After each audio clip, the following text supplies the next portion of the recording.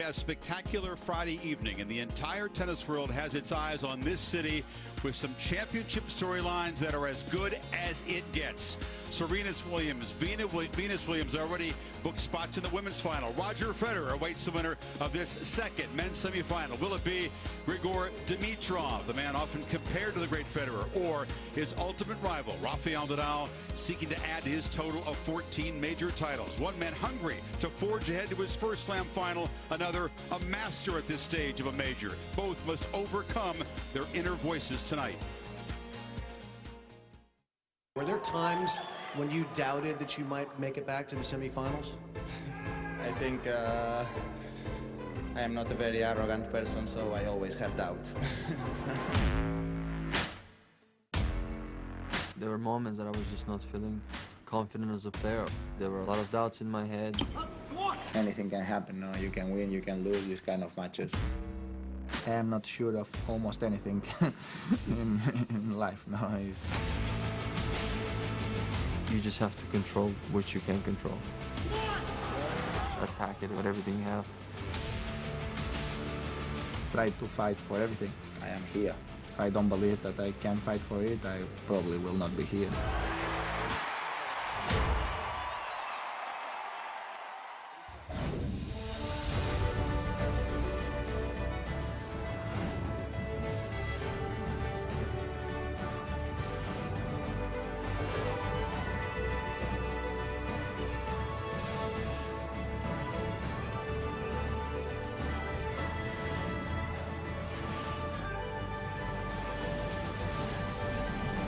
Welcome to the 2017 Australian Open. Welcome to Rod Laver Arena. It's been a stunning Australian Open, but three of the great champions in the history of this sport already in the championship matches. Just one final piece of the puzzle. Grigor Dimitrov in just his second major semi, trying to bust through to his first final. And Rafael Nadal, who last won this title back in 2009, has surprised even himself by forging through to the semifinals. Turning back the clock, that has been the theme of this Australian Open. Welcome to our bunker down under. Chris Fowler and Darren Cahill. This could be fun, and we know most of you tuning in are fans of the sport, probably wishing for a Nadal victory tonight to set up the Federer-Nadal final. But Grigor Dimitrov has other ideas, and he's a dangerous opponent. Yeah, Chris, we knew coming into 2017 there were going to be some great storylines, especially in the men's game. Could Nadal get back to the top of the game? How was Federer going to go after having 6 months out? Was this young new generation coming through? But the Grigor Dimitrov one, we expected to see him late in second week of slams. 2 or 3 years ago, he showed us at Wimbledon in 2014. It is great to see him back and playing this type of tennis, and he'll be a big test for Nadal tonight. Rafa, at this stage of a major, has won 20 times and lost 3. He has not lost a major semi since Del Potro ridden him at the U.S. Open. So once he gets this close, he doesn't think about the final, and I promise you from his camp and watching his practice, he is completely focused on the semifinal. He's not let his mind drift ahead to the possibility of Federer here on Sunday night. Well, he's very focused in everything he does, and he's a man of routine, and you even see that today. He was in the gym at a certain time, at the same time every day. He was eating at the same time about 2.5 hours before walking out for this match. He's a man of routine, and at the moment his routine is working. Grigor Dimitrov has come close to his first major final at Wimbledon a few years ago. Fell short, beaten by Djokovic. Again, tonight he goes in as an underdog, but perhaps benefiting from that experience. He's been flying under the radar here, but playing some excellent tennis. Yeah, great start to the year with winning in Brisbane, and he's rising in confidence, and he feels like he belongs on this big stage now with the best players in the world, and you can see that in his eyes. He's not content just to make a major semi-final. This young man wants to go all the way, and with a new coach in his corner, you can see that steely look that he thinks he believes, and he's certainly got the game to go all the way.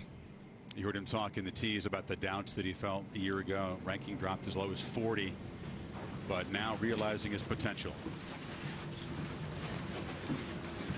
Flanked by the past champions of this event, the men on their right, women on their left.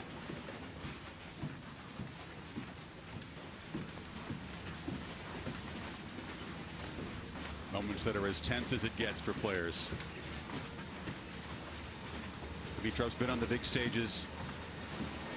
Rafa's got far more experience, but it's been a while since he's been back in a major semi, not since he won Roland Garros in 2014.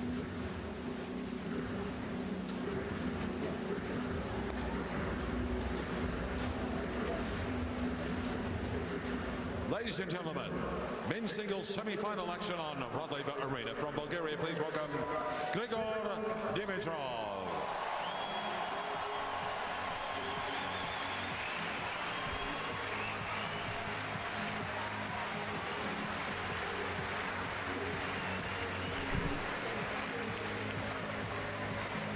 And from Spain, Rafael Nadal.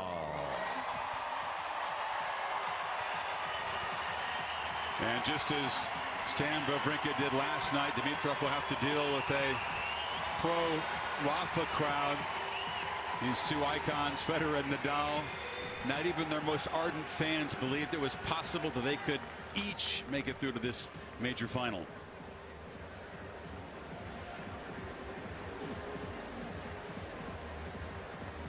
Rafa's got a new coach as well. You mentioned Danny Valverdue, who worked with Andy Murray, Thomas Burdick, and others, working with Dimitrov. But Carlos Moya has joined the camp, the famous former #1, also from Mallorca, like Rafael Nadal. And it's been very clear in the last week he's a strong, influential, fresh voice in the camp that has brought some new ideas to Rafa and his tactics to bear in recent rounds. It was impressive the way he beat Milos Raonic. Yeah, it certainly was, Chris, and the way that he returned serve against one of the best servers in the world. And that's been one of the weaknesses on faster courts for Rafa, is to find a way into the big service games.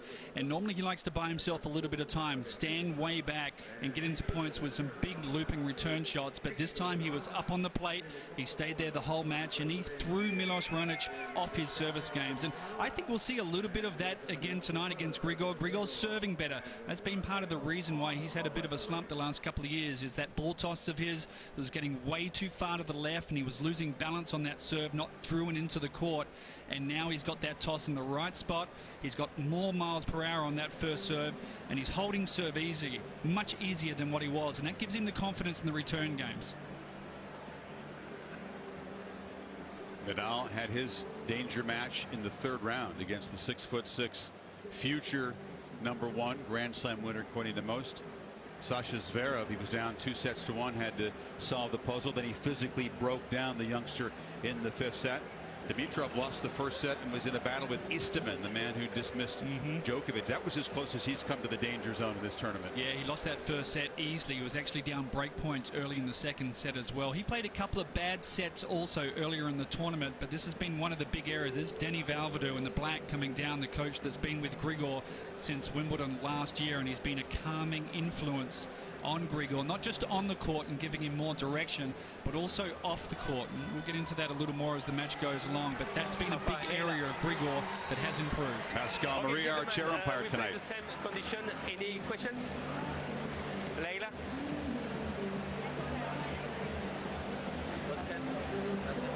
No, this is tails, okay? Indeed. Tails. How far? You serving? Okay, can we take a few pictures with Leila, please? This way, thank you. Go in the middle, please. Leila, come over, please. Great stuff.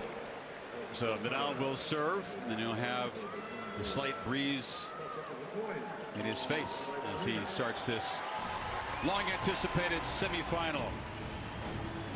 We'll take a look at the head-to-head and hear from Brad Gilbert courtside. Quick timeout from Melbourne.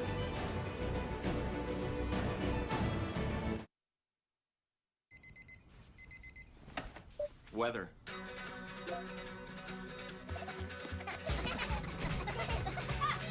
Cartoons. Wait for it.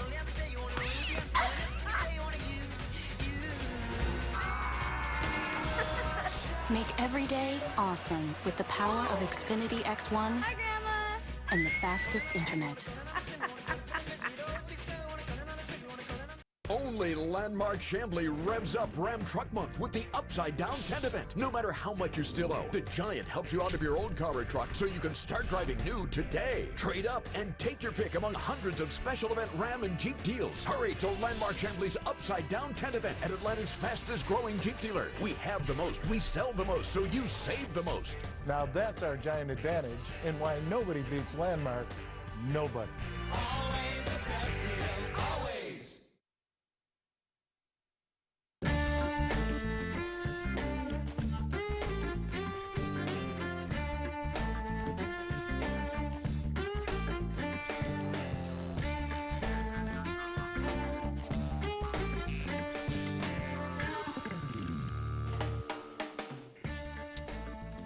Grigor Dimitrov, who mentally slumped last year. We talked about the coaching change. Rafael Nadal, of course, who suffered a wrist injury and shut it down at the end of the year. Both off to tremendous starts to 2017.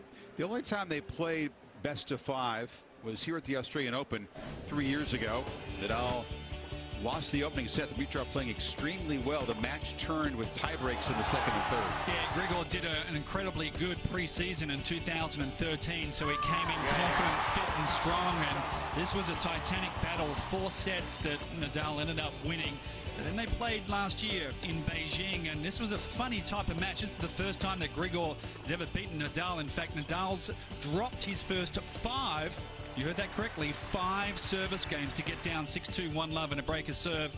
And then Dimitrov held serve all the way through to the end. But Rafa's a different player than what he was in this particular tournament. In fact, he shut it down the very next week after he lost in Shanghai. 7-1 head-to-head. They played 5 times on hard court. Nadal winning 4 of those 5. Dimitrov played extremely well in that match. Yes, Nadal wasn't himself, but Dimitrov defended extremely well, flew around the court, had the forehand and the serve working. And he'll want to play just that kind of match again if he can sustain it over best of 5. Yeah, one of the things he was doing really well, Chris, was he was looking for forehands after his serve. And when he's playing well and working well against Nadal, he's hitting an incredibly high amount of forehands after that first and second serve. So we'll look for that during the match. Players in the final stages of warm-up taking their serves. So we go courtside to BG for his take on the semifinal. Absolutely postcard evening in Melbourne. About 74, a little warmer than they thought. Dimitrov is with the breeze, so actually there should be a little more bounce on the court because it has been cooler. I think that's going to be good for Rafa. When I watched the practice today with you, C. Fowler, we discovered something for Rafa. At the urging of his new coach, Carlos Moya, he's playing with a bit more weight at the top of his racket. So when you balance his racket, it's extremely head heavy, even though it's light. And he's getting a lot more pop on his shots. We watched him work on combinations, taking the first ball to the backhand and working a lot to the forehand. And I think the key tonight, Dimitrov has played tremendous tennis this entire tournament by holding his ground on the baseline and attacking with the forehand. Can Rafa push him off the baseline is the big key to look for tonight. And the inside in for Dimitrov has been the shot for him all tournament.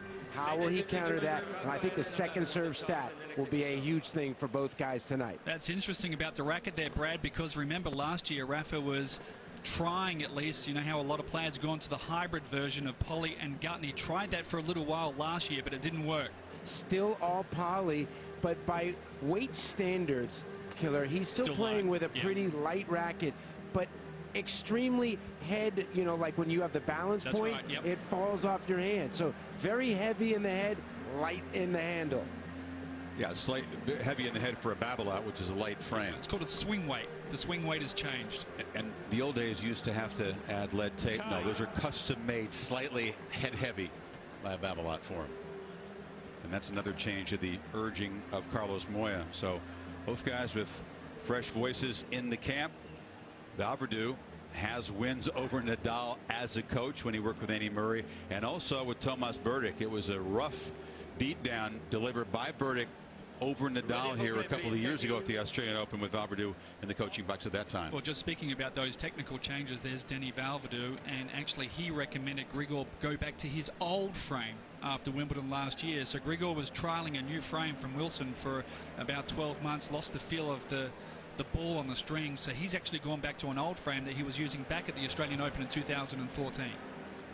So Roger Federer perhaps having some dinner, kicking his feet up, watching this semifinal, hoping these guys grind away for 5 sets.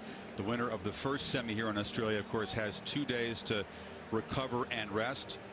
Federer had a light hit, we're told, indoors this afternoon, just as you'd expect after a 5-setter. That's really good news. I think with 2 days off, he probably had the option to take today off and rest the body, but we saw that he took that trainer's visit at the end of the match after the 4th set yesterday, so good to see him on the court, and it must be good news that he's feeling okay. Both players taking a long break after the warm-up. Dimitrov not getting up until like Rafa does. And interesting too, when they did the coin flip, he did the run back just like Rafa did. Imitation, sincere flattery. Wear and tear should be fine. Nadal's been on the court 2 hours and 45 minutes longer than Dimitrov. Shouldn't be a factor. Both guys seem to be coming in here without a physical issue. Spot in the championship at stake tonight in Melbourne, opposite Federer. Nadal serves to start. Ready? Play.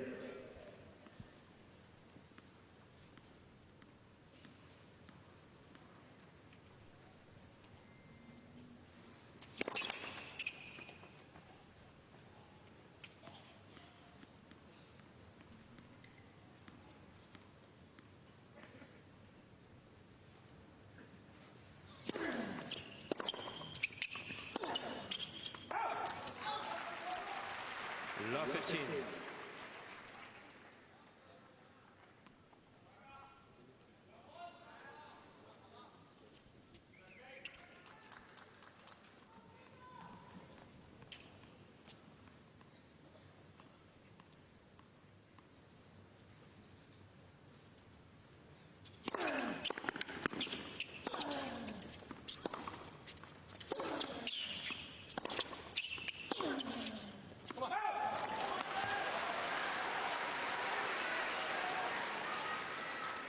Log 30.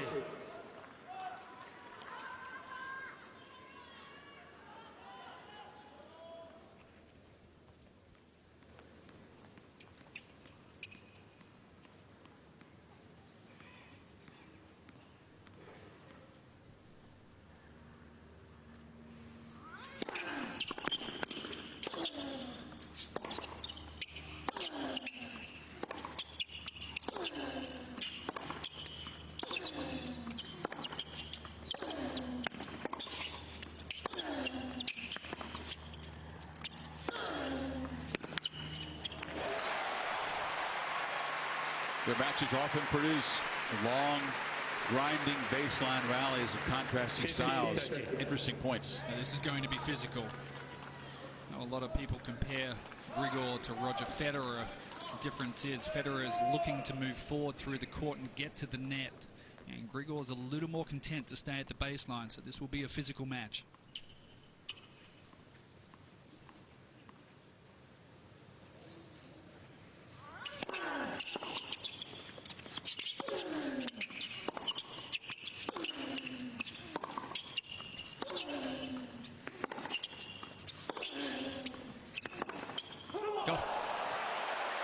See, that's strong court position already, Darren. See, in the past, he'd be behind the Melbourne side.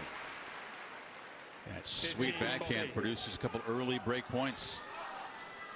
One-hander smacked at 92 miles an hour.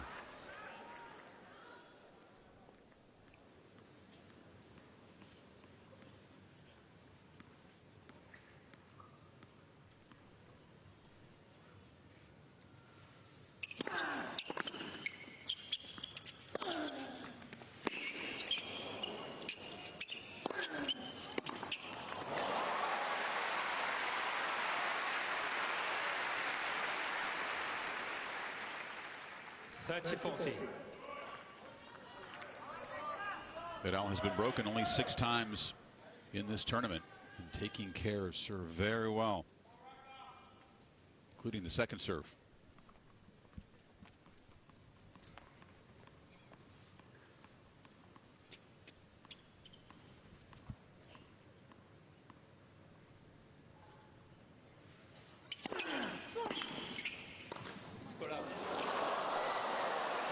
called wide. Nadal This will be a challenge. left far side, ball was called out. Linesperson right in front of us here, and I think she may have been unsighted. Yeah, she should have moved over a little bit.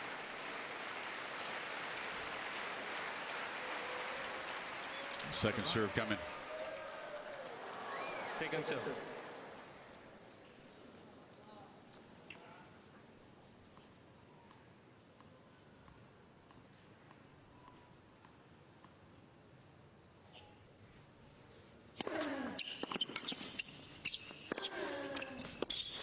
What a second serve. Fooled it, didn't he? Wow. That is one of the biggest second serves I've seen him hit. 105 miles per hour. I bet that might be the biggest one he's hit all tournament. Yeah, that's up about 15, 17 miles an hour, what, over the average second serve. 2 break points saved.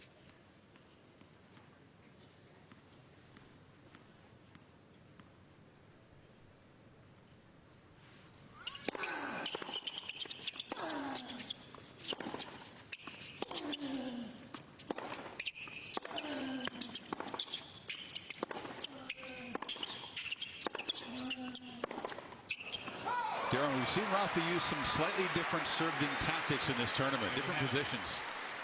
We'll have a good graphic that I'll show you soon about the way that Rafa plays Grigor, and actually plays Federer a very similar way, that he likes to go to the backhand until he can establish a free point. Then he will take it to the forehand just to keep his opponent honest. But here, this tournament, he's mixing up his serve a lot more and it's been less predictable.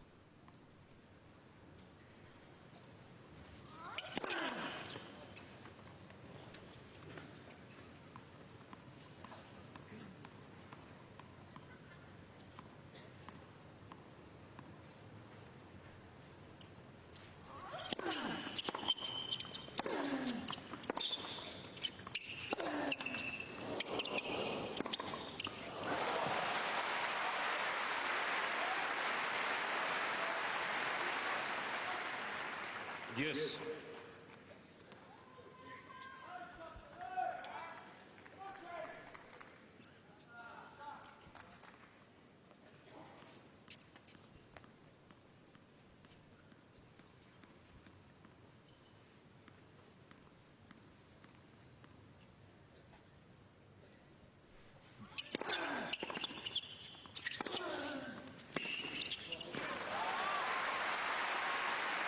How many times can he make this shot after the serve, a forehand? Such a huge emphasis. It's so hard to get out of that. For both guys.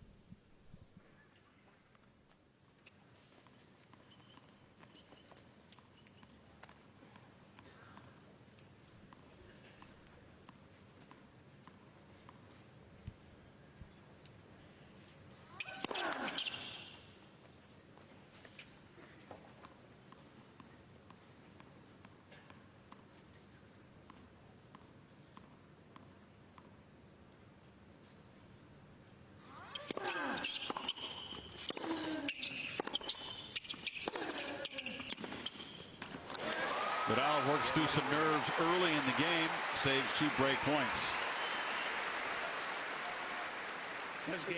And Chris, I'm sure having a fresh voice in the Rafa camp, which there hasn't been in a long time. Roy maybe jumped on about 10, 11 years ago.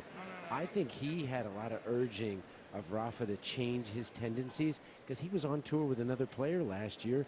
Maybe he hears voices saying that you become predictable. So I really think that that new voice, and he watches a lot of tape, I think that that's made a change to Rafa and how he views, you know, tactics. I agree, Brad. Charlie Moya, that's what he goes by, spent really all day yesterday and today studying all of Dimitrov's matches here at the Australian Open, looking at the head-to-head. It's just a different type and level of preparation than Nadal's used to having. Uncle Tony served him extremely well, taught him the game, and has been there for all of his titles. But many in his camp have been saying it's time to add a new voice, and Moya has been the right choice so far.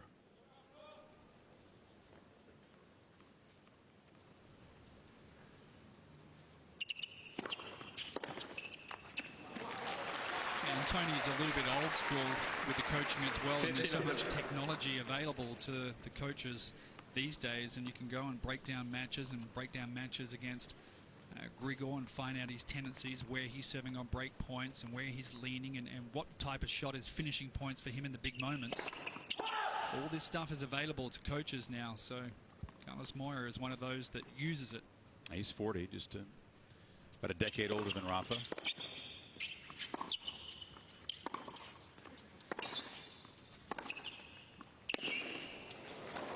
Oh, got the ball down low. Nadal just a half step late getting to that volley. I think he hesitated just slightly there. I think he thought his backhand may have been good enough to get it done. So some pretty good movement defending here from Dimitrov, and great control on that squash flick off the backhand. It was behind him, wasn't it? He misplayed that. I think he, should have either stopped or gone more forward. He got it in between. Jahangir Khan would have been proud of that shot. Is that a squash reference? Yeah. One of the legends of the squash game. Call on the left center line. Ball was called in.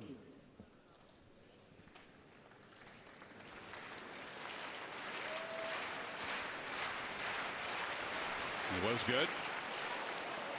Dimitrov hit that at 132. Nadal has one challenge remaining. And Rafa has burned through a couple of challenges and just got one left in the set. He's looking at his camp saying, wait a second. No, this one over there. He's used two. He forgot, but that could be a factor.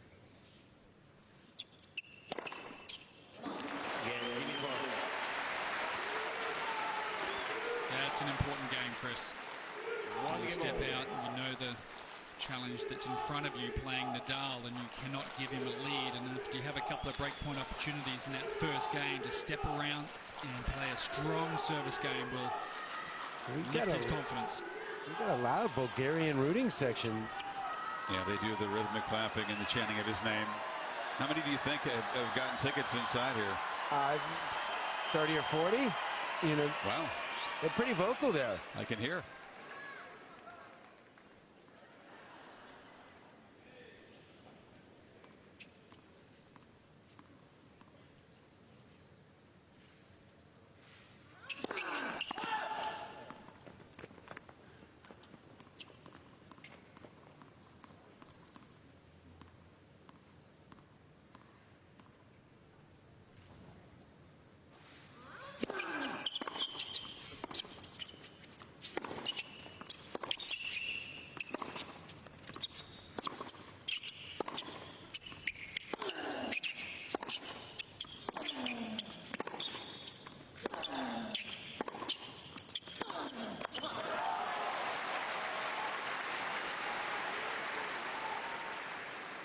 Love 15. Darren, Dimitrov's hitting over his backhand so much more. A lot more times not slicing it nearly as much as he used to. He's stopping Rafa running around that slice and hitting a forehand on the first shot, and that gives him more of a chance to get that backhand offensively to Nadal's backhand.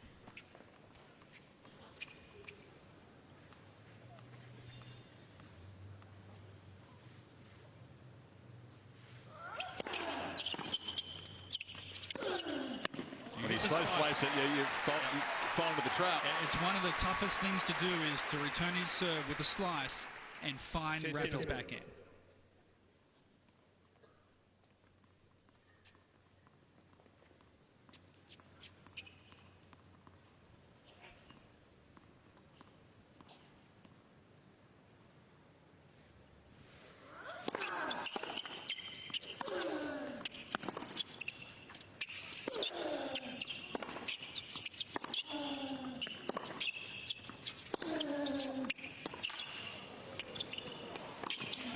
Wrong-footing Dimitrov finding that backhand corner. We did some research about guys who were in the semifinals. Yeah. Who's hitting the ball the best or the fastest anyway? Who do you think is? You gave me the answer. He's on the court here. It's actually surprised me a little bit. I know that Grigor hits the ball hard off both sides, but at the moment he has his average shot off the forehand and backhand is faster than anybody. Plays with less spin than Nadal does on the forehand, so less RPMs. That would have included Wawrinka, right? Yeah, absolutely. Last night. I know he's hitting the ball hard, but that stat did surprise me.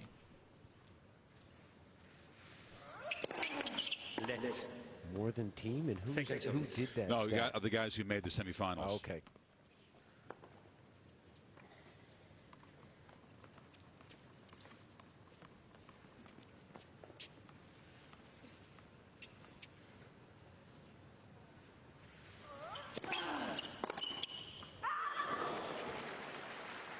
What, does that surprise you, Brad? 14-15. Of the 4 guys in the semis, what I've seen this tournament, no.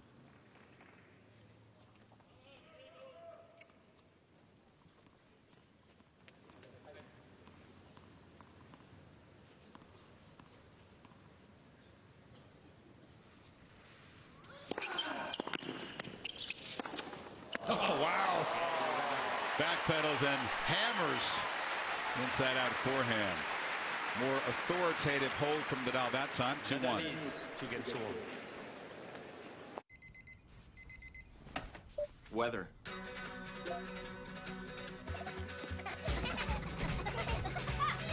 Cartoon. Wait for it.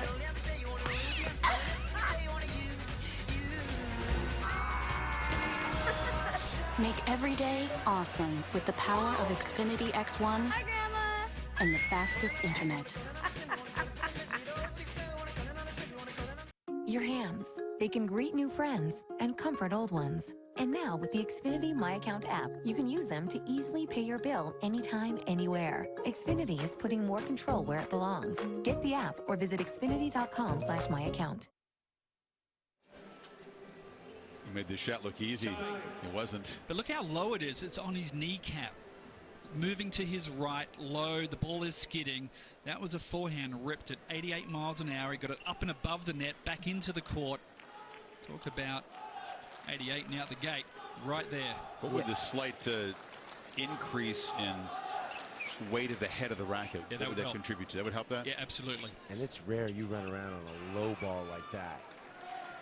Sign of confidence? Sure is. The one loss that Nadal suffered against Dimitrov, we won't overplay it. There were some circumstances near the end of the year. But a lot of forehand misses by Nadal on that match. And short. Yep. Even the forehands he was making were landing well inside the service line, and that gave Grigor a chance to attack not only off the forehand but also off his backhand. He was really comfortable in the baseline rallies.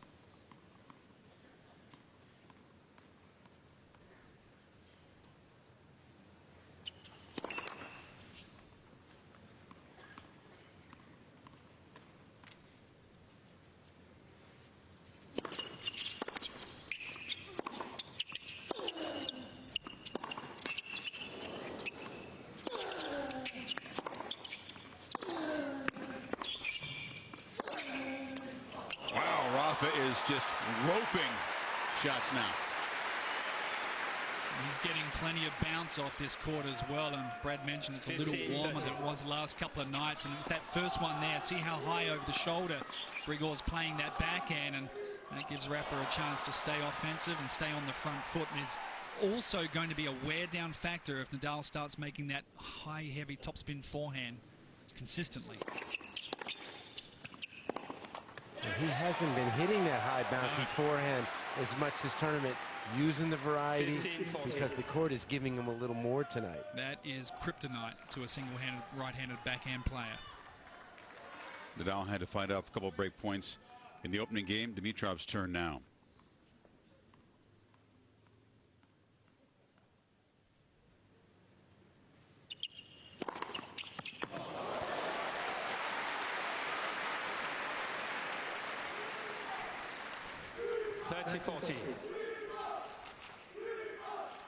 Expect so often to see Dimitrov serve Nadal out wide there, cross the pattern up, bombed it at 131.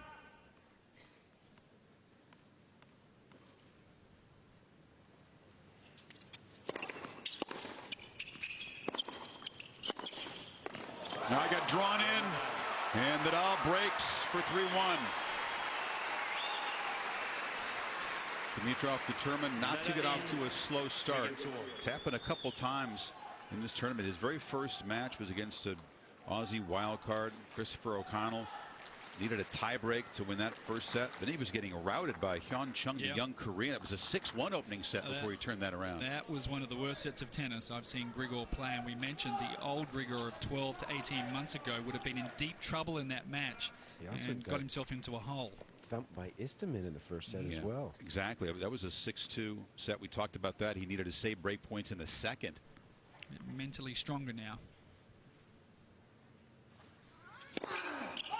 Correction, Robert's good. Overrule from Pascal Maria. We've been lucky enough, Chris Fowler, to do a lot of Nadal matches together. And what is the one thing I continue to say to you when if you're coming to the net against Nadal, what should you not do? Come into the forehand? Correct. I'll try to listen and learn.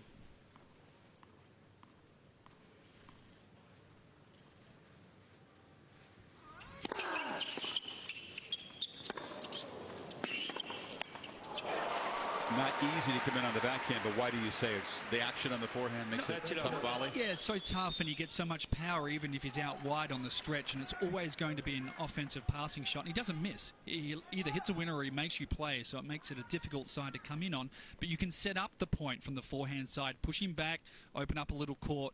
Then if you look to come forward, it's much safer to come in on the backhand side.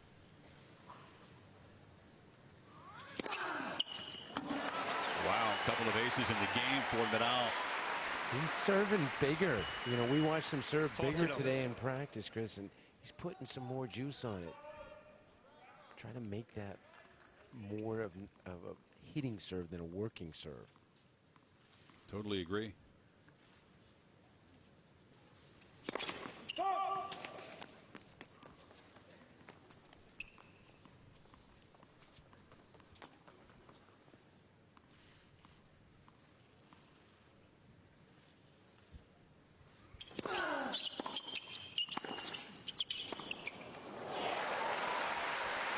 Nadal all over it early. His girlfriend making her first trip to the Australian Open. Likes what she sees so far. Xfinity presents. On February 11th, former UFC bantamweight champion Holly Holm looks to make history again as she faces former kickboxing star Germaine Durandamy for the first ever women's featherweight title. Plus, the legend Anderson Silva returns to the octagon against Derek Brunson. And top contender Jacare Souza battles powerhouse Tim Boetsch. UFC 208. Order now with your remote on Xfinity from Comcast. Your hands can do a lot. They can follow the lines. They can color outside of them, greet new friends, and comfort old ones. With Xfinity, they can do even more, like manage your account, change your Wi-Fi password, and take your favorite shows anywhere you go. Xfinity is putting more control where it belongs, right in the palm of your hand. Get the app or visit xfinity.com/myaccount. Yes, we can. Yours and mine, alchemy. Yes, we can. I won and one equals three. Yes, we can. I feel it like lightning in the forest. Yes, we can. Big and over, harmonize the chorus.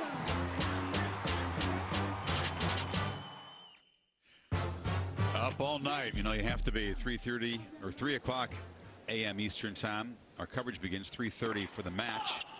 Women's championship between Serena and Venus, the 28th encounter between two great champions.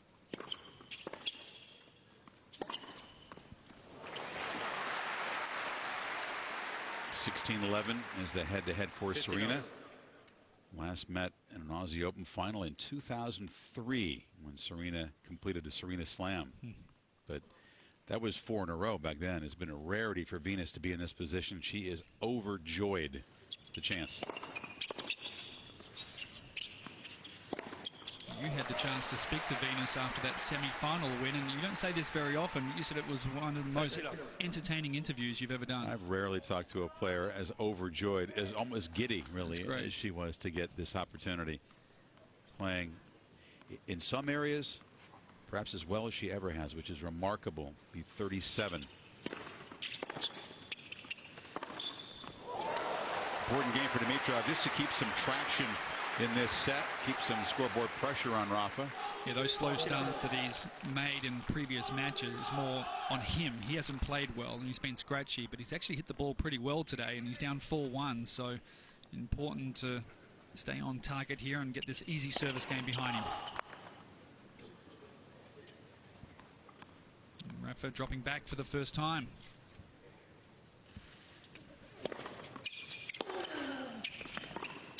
That's what he wants to do, is get a lot of air and get a deep return in play. 40-15. You guys love it when he moves around and gives the server a different look. Yeah, it doesn't let the server become comfortable, and you can't get used to any particular play, and just keeps that little bit of doubt in the back of your mind if you're a server. And going through Grigor's head right then, it would have been, oh, should I throw in a serve volley here? Just keeps him guessing. Well done. What's the thing of beauty about it is, on a 40 love point, who would think that that would be the first time that you would try it? But you know what? Those slow starts, those were against very lower ranked players. Can ill afford one against a guy like Rafa. Also, he hasn't played a top 10 player. The highest ranked player he's played is Goffin, so this is a big step up. Yeah, and Danny knew the importance of Grigor staying in touch there and playing a good service game. He was out of his chair after that game.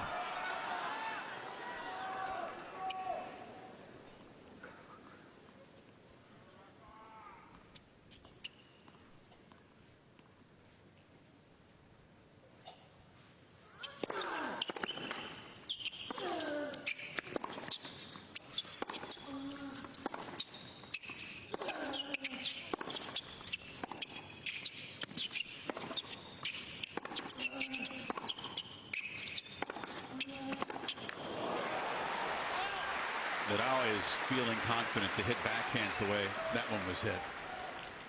50 enough.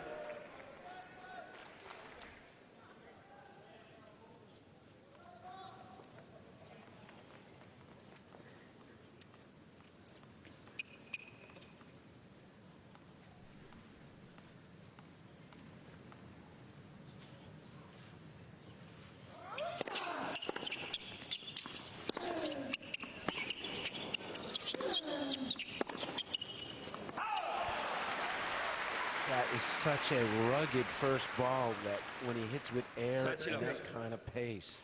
Is it, you sense it really jumping off the court more tonight than it has other rounds? This is the most I've seen it jump from courtside by far at night. Great Ron Laver in the front row as he was last night to watch that Federer-Wawrinka battle. Great honour for Rod Laver last night, where he was awarded the Commander of the Order of Australia, which is the highest honour you can get here in Australia. It's basically, if you're from Great Britain, being knighted.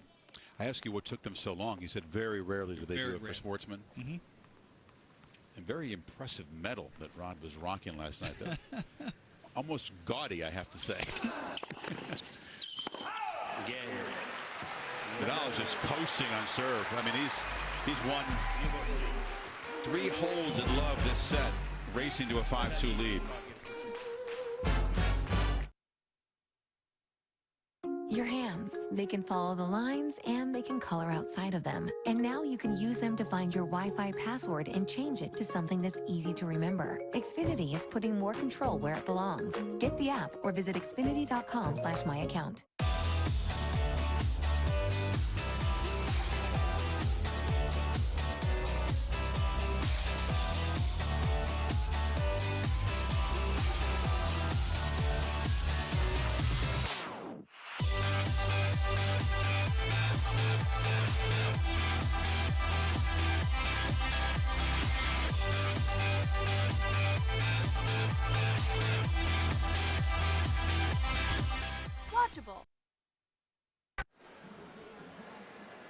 Nadal has taken some very intense and structured time in the practice court and translated to a fast start. Dimitrov made a different choice. Danny Valverde having his pre-match practice indoors away from the cameras and the people. Yeah, I don't understand that, actually, to be honest, because all of his warm-ups have been on outside courts in front of people and no closed sessions, and then you get to a semi-final and you decide to have a closed session. To me, it just throws off the rhythm of things. And Is that nerves? Yeah, a little bit maybe, and maybe trying to hide a couple of tactics from onlookers. But I don't think the X's and O's are too big of a secret between these two players. They've played each other so much that they kind of know what's going to happen. It's more about execution, Brad, right? You would think so, and maybe the way the court is playing at the moment.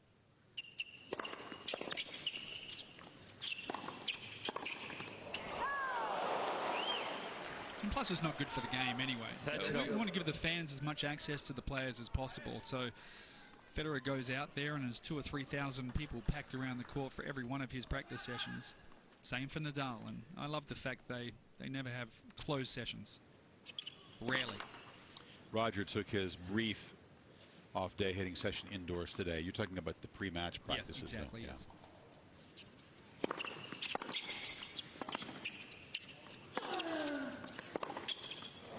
That's sweet.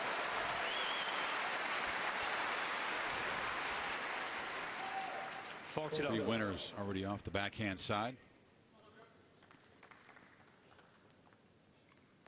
Is that the Valverde influence? You think less slicing, more hitting over the backhand? Absolutely. For service. Well, he knows that if Grigor starts using the slice backhand, the one thing that Nadal's going to do is use his feet, little steps, get around and start unloading on the forehand. Then he's losing control of the point, so he needs to stay aggressive off that backhand.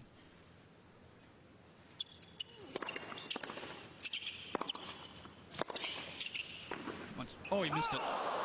Much better approach. After that first serve, Grigor shot the umpire a look. Umpire looked at me. I'm sitting courtside. This thing calls phantom lets. You're saying that the air moving over the machine of the net court actually can cause it to go off? Players have suspected that.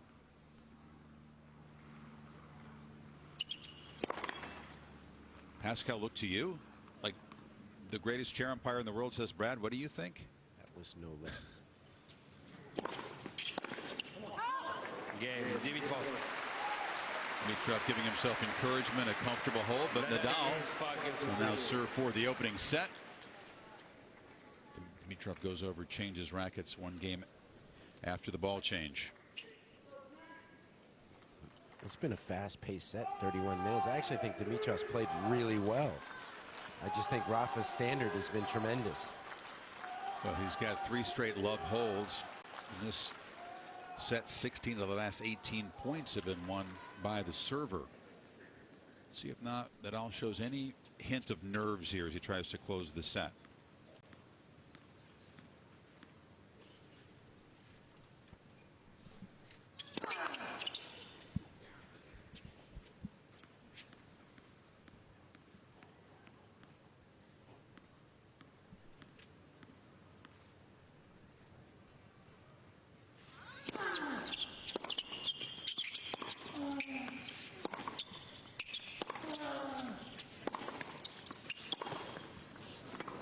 Drops some forehand short. Love 15.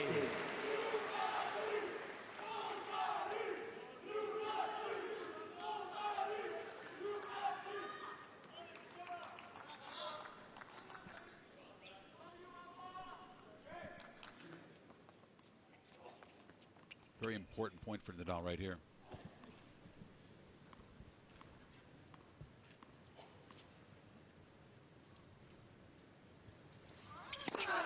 Let first service.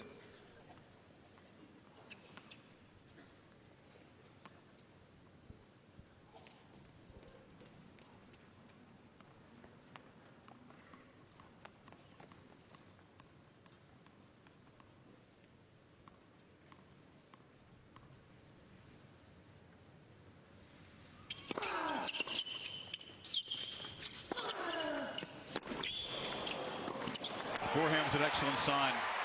Does not want to go down love 30. He's outplayed Dimitrov. Certainly feels he deserves to win the set. Does not want any drama here and close it out. That was a beautiful close on the forehand. As soon as he saw the opportunity, that's just like a dunk volley.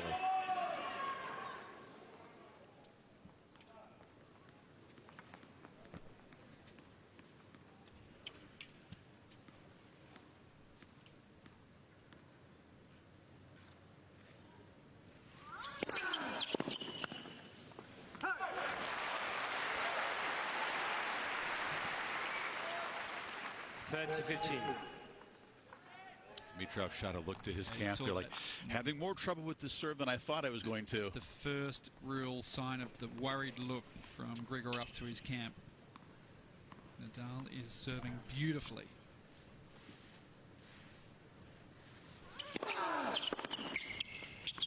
Remember that most recent meeting you mentioned? Broke Rafa's horribly 5 service games. It's won 17 of 19 first serve points. And now has a couple points to tuck away what has been an extremely well played opening set.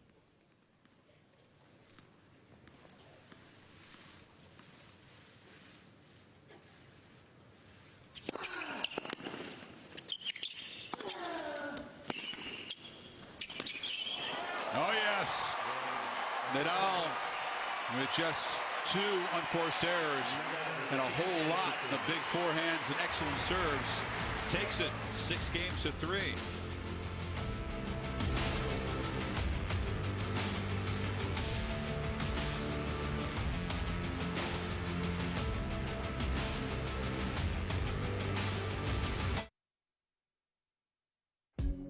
You will never see me again.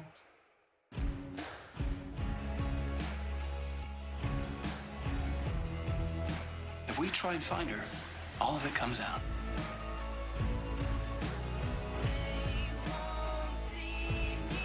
Wait, I didn't get your name. No, you didn't. Do you know this woman? She's my wife. No way. My name's Logan Paul, and I am here to be the best luchador in the world. I will be your coach today. I want to survive in the wilderness. I'm here to become a ballerina, and I want to wrestle a bear. When a shark is hungry, he eats. When a gorilla is hungry, he eats. Now bring me the bull.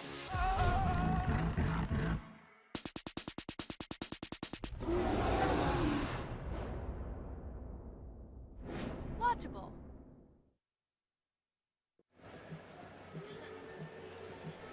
If you want to beat Nadal at the Australian Open after losing the first set, you have to be prepared to play 5 hours and 53 minutes. It's the only time it happened was the final against Djokovic, that incredible match, 2012. Nadal was up a break in the 5th, and Djokovic turned it around, ripped his shirt off. I think he had 4-2 in the 5th and 30-15 on serve. Yeah, remember he missed that little easy pass. Conversation with Pascal Maria turning around behind him. I'm not sure what's Yeah, what's he was going telling on. him something. Telling Rafa something? Yeah. And then Rafa's going to his bag. I did see him look at the stopwatch a couple times in his first couple of service games, but never gave him a soft warning.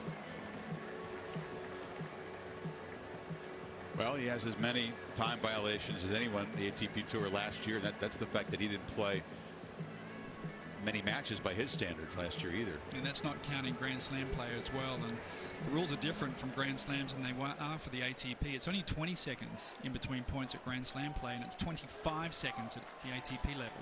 You're gonna give me some air quotes around the 20 seconds? Is that theoretical? Yes. I'm not getting into how many time violations have you seen? I don't know, handful. Rafa's been tagged a couple times. Yeah.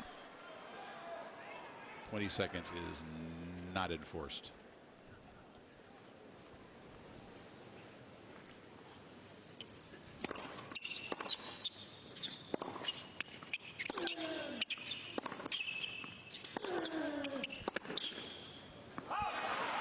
Dimitrov played pretty well and took care of his serve. He only lost 6 points on serve in the set. They just came bunch in the one game. What would you tell him about his performance in the second set now? Well, firstly, I would tell him that he's playing well. Keep his confidence up, and he has to concentrate on his service games, keeping that percentage of first serves up, getting up and keeping a little bit of variation. See, that's a 197, but no direction on that first serve. So he's got to start hitting his spots to get some free points on that first serve.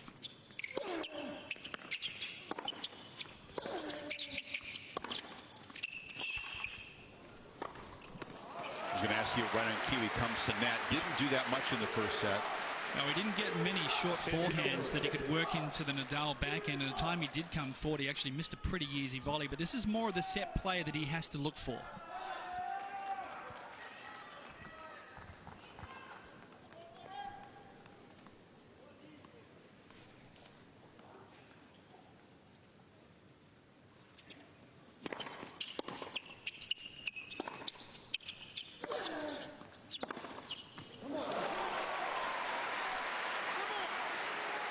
to get himself fired up. 30-15.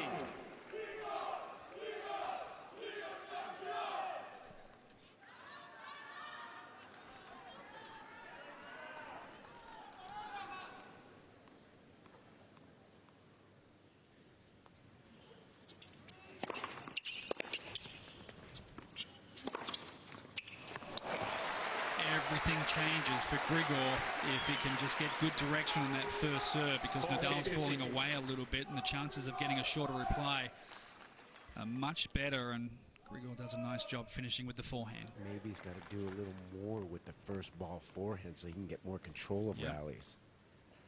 He's not playing badly at all, though. It's really just the one service game. Exactly. He's been holding very comfortably. So you really don't want to complicate things too much. It's more of the same, but just keep trying to execute a little better. Deep serve and came in behind it. Didn't need to play the volley. First game, second set. Taking a look at Nadal and the way he served back in 2014 when he played Dimitrov. Look at the times he's trying to get to the Dimitrov backhand. 79% of the time on the first court, 63% of the time on the ad court. And then on the hard courts against Dimitrov, every time that he's played him, it's just more of the same. It's the pattern that he uses against right-handed players with single-handed backhands. But today, and this a little bit of the Carlos Moira effect, you can see that he's changing things up a lot more.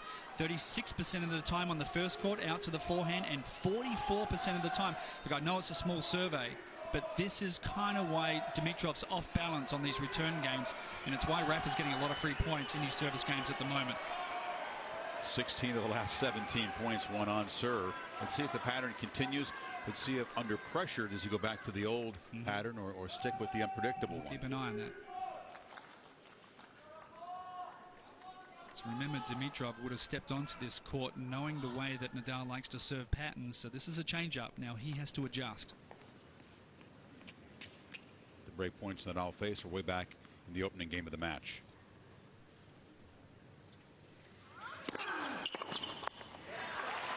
There you go again. And he's late. And they probably were not expecting the pace that he is, you know, because he hits so many working serves, and he's winning free points off the serve. Which is scary if you're a Nadal opponent. He's doing that. Hard enough to beat in a backcourt rally.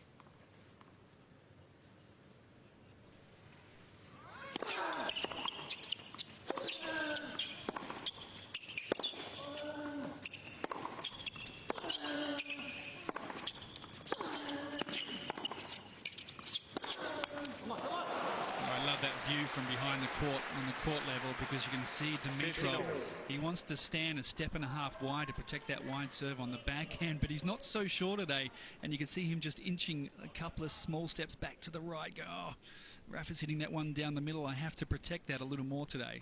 So he's got him guessing a little bit. Belvedere gesturing, I think, to Pascal Marie. He'd like a time violation given. I would interpret that way.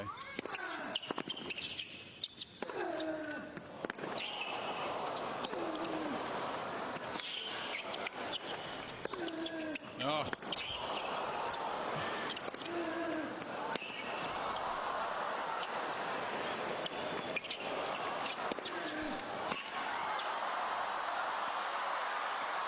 How much can you run in 1 point? You might have set a world record.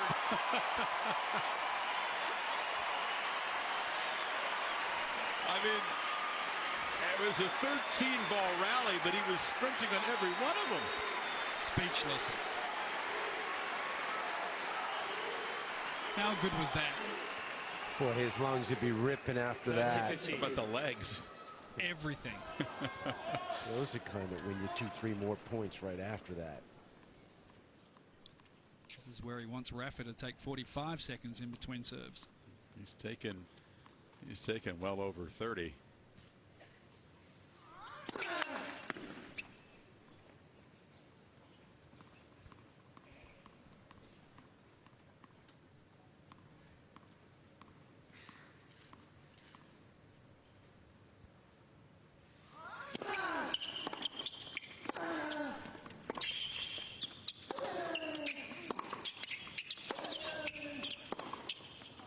They ran 45 meters, each of them, in that point. seems like Dimitrov ran double the amount. And that doesn't sound like a lot, but it's back and forth, explosive moving. We've seen Rafa and Novak grind away in the 30-ball rallies, but for a 13-shot rally. Yeah, that was as physical as it gets. Yeah. A little thumbs up with that attempted backhand down the line. That's what Danny wants to see him do. We call it good miss. Or it was like, okay, let's not get in a 15-ball rally at second point in a row.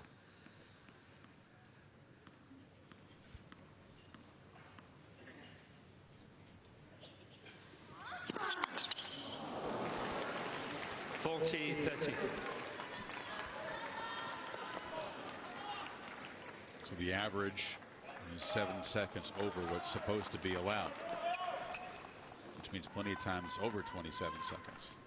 Yeah, but 20 seconds is ridiculous. We can get into the rule, but understand. Yeah, 30 you seconds. really, it's not fair to really start the clock fine. the minute the ball Exactly. is dead. You need to allow them to reset a little bit. 27 seconds is fine, in my opinion. Well, but the body serve effective as Nadal closes out the game. It's going to be a big game. You can see the now. confusion on Dimitrov's face as a returner tonight. Yeah, he's still winded probably from that long point, so this is going to be a big service game for Dimitrov to take a little extra time, reach back, get a couple of free points on that serve, and see if he can keep his nose in front here, because Nadal is a runaway train at the moment with the way he's playing.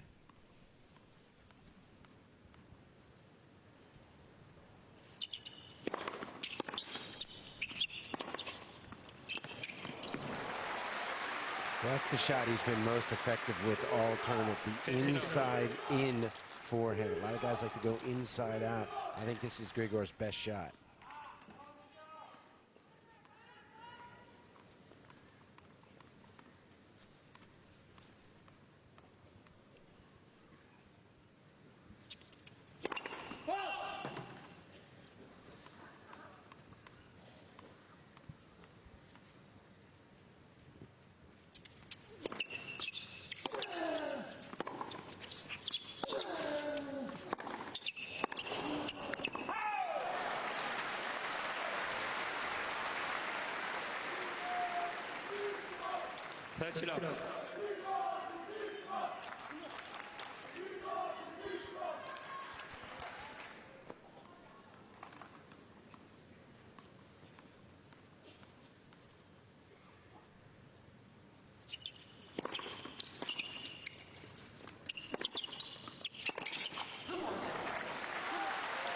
Impressive.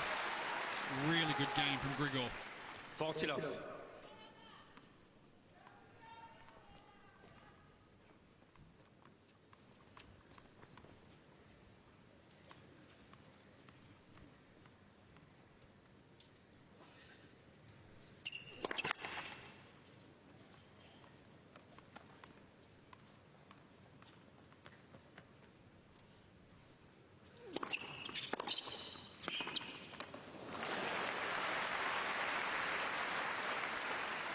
He's kept it very positive, Dimitrov, and kept calm, something that Danny Valverdu's also helped him with. The maturity is a natural part of the process, too, because when this guy loses it, he can lose it as much as anybody. We saw that even as recent as last year.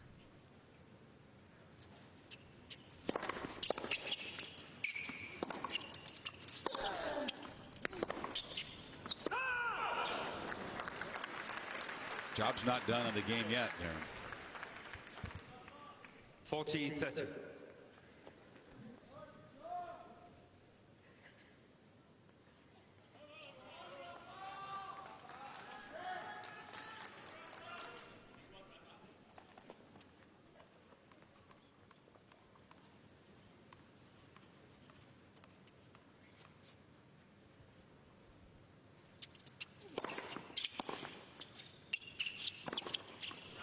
Well done.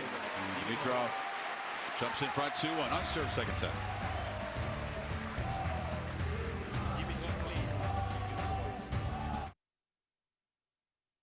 I want to text your ex the following. I need you back. Do it.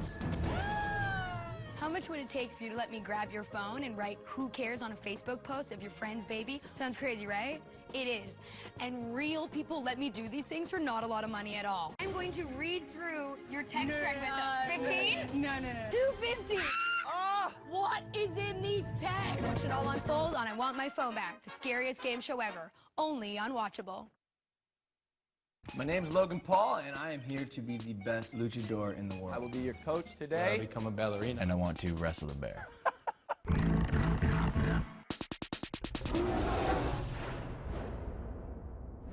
Watchable.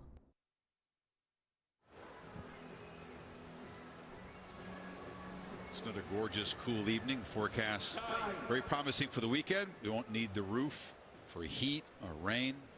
The primetime finals, middle of the night, of course, in the States. Both Nadal and Federer stay in a hotel casino that's just down the river from the tennis. They sometimes bump into each other. Some of the hospitality rooms there. Who do you like tomorrow night between Venus and Serena? I'd like to see a nice three-setter. The last match at Wimbledon, they played I thought a very high-quality match. I agree. I like Williams. I was waiting for one of you guys to say that.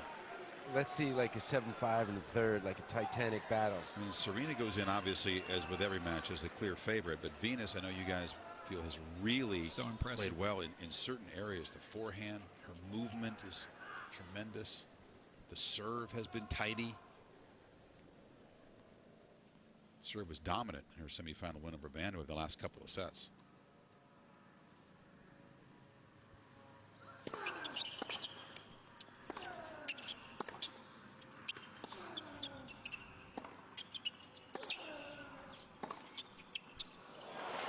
Just like the women's semifinals, the men's semifinals featured a 25-year-old, Dimitrov and Vandeweghe, and 3 30-somethings. It's one for the veterans this year. I think there's a pretty cool photo, isn't there, of Coco Vandeweghe and Grigor Dimitrov standing holding US Open junior trophies together. They won the tournament in the same year. So much expected from Dimitrov even before he won that trophy.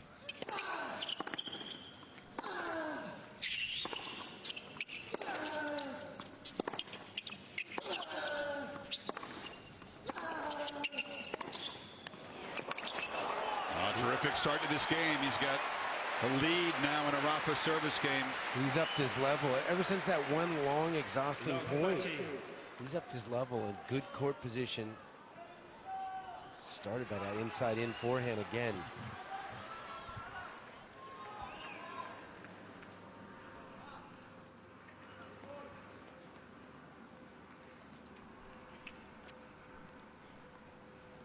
Demolition, 1 Mr. Nadal. He's been looking at the stopwatch so much, and it's just arbitrary. Rafa usually doesn't get annoyed by this.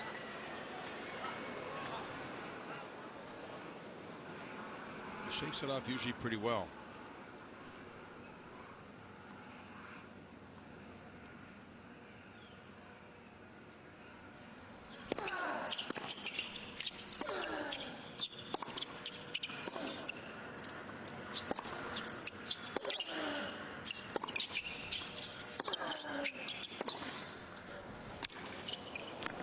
Nice move forward.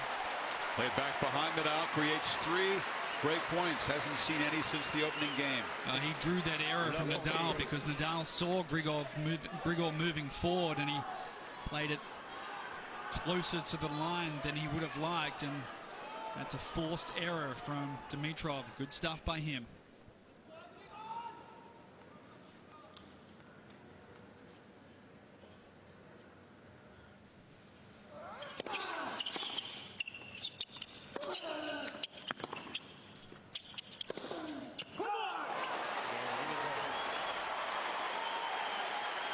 Yeah, normally when he gets that time violation, a lot of times, Chris, it's on a break point. It's, you know, it's in a tight situation. I think he was a little surprised. No, love 30 is a big point. I think he was also a little bit upset that he was just about to start his service action. So he must have been 33, 34 seconds there for him to do that. It's an accumulation of things. He'd been slow, and that was actually a faster point than some of the others he played. It was inside of 30 seconds.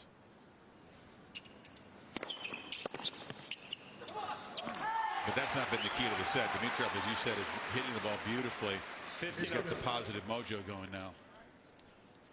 It's also the change in Grigor that we've seen, that he's a little more forthright in the way he's playing. He's not messing around with the slice backhand too much. He's going after every shot. The ball drops short. He's quick to step in.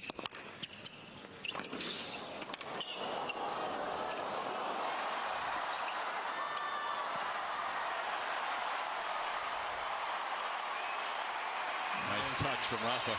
Wonderful tennis from both guys. And Grigor did the right thing. You've got to move in quickly and catch that ball in the air. And Nadal guesses the right way, and some great control on that lob. Something we noticed at practice today. That's where he chokes up a little bit, Darren, on the forehand volley, on the grip a little bit.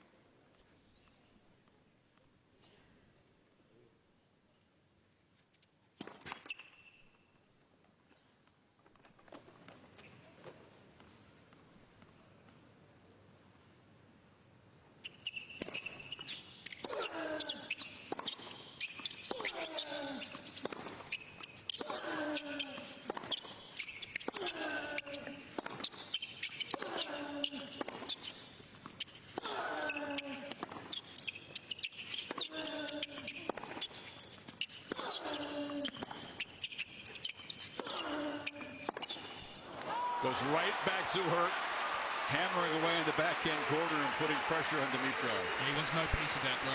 At that particular point, once Nadal gets you stuck into that corner, you've got to try to get out of it as quickly as you can, and that's what Dimitrov was doing. He wanted no piece of these slice backhands.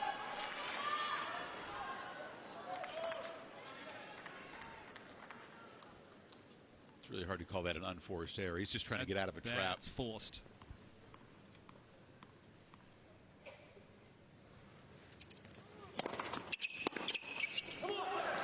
Nadal dropped way back, and at 15-30 points to get a deep return. Mishit it. 30 over.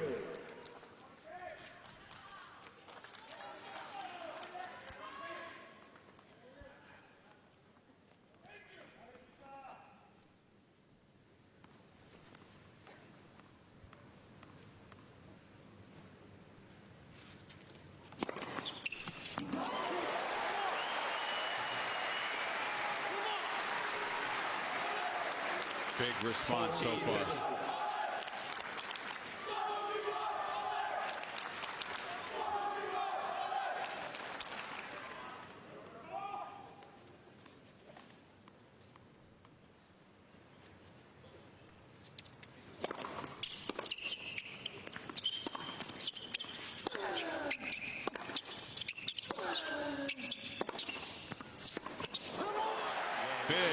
Big moment for Dimitrov in the set, wins 3 straight points and stretches it to 4-1.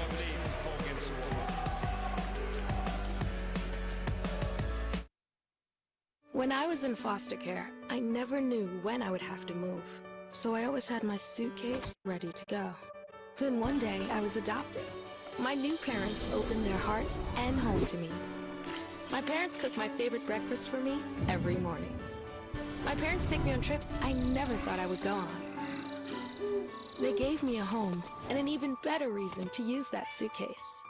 My parents aren't perfect, but they're perfect for me.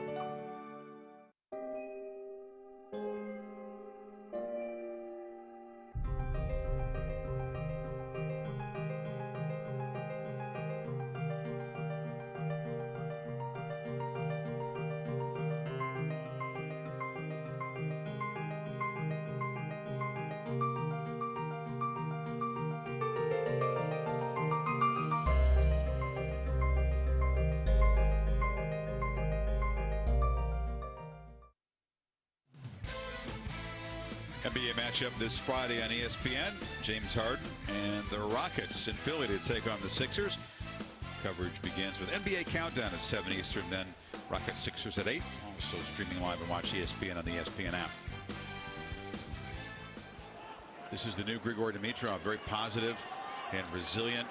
Outplayed in the first set by Nadal, but didn't seem to be rocked hits back, gets the break, tested in that last service game. He's really played a superb 5 games. Yeah. You couldn't always call him that, could you? No, but he showed it this tournament after some rough first sets.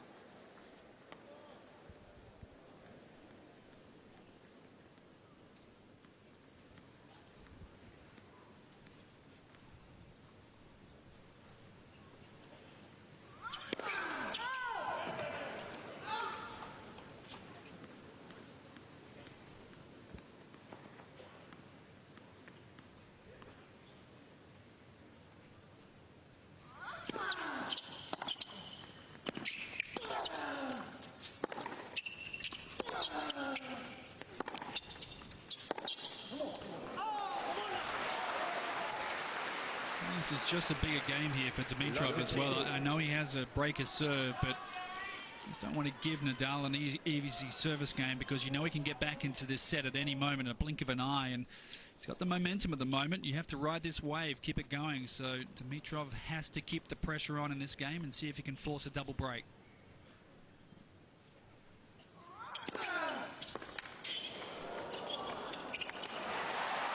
Grigor talked about one of the byproducts of being much calmer now is that when he is being outplayed, even by an all-time great like Nadal, he can trust his game and trust his game plan and just focus on his side of the court and not try to worry too much about what's going on over there. That's good stuff.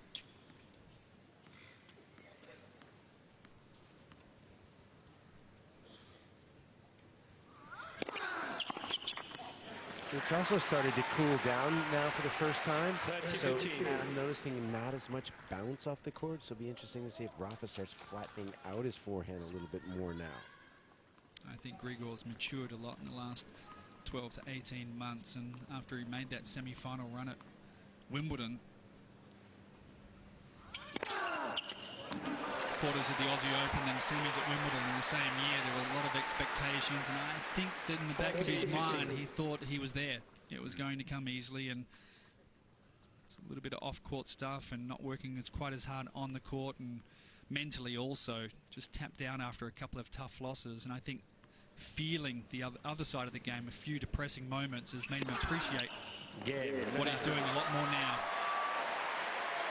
Nadal keeps the scoreboard pressure on Dimitrov. No, it was a rough go. I mean, last year he went on a 6-match losing streak. He melted down. Remember the final in Istanbul? It was crazy. You get 3 code violations, smashed his rackets, hits Diego Schwartzman. He was up a set in 5-2, and they're losing the last game at a point penalty. That was a low point. Yep. And the run of losses came after that. Yep, exactly. Real tailspin.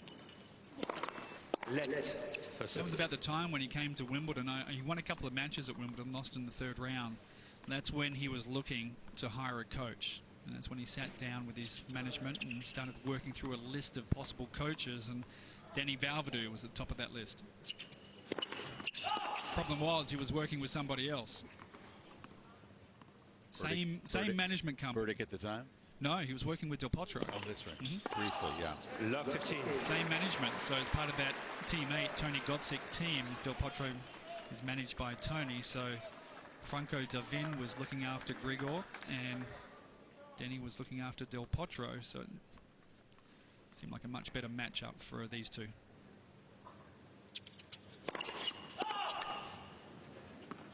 Danny, of course, was an assistant coach with the Murray team, right? That's right. And then overtook the head coach job.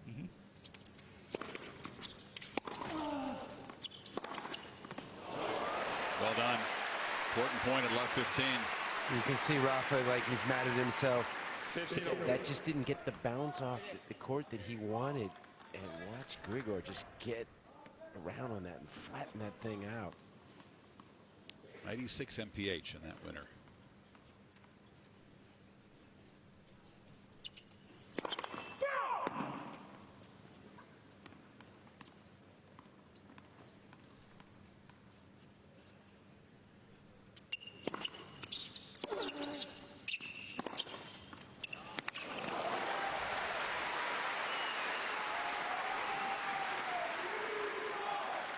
Average topspin speeds for both players. As we mentioned before, Dimitrov has the fastest off the forehand and the backhand of all four semi-finalists, and continuing here tonight. Nadal, though, does hit the forehand with more spin, but the backhand 6 miles per hour faster, and Nadal is hitting his backhand hard.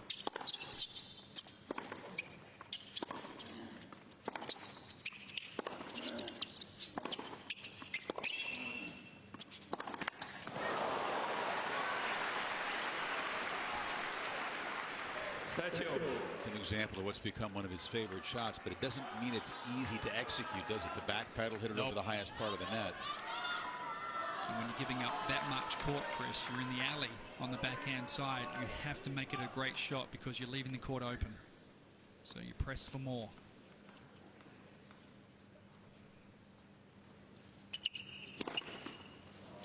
Challenge. On the right far side, ball works on him. He's just got one left in the set. No, he's got 3 according to the board.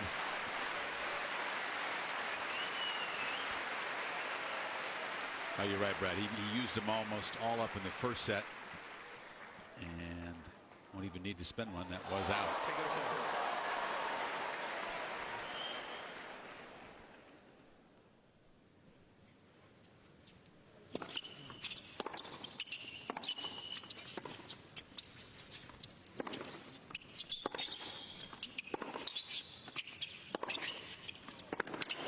Now, what a backhand. That was a short second serve. It was just under 80 miles per hour, too, Brad. Here comes that blink of the eye I was talking about, the 4-1 game, when you just try to press for that second break because Nadal can turn things around so quickly.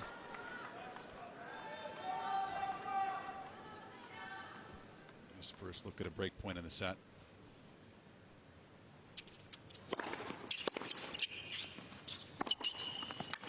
He tried to lunge at that backhand, get some more depth, but didn't hit it clean, did he? No, he didn't. A little bit of frame on that return, and quick feet from Grigor to get up there nice and early, and enough on this forehand for it to be a clean winner. Nadal, his momentum going a little bit to the right, guessed and took one step, and then too late to get back to cover the open court. Beautiful serve again from Grigor. You can see him throw his weight forward, just try to get a little oomph on the shot. Didn't work.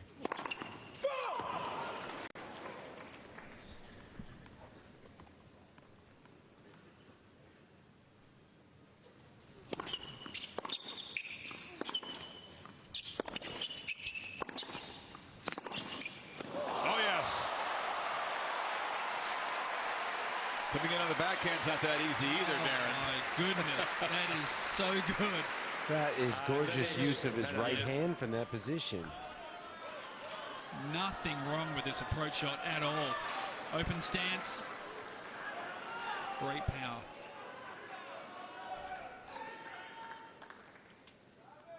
Dimitrov really being tested in this game.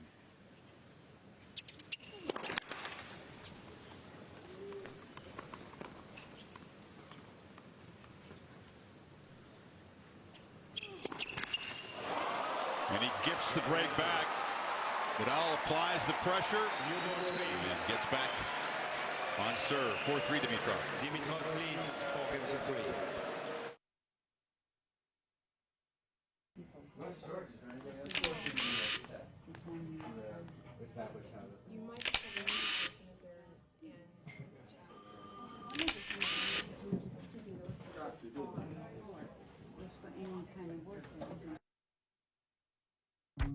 People think I'm trash, but they're wrong.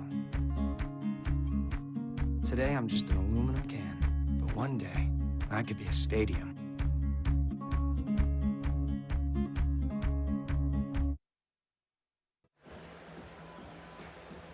Let's take a look at this running, I call it jump stop, open stance, backhand. Look at that position that he creates with the right hand. That's like a righty forehand up the line.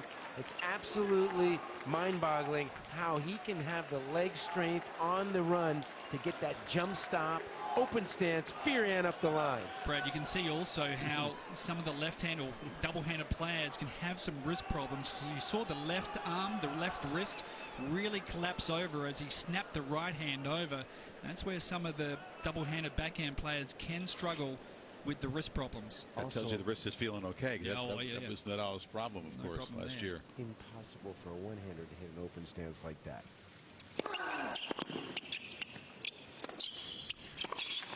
Many of you may know that Rafa's a natural right-hander. Plays tennis lefty, but I bet he could hit a pretty good right-handed forehand if he had to. That's a pretty good example, right? Yep.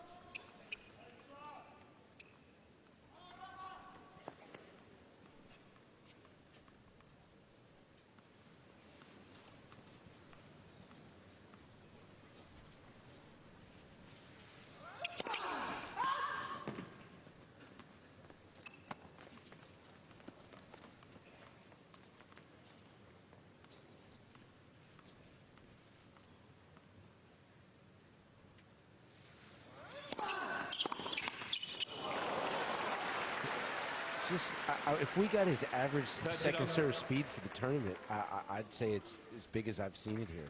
He's hit 175, 160. This is, love to see this.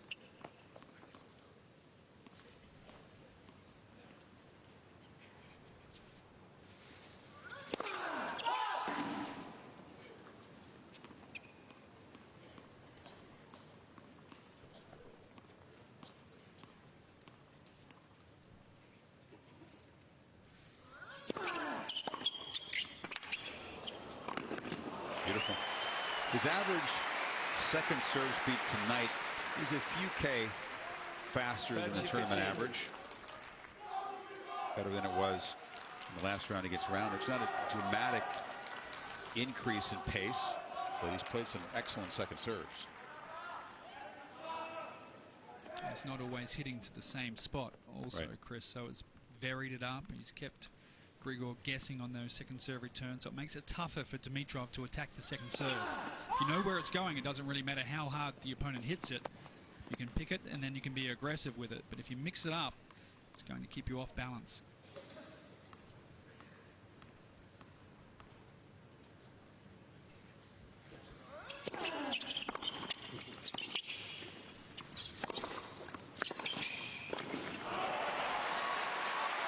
Again, he comes in that time of the backhand, and Nadal poking that pass up the line. Grigor is throwing everything he has at Nadal at the moment. It's a lot of good stuff as well, and again, the strength of Nadal, he's able to counter with some wonderful tennis. This is going to be a little bit of a crusher here for Dimitrov because he's played excellent tennis in this second set, and he doesn't have anything on the scoreboard to show for it.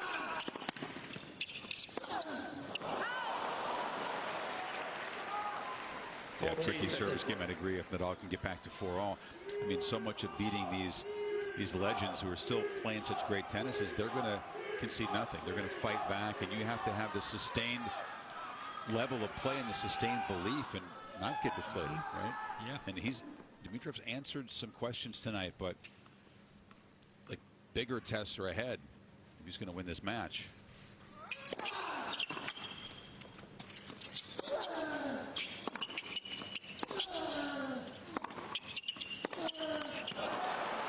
He's worked his way back to deuce. Yeah, that's a couple of like the poorest forehands he's hit on back-to-back shots.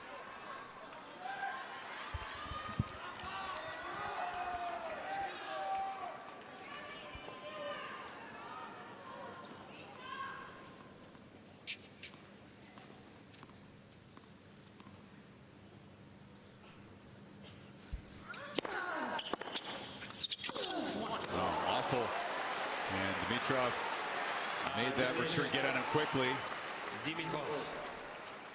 A chance to break and serve for the second set.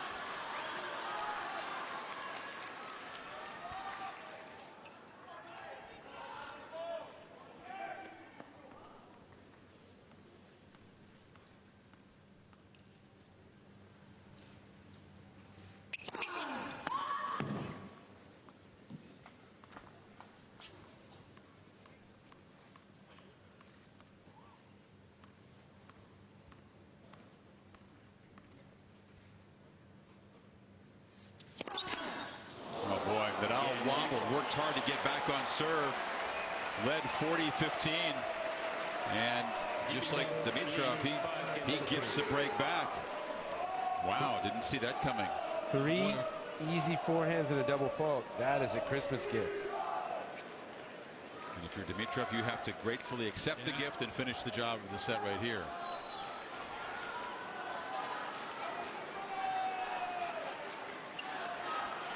Just looking at Rafa, Brad, the sweat is pouring off him. What are the conditions like? He's just sweating fiercely. It's like you got to have the ball kid come over on the changeover. Serving has dropped off a lot for Rafa in this second set, not winning those quick points nearly as frequently.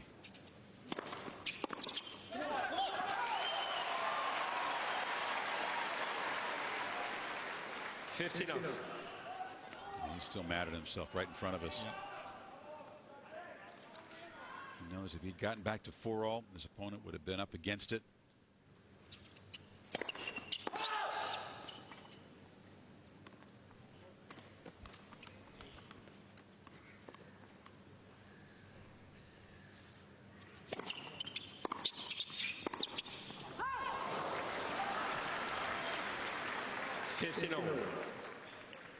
Moya looks frustrated. He doesn't show a lot of emotion. He stays pretty calm in the box and stays very positive.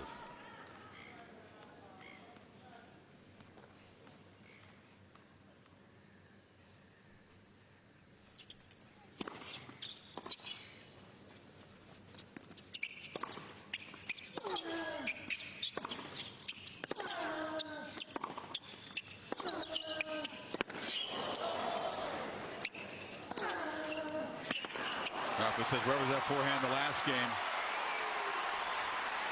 But he does not concede it, does he? Right back, applying the pressure. 15-13. I'm sure Grigor would like to get that serve back because he played a great wide serve, and Nadal just floated that return of serve. He had a chance to move forward and take away Nadal's time from him, elected to let it drop, and then you restart the point and you get into a baseline battle. Let for service. Nadal has dropped back to a deep return position again.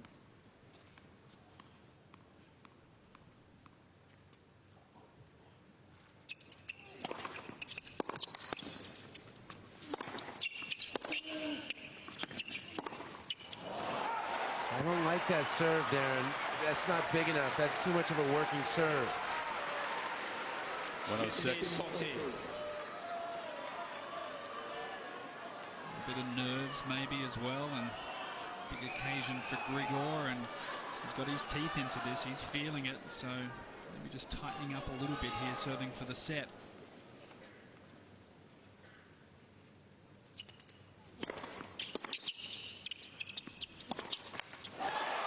Very poor game. And Nadal with a big fist pump and has broken back and will serve at 4-5.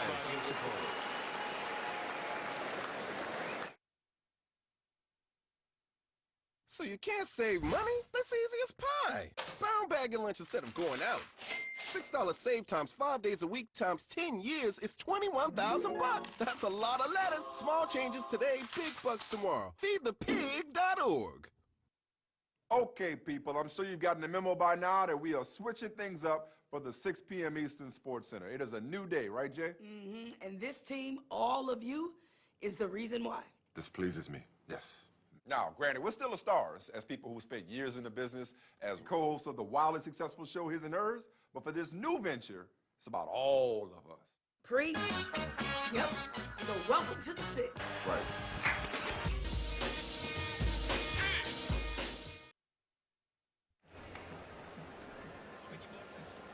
Almost from, and a point to the head there from Moya.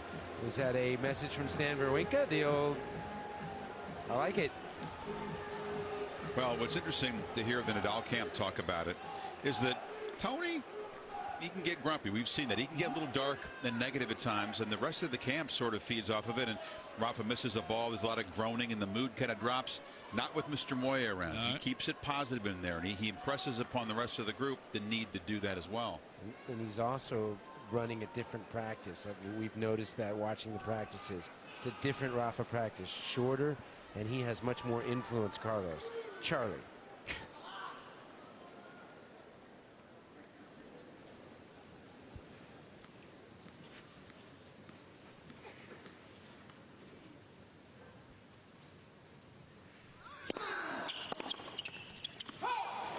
Interesting because Moya, of course, worked with Milos Raonic.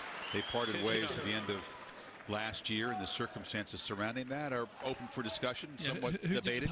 It's a debate. I think Moya chose to step away, but the circumstances are a little cloudy, and they won't quite share every detail. But to work with Rafa.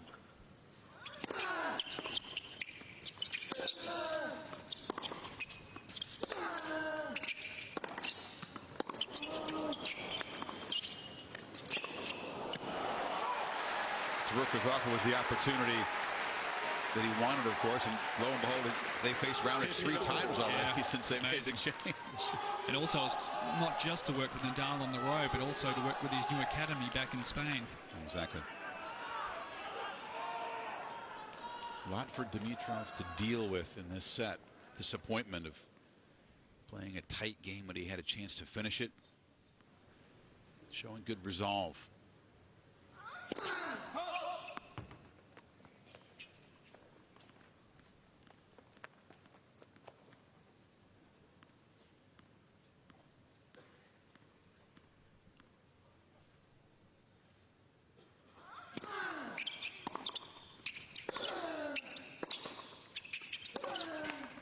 That's good forehand from Grigor. And Rafa struggling on serve. He's just not getting the 3 points. No, he had 3 consecutive holds at love in the first set, was breezing through on serve. And now, a drop in the serve performance has put him in trouble every service game. Dimitrov is getting good depth when he stretched wide to that forehand, and that's keeping Nadal honest.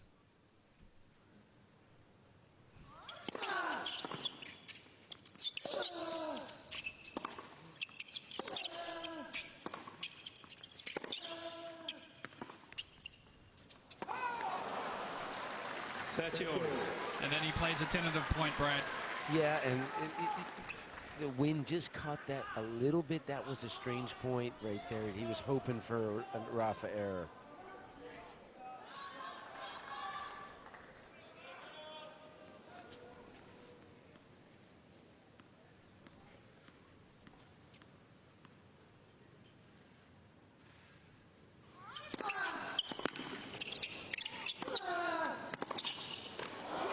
What a heck of a pass. Ripped it low and creates a set point. Wow. 30-14.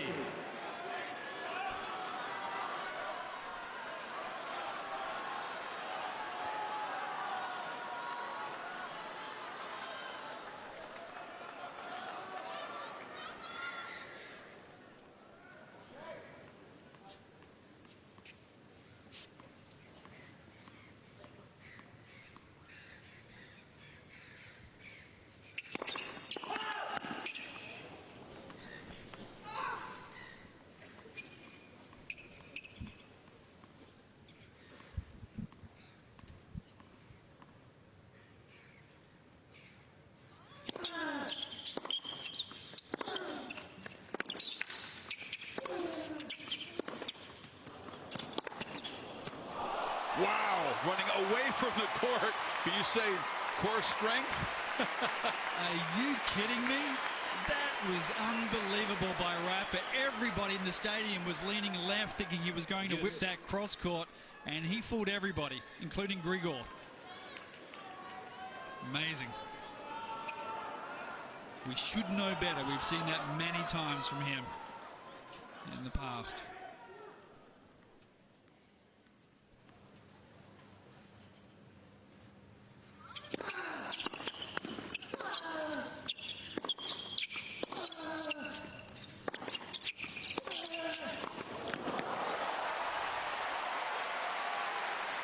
He's resolute about coming forward. Hasn't always worked.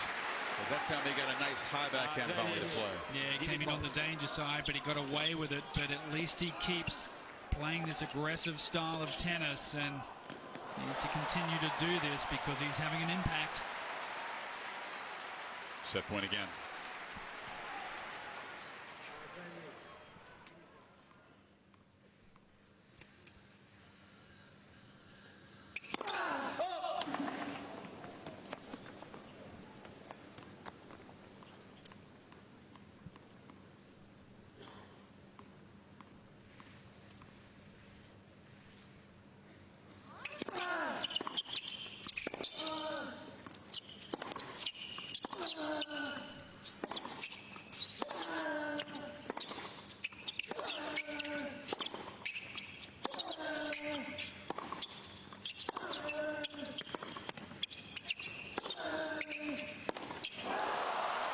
That's the first shank of the night. Well, he tried to hit that first serve 205, but Dan, remember we talked about the tentative point at 30-15? Yes. That was another opportunity right there. He had a few looks there, Brad. He did. I just don't think that he chose to go for the right shot there. Some pretty good hitting from the backcourt by both guys. I think you're right, Chris. The first shank.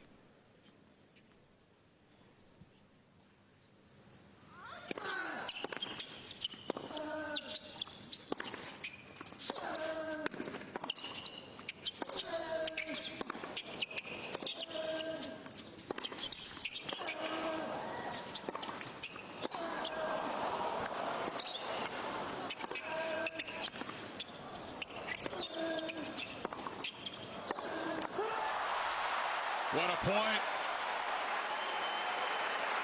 Nadal just fending off huge shots. We thought he turned the point around. Advantage, Dimitrov. Sensational tennis from both players. And what a response from Dimitrov.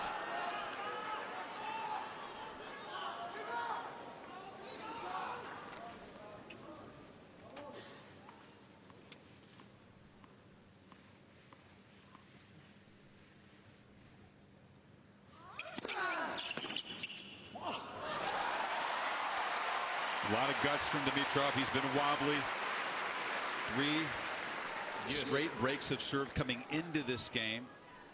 It's become the longest game of the match. Nadal still clinging to it. He's fought off 3 set points.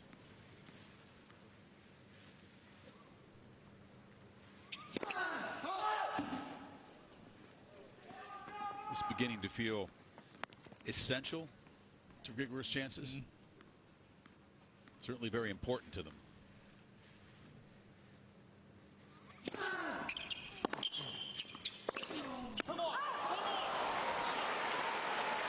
There's a weary looking forehand from Nadal. Backed up. Dimitrov.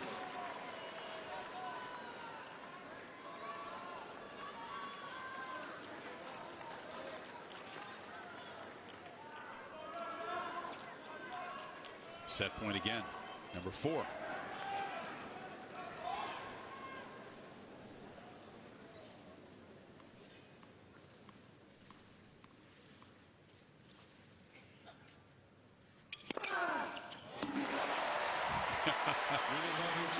There's a challenge from Dimitrov, but he's walking.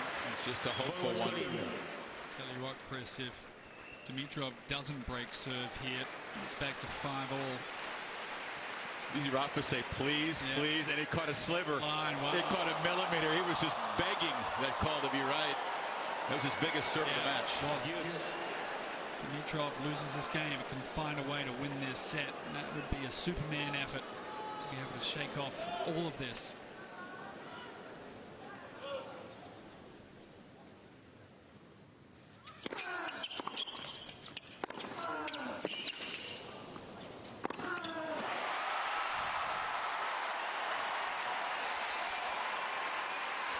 Kind of want to see it, though. I would like to see what Grigor's made of. These are the types of mental challenges you need to overcome if you're going to win a major. And this would be a massive test for him if this gets back to 5-all. This would be good to see. The kind of test that Raonic couldn't pass. Exactly. He had 6 set points, remember, against Nadal. Couldn't close any of them. Double faulted on one of them. So if you add that to this, Nadal has saved his last 10 set points. Wow. And we get to see it. You want to see what it's like to beat one of these legends who are playing strong tennis. A taste of it in that game. And moving forward. Sometimes the body is ripping. This is where the mind is just pulsing on you. And this is where, you know, the short-term memory loss. And obviously we didn't see it from Raonic. This is the most difficult thing in tennis. And he's been twice up a break this set. That's well said. We'll get to see if Grigor's ready to win a major in the next 2 or 3 games.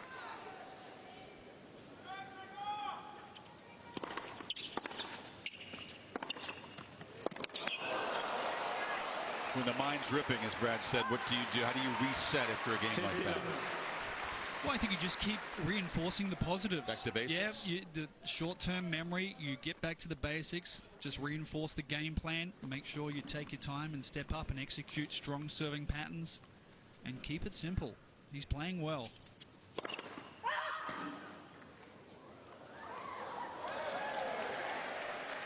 Thank you.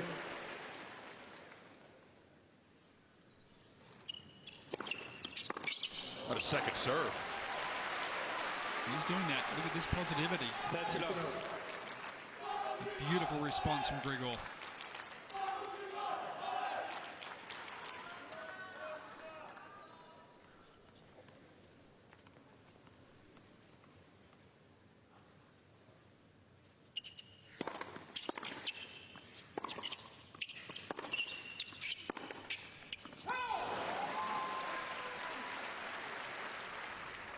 That's 15.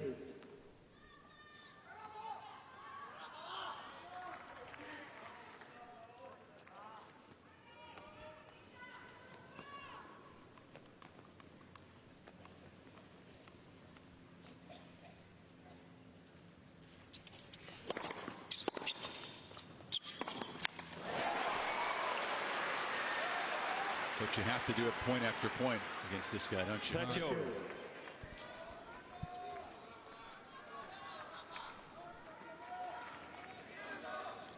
Relentless pressure from Rafa and full belief in his execution in the big moments.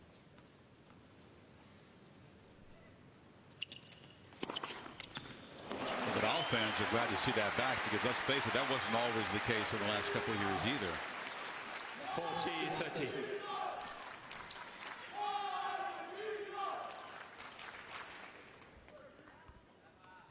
Six aces for Dimitrov, just one more than Nadal has. First service.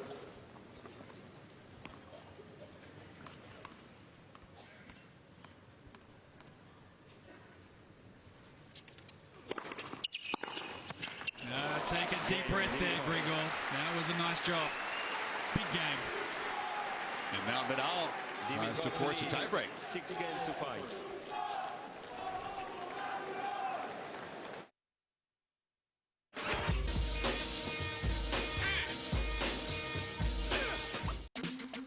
KD's back in OKC to take on Russell Westbrook. This is gonna be crazy. Turn down for KD versus Russ.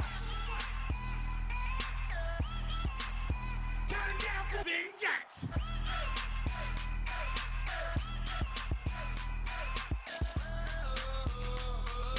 Turn down for KD's return to OKC. Warriors, Thunder, Saturday on ABC.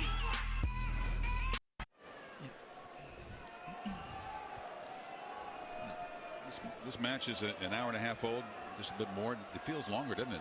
It feels like about 3 hours of tennis, the way these two guys have gone at it. It's been high intensity, and more so, it feels like every point has counted for something. Well, this has been about a 1 hour second set, much more physical, mentally and physically demanding than the first. Nadal's had to work hard to fight back, get back on serve. But still a real pressure service game.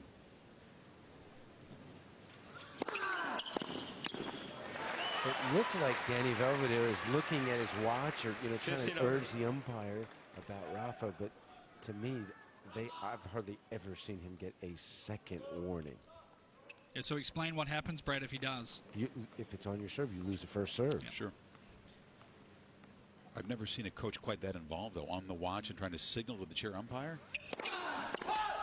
I don't think that's working. Yeah, I would be taking issue if I was sitting in the other coaching box, for sure. Well, Pascal Maria's been in the chair for some of the greatest matches in history. He's not going to be influenced by a coach, I don't think. Oh, missed it. But Nadal has been pretty mindful of that. I think he has picked up the pace. Yep. Well, it was an average of 27 seconds in between points anyway, and 27 seconds to me is pretty good.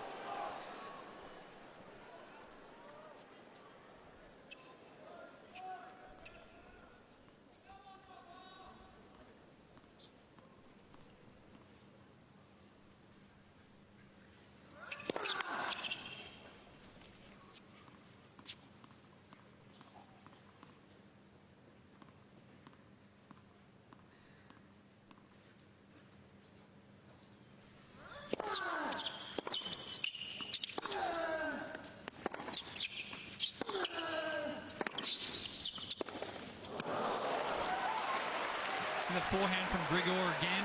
It's the depth and the extra pace that he's getting when he's on the stretch that's making the difference and forcing a lot of those errors. And Grigor's done a nice job defending his forehand. That's normally where Rafa gets a lot of short replies. Once again, they're just taking time away.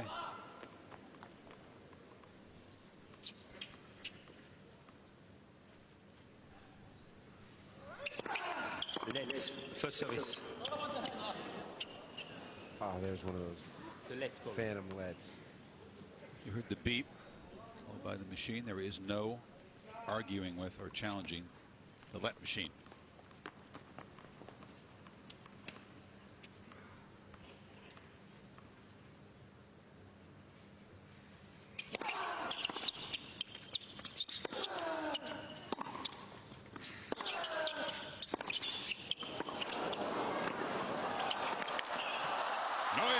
Dimitrov,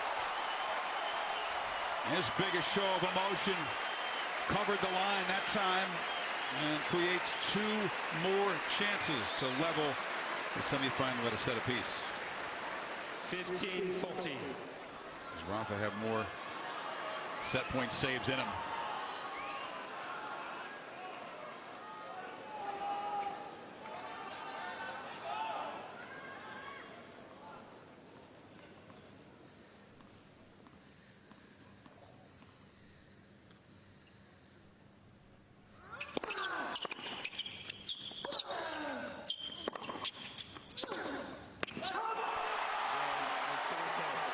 A serious test of belief and resolve. Pass by Dimitrov breaks to win the second set. We've got ourselves a really good tussle.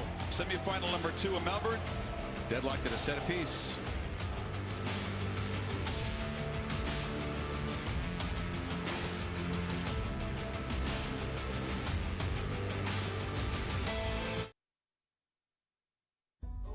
OJ Made in America is the most decorated documentary of the year. It was all so much bigger than we were. Exceptional, a movie so compelling you want it never to end. A magnum opus of race, class, ambition, and rage. The best documentary of the year. And now it's an Academy Award nominee for Best Documentary Feature. There's no more powerful a narrative in American society than that of race. OJ Made in America. Wendy's is adding the double stack as an option in the 4 for $4 for a limited time. With over a quarter pound of fresh beef, that's a deal so good it should not exist. Like bumblebees should not be able to fly because their wings are too small. That's unbelievable. A deal so great, it's impossibly good. Welcome back to the 2017 Australian Open. What a second set here in Rod Laver Arena. Dimitrov was in charge most of the set. Serve forward at 5-3, couldn't break. Nadal, a serious test, saved 4 set points to get back to 5-all. Dimitrov really steadied himself. Excellent service game for 6-5, and finally on his first set point in that last game grabbed it. Yeah, it speaks volumes where Grigor has come in the last 12 months mentally to be able to come back and win that second set. Wonderful tennis.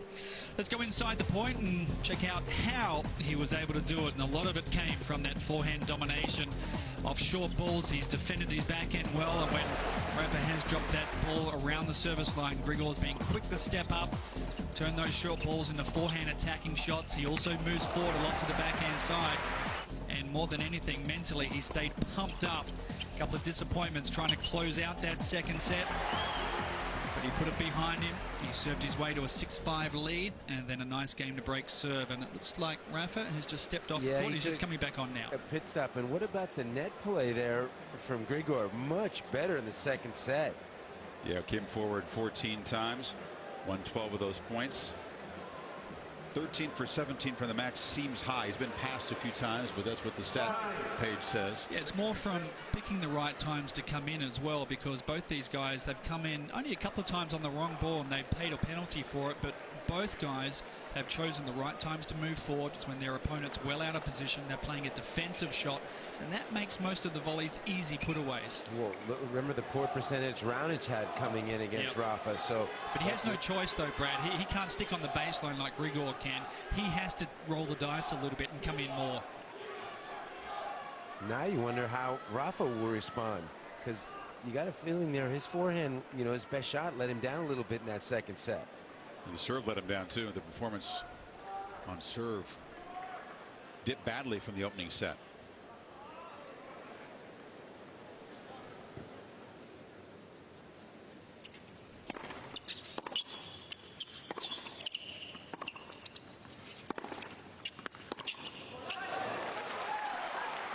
What do you think Roger Federer is thinking if he's got his feet up with the family watching this match in his hotel suite? Well, you know he's watching, right? 100% he's watching this and he's enjoying it, and he doesn't matter what the score is, he'd be enjoying the tennis anyway. And the outcome? I think he's pleased to see it at a set all.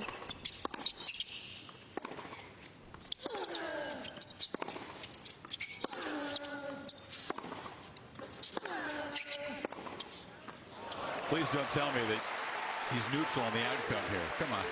You would like to see Grigor get through this, there's no question. He's rooting for 5 sets too. Yeah, exactly.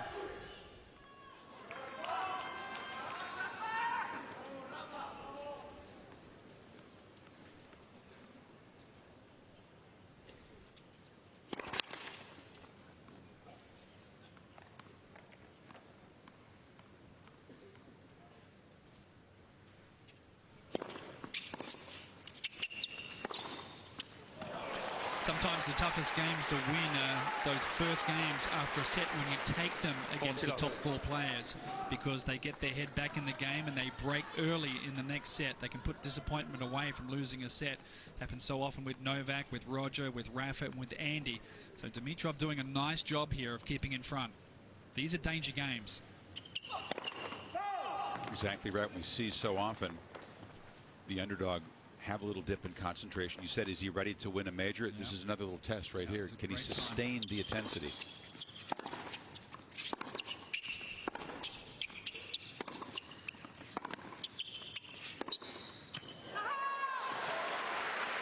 Thinks about a challenge. There was some hesitation on the call. 40 love. I'm not sure you'd dump a challenge at this point. Nadal He is turning the corner. he hasn't been great on challenges side. tonight. No. What's gone out?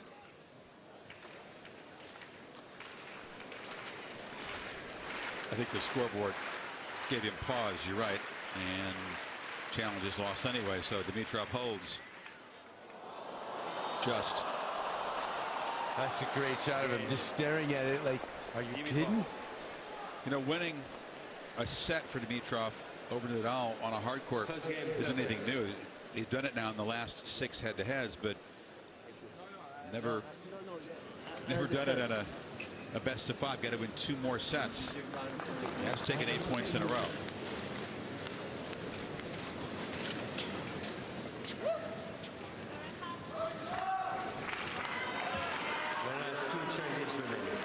Well, he's done an amazing job to put that disappointment behind him from 5-all. Grigor has spoken about this particular matchup. A lot of Right-handers, single-handed backhand players struggle so much against the Nadal game, and I know his head-to-head record is not great, but he does say that he feels quite comfortable in the matchup. Feels like he has a chance, and it becomes about execution when he plays Rafa. And at the moment, leading up to this match, Nadal's just better in the big points. And he's been able to get him in a lot of tight matches, as you said, Chris. But the actual matchup doesn't seem to worry him as much game-wise.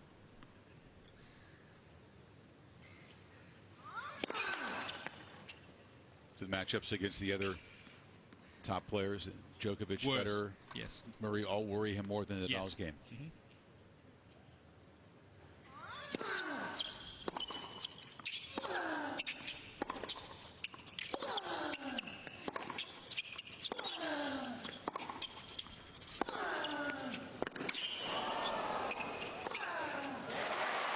See Dimitrov's speed, 6'3", sets up wide, explodes really well, covers the court beautifully laterally. I think at times also Grigor's learned to be a little more efficient with the way he does cover the court at the back of the court, because he can get pushed back a fair way. He does chase a lot of balls that he doesn't really need to chase, so he can waste some energy in that defensive side of things.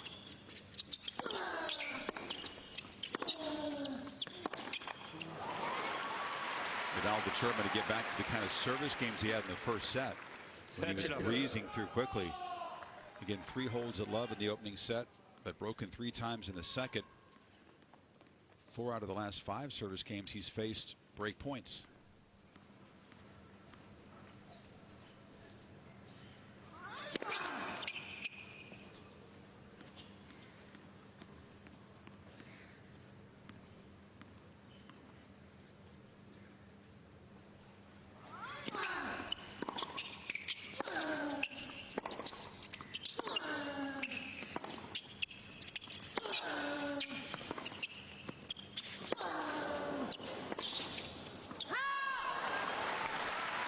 So many times, Chris, on the highlight reels when Grigor would lose a match, he plays great tennis and great points, but you would see him well behind the Melbourne sign, running down balls, and his arms and legs are flying all over the place. You're just not seeing that as much anymore, and that's what I talk about, him being a little more efficient in the way he's playing. Looking forward to that. Serena v. Venus. It's a bingo from Rafa. Nice, easy hold to open the 3rd set for him. Darren, to add on your point, good court position equals better shot selection. And now this is where I expect Rafa to maybe start to play a little more aggressive, because when he feels like when he's getting pushed around, you know, that's when he wants to make a change. He's like, can we clean over there, please? Can we clean over there, please? Quickly. I agree, Brad. Rafa wants some of the sweat wiped up.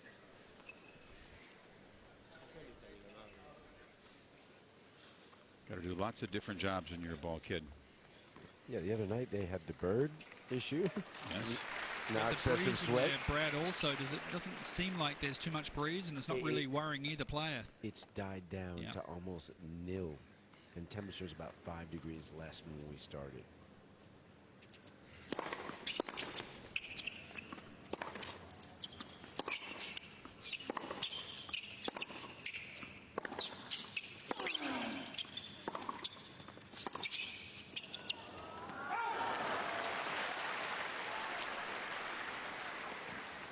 Enough.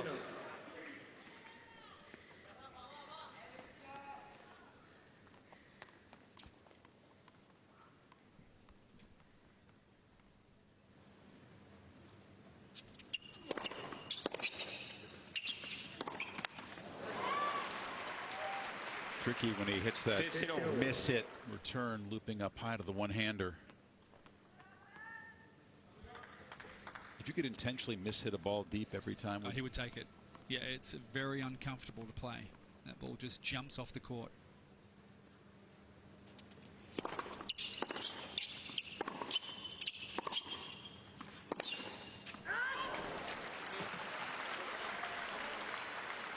Must sustain the intensity early in the 3rd, as you said.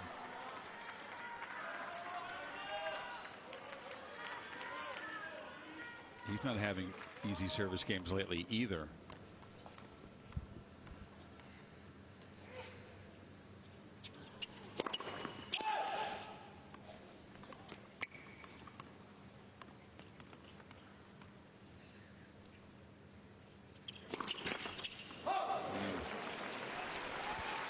That is 15-14. his third double. It's that one where he gets a little bit tight in the legs, and you can see that ball toss go too far left. And he loses his balance on that second serve and loses the spin and the margin off that second serve.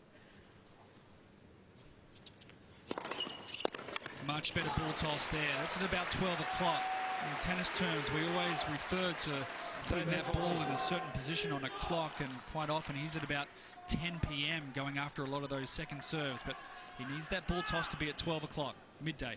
But he recognized it right away and corrected it. Worked hard on that. Still break point. It's another perfect toss. Now that was great recognition. He wasn't coming in. He saw the floating ball, and that is a great swing and volley. You make the choice, but you better execute this right. Or it's the break.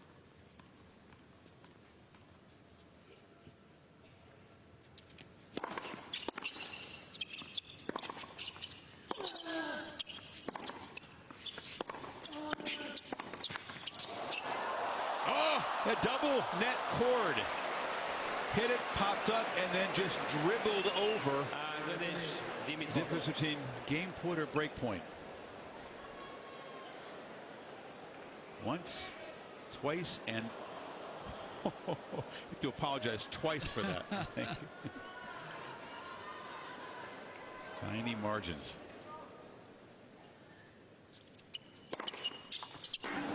Fortune favors the brave, right? He's being a little braver than Rafa at the moment. Two crucial break point saves for Dimitrov in front 2-1.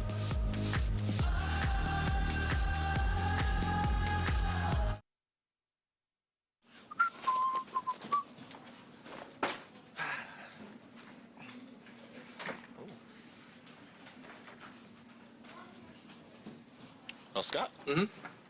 Did you possibly switch chairs with me? No, not me. Are you sure? Yeah. Good luck finding your chair, LeBron. Okay.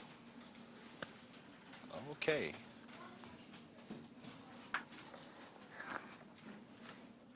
We are switching things up for the 6 p.m. Eastern Sports Center. It's a new day, right, Jay? But this new joint, it's about all of us. Preach. So welcome to the 6. Right.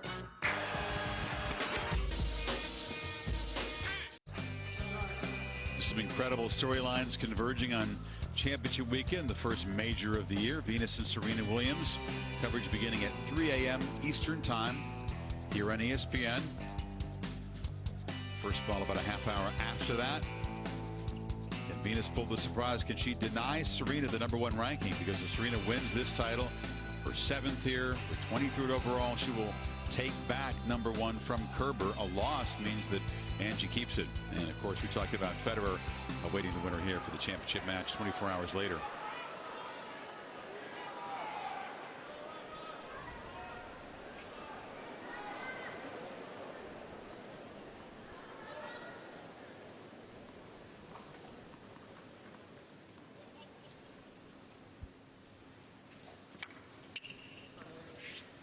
Each guy's won exactly 71 points.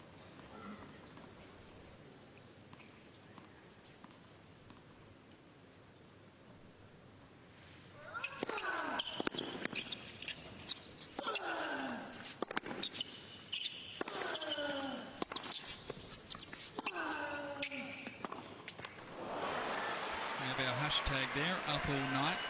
Remember a couple of years ago here I was talking about sleepers for the week. Yes. Did you see the Australian Open this year? They're using that as their hashtag. I should get reimbursed for that, right? Yeah, it's extremely overrated. What, sleep? Says the guy who goes to bed at 10 o'clock. He's up at 4 a.m.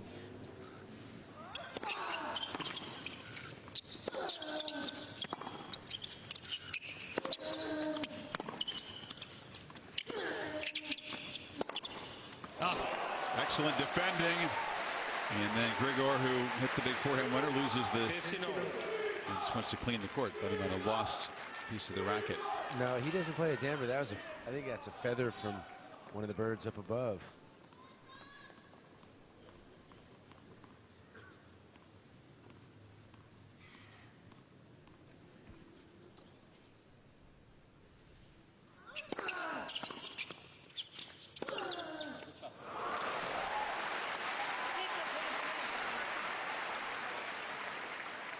30-15. Game played in a good spirit. Grigor say good shot after that winner. Good shot, but a little disappointed that he didn't get better depth on that return of serve, and Nadal makes you pay from there.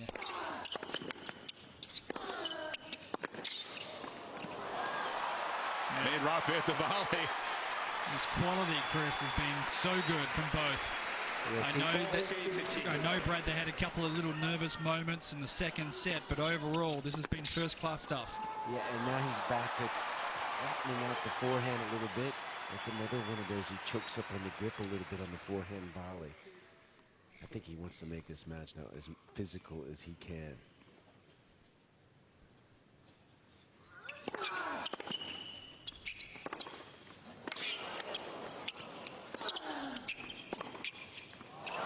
That's beautiful. In Nadal's mind, can he wear down Dimitrov? Do you believe he's got faith that the deeper it goes, the better it is for him? Yeah, I think he feels like he can wear down anybody. And then it's up to Grigor to try to shorten points. And to do that, you've got to play that type of tennis. It's risky, and you're going to litter up that stat sheet. You're going to make some unforced errors. But on your terms, try to keep the points shorter than what Rafa would like.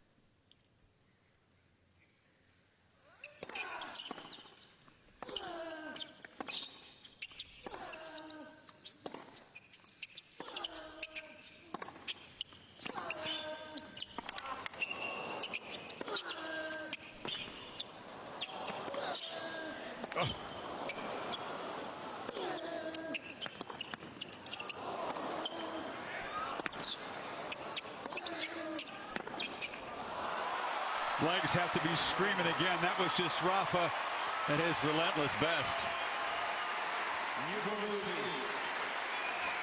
Yeah, they'll need new balls because they were given a workout at that point. I tell you, if Grigor hasn't got Mr. Wobbly Boots on with his legs right now, nothing will make him, because those legs must have been suffering in that point. And that's what Rafa wants. He wants his opponents to suffer. What does Mr. Wobbly Boots feel like? About like it sounds? You know, exactly like it sounds. We've got no Weeble control wobble over what's legs. going on. Rafa going over to change. We'll put a new dampener in. I'll tell you what, Dimitrov, 2 hours into this match, just about seems to be physically holding up okay. Those points that should make the legs scream. He seems to be recovered and confident in his fitness, at least at the moment. 15 3 weeks across in Florida working with Danny Valverdue as part of the pre-season. Then they went back across to Europe and spent a couple of weeks in Monte Carlo to continue that training. Made it down here early. He played the Brisbane International, went through and won 5 matches there. 10-0 in 2017.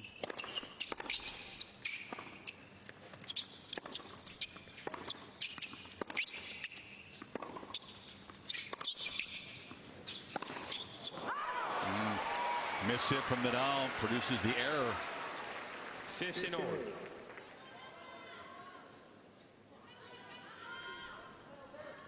It's a little trickier to control, but he should have made that one. Should have made it, yes.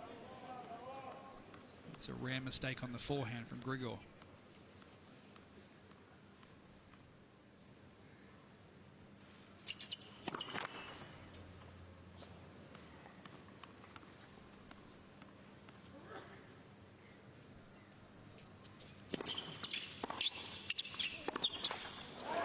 Yeah, that's a tough first ball backhand. 15-13.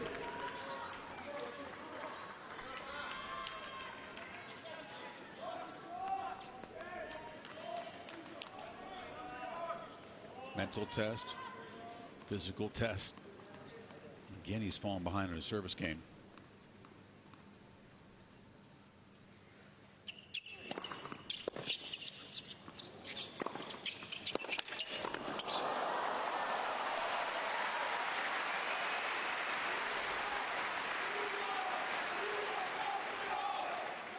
He's improved his volley, Darren. I agree, Brad. Using his legs better on his volley, and used to be a little bit handsy up around the net. Now his technique is more solid, keeping his eyes in line with the level of the ball, getting down for those low ones. Oh boy, Nadal able to poke that wide serve just over the net. Made it a tricky shot. Couple of missed forehands in the game. And Rafa has break point.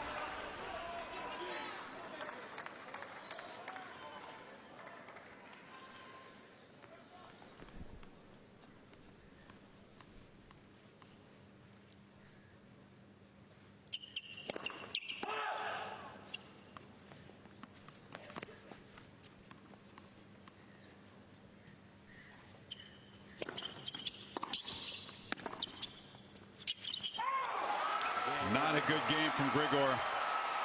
And Nadal squeezes out a break and a 3-2 lead in the third.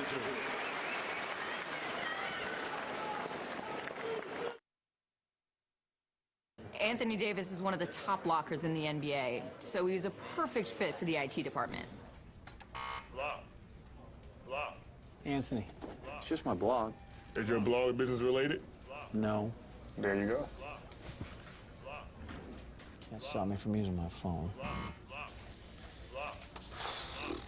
Nothing gets past that guy. I can still play solitaire. No, you can't.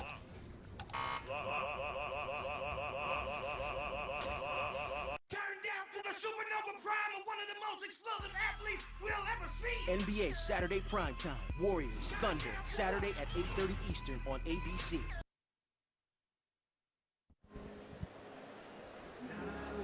Well, the attrition battle that becomes a match against Nadal. You think it's an important stage right now, just based on that last game? There was a grinding rally that you think kind of set the tone for the rest of the game. Yeah, it's how a player reacts after they play one of those long rallies, and just with 2 or 3 of those errors to lose that game, Grigor wasn't at the right spot for the ball, and that just shows a little sign of tiredness in the legs. You might get it back. You hit 3 or 4 walls when you're playing these types of matches, but really the first sign that he got a little bit tired and gifted 2 or 3 unforced errors that he would normally make. Yeah, so this is a big moment. That was the first wall of resistance and shot selection. And then this is the mental test to regain it physically. Big game here for Nadal because he can snap this set open with a strong service game.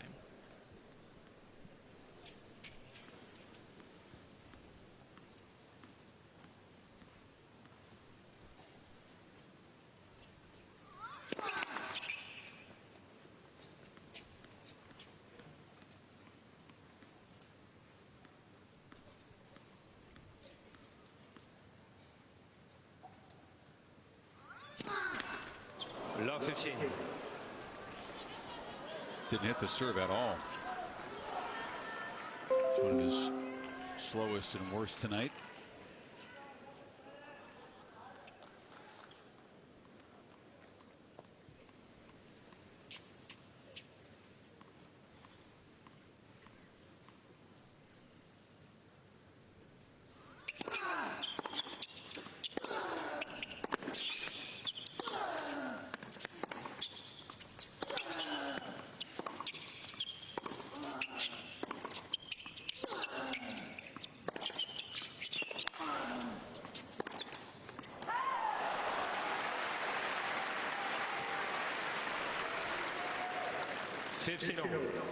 You don't mind that miss? The opening was there. No, he had to go for that. He got himself in the right spot. It's live by the sword, die by the sword in the way you play Rafa, and that's what he's been doing. So you can't make every forehand. You have to still stay committed to going for that. Rafa's double to start the game. That was just his second error here in the set. Dimitrov now with 11.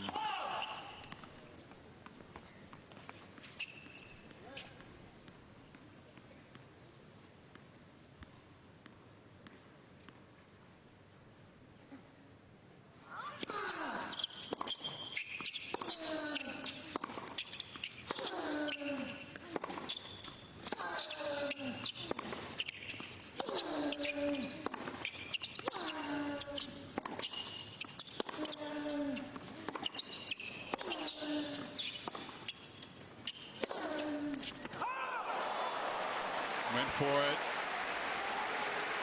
And really wanted that one. 15-13. Well, he did well, Grigor, on those backhands. That was about 4 all up at the shoulder. He did well to hang in that point.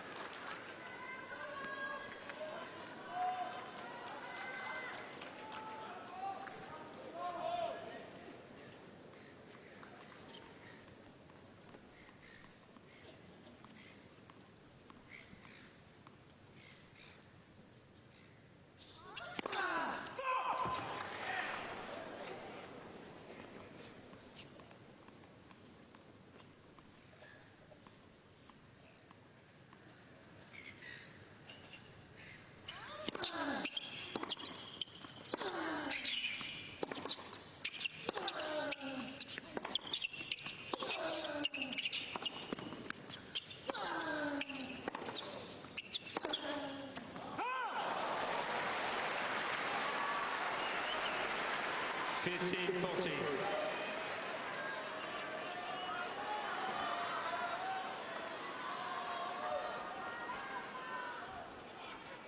Dimitrov chances to get even. Rafa struggling with the first serve in this game.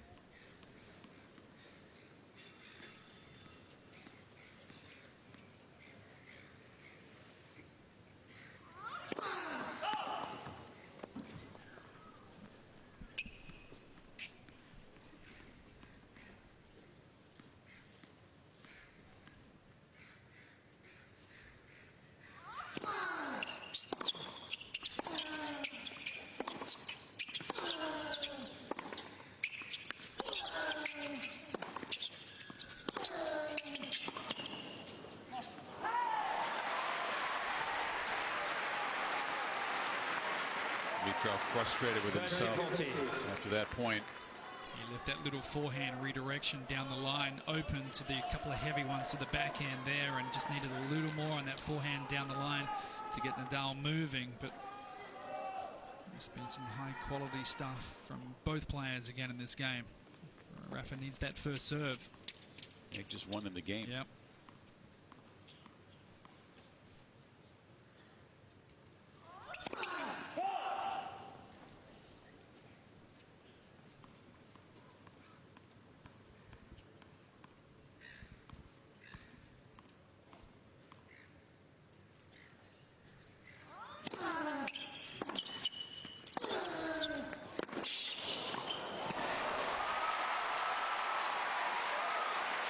Predictable play, but tough for that one-hander to defend.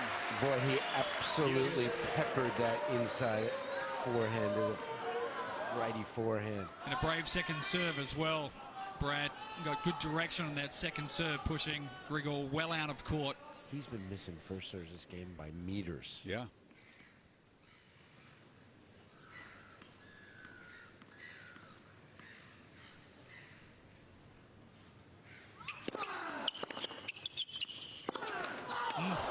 That made him mad. Dimitrov. He's already fought off 3 break points and now gifts a 4th.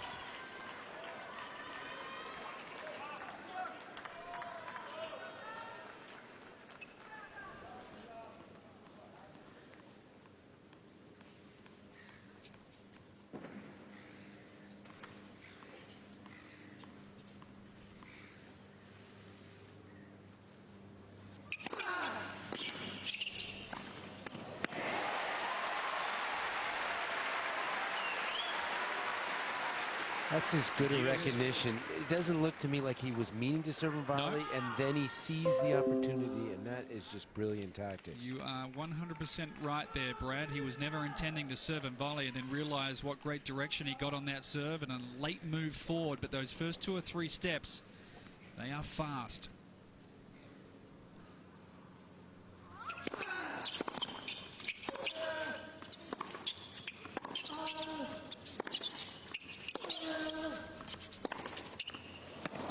Dimitrov continues to apply the pressure.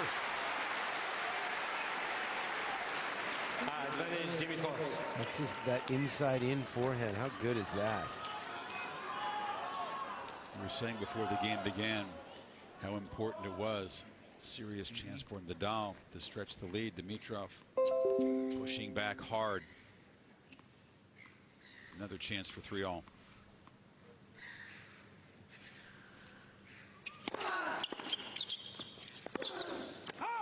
Wide, and Dimitrov does break back.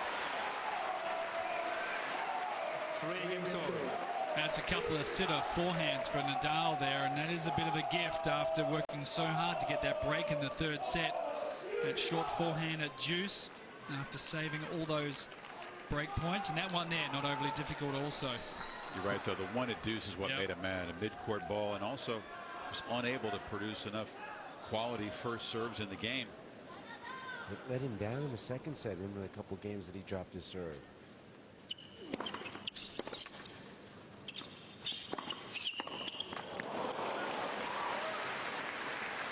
You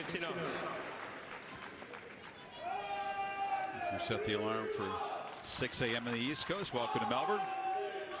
Live coverage of the second men's semifinal. It's been a terrific tussle here. 3 games all, 1 set all.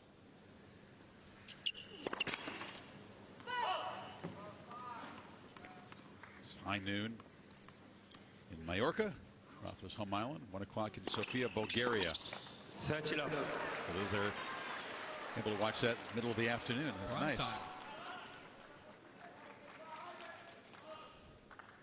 Wasn't that Grigor's former nickname, Prime Time, Brad? Showtime. Showtime. Showtime Dimitrov. He's the Gregorian now.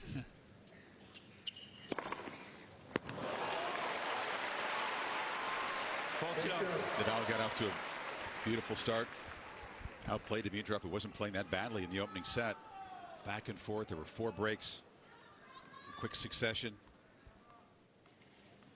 In the second set, won at 7-5, and now an exchange of breaks here in the third. Dimitrov passing some serious tests already in this match.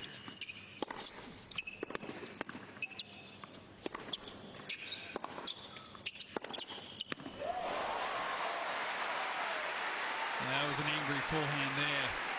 He's had a few chances, hasn't he, in the late in the second set and certainly early in the third set to squeeze Grigor on the scoreboard, and he's continually, maybe a few nerves and some good play certainly from Dimitrov, but he's let Dimitrov back into this. Game, Dimitrov. It's Dimitrov jumping in front 4-3.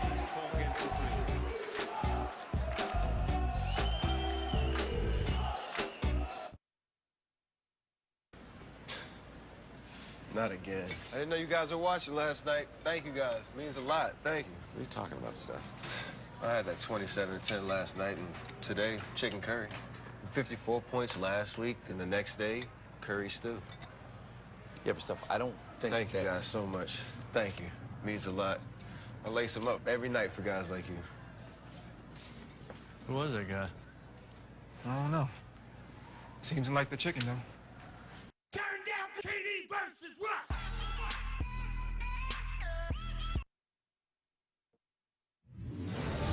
Welcome back to the 2017 Australian Open.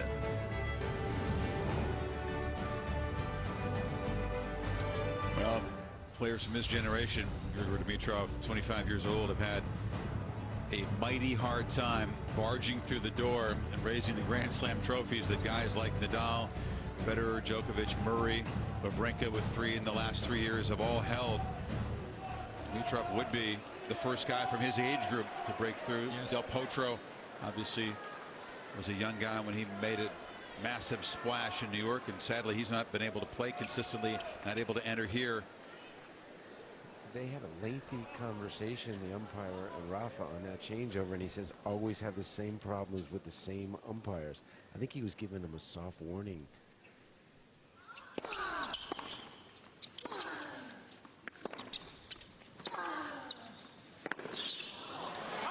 Well, Pascal Maria has been in the chair for a lot of big Rafa matches, including the Federer Nadal final in 2008.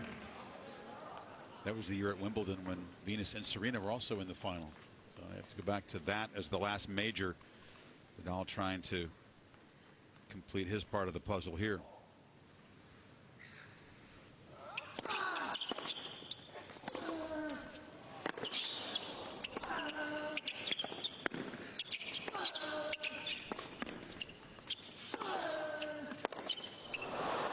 He's still covering ground and defending Dimitrov. Well, he had to defend from that serve. I thought that was a great serve from Rafa into the body. You can see that Grigor attempting to get that return back, just throwing his body hard to the left, and he's defending well from both corners.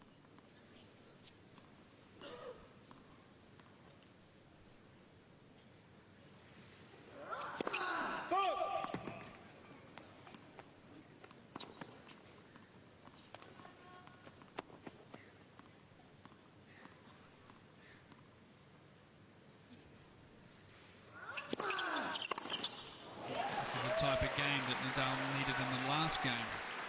Just couldn't find that first serve. 40 love.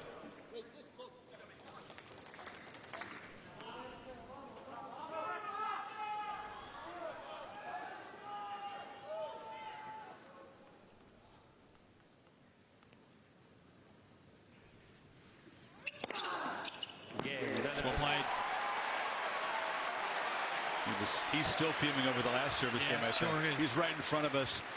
4 games. Holds it love with his 6th ace, but really believes he should have control of this set already. Yep. Yeah, he re-gave, to me, Grigor, the belief back with that break back at 3-2.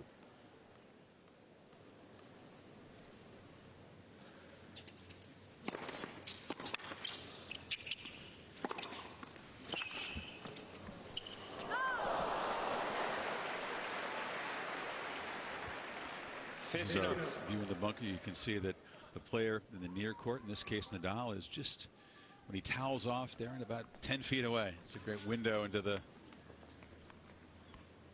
soul and the mind of these players, this courtside position.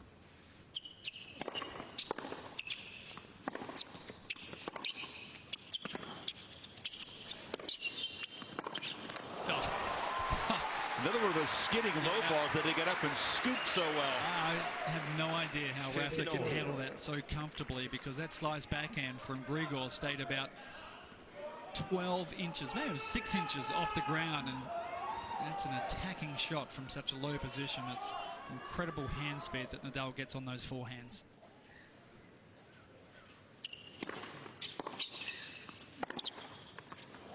Drops in. He was fooled by that. Rafa thought that ball was going out. It parked right on the line. Yeah, he stopped running for it.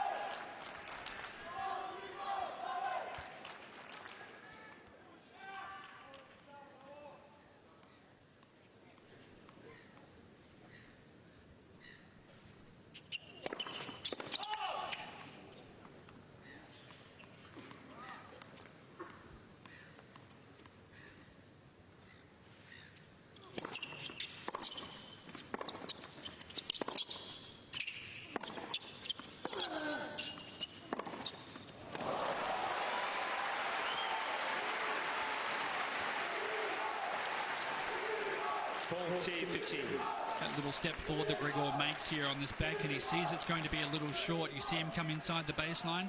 That turns a really tough backhand down the line into something that is very makeable just from that little step forward.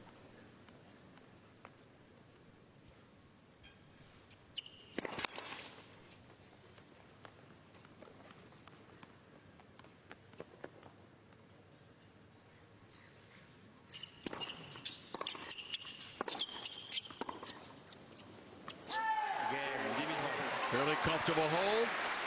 And Nadal got a hold to stay in the 3rd set.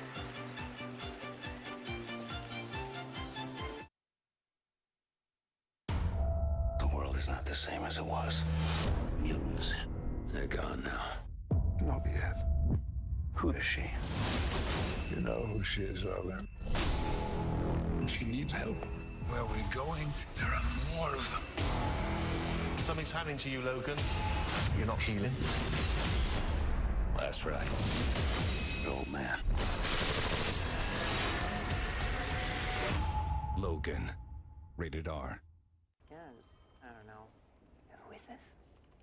Oh, she's my style forecaster. She analyzes trends to let me know if I should change my style now or wait. Oh, kind of like how Kayak's price forecast tool analyzes over 1 billion travel searches to let you know if you should book your flight now or wait. Yeah, exactly how Kayak does that. Now. Oh. Thank you. That was close. Get the information you need with Kayak. Travel problem solved. Australia Day, the national holiday, was yesterday, so folks enjoyed themselves big time. Many did not bother to go to work today, kind of an excused absence, right? And then, of course, you get the weekend, so why not make it a 4-day weekend here down under? 4-day holiday. Kids are still on the long extended break. Most kids go back to school next week, so a good chance for a little more family time. No doubt the Federer family, those are still awake, gathered around the TV watching a crucial stage now of this match. Nadal trying to get back even in the 3rd.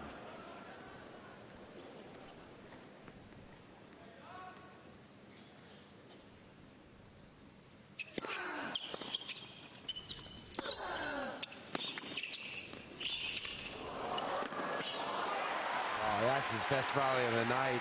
I agree. That was difficult. That was a tough little chipper below the net, and he like slid into that. That was a sensational volley. Yeah, with this amount of spin there, that ball, when it hits your strings, wants to dive down into the ground. You can see Rafa made a real conscious effort to open that racket face. Look at that. It's the only way you control that down the line. It's great stuff from Rafa.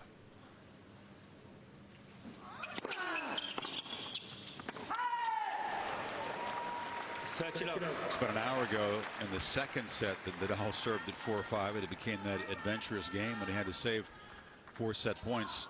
Eventually was broken at 5-6. Off to a good start here.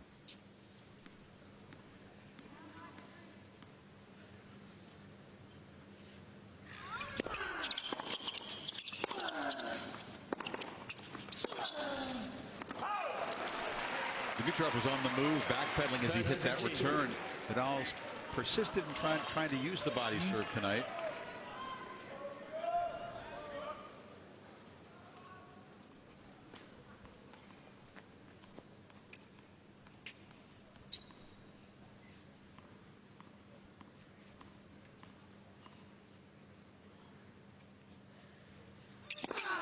Net. First service.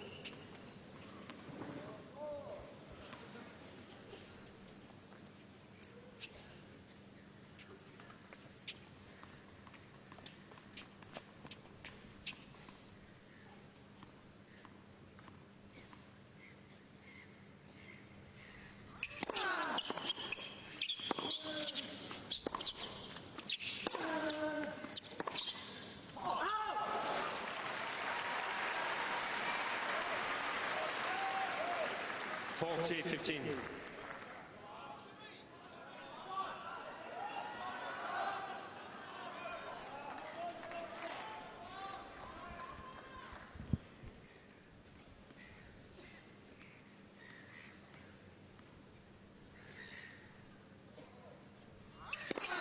Net. First service.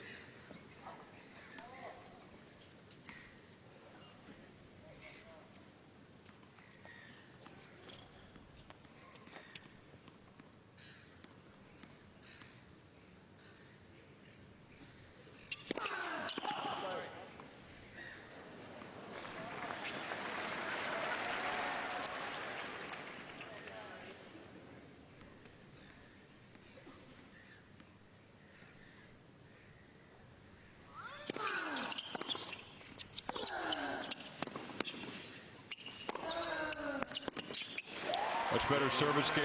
Rafa only missed one first serve in the game. Gets to 5-all. 5 games on. He seems to relax a lot, doesn't he, when he wins that first point of his service game. No doubt. And it opens up a little more and he gets off to a quick start in his service game. That's when he seems to serve a little better. But if he gets down to love 15, then everything changes, the complex of the game. Absolutely. We've done, as you said, so many of his matches. If he loses the first point, it really applies pressure in the love 15.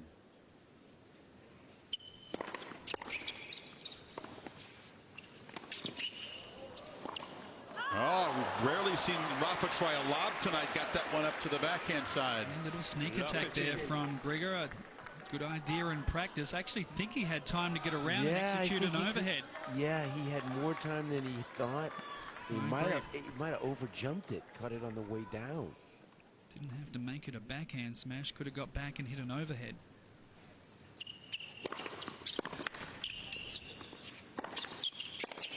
Oh, he missed it. Yeah. 15 over. He actually was there maybe a little too early and mishit it.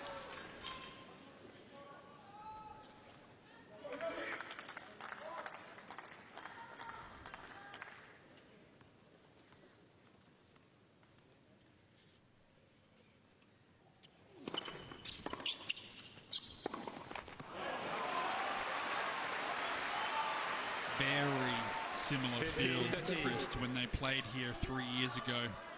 3 really tight sets. Nadal won that third set in a tiebreak. What happened in the fourth? Yeah, then it was a blowout. You think Grigor feels like this is a must-win set? I think so.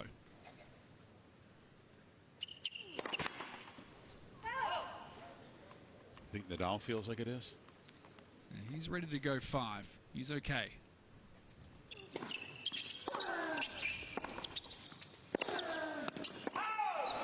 It's another forehand miss. Big emphasis for Rafa. He told us in the offseason, get the mojo back on the forehand. One of the great shots we've seen in the last couple of decades, but too many misses under pressure, too many tight swings on that side last year for his liking. You prepare and you practice, but I said, how do you know that you can execute it in the moment? He said, you don't. You just have to, you have to build the belief, and that goes a long way to making them.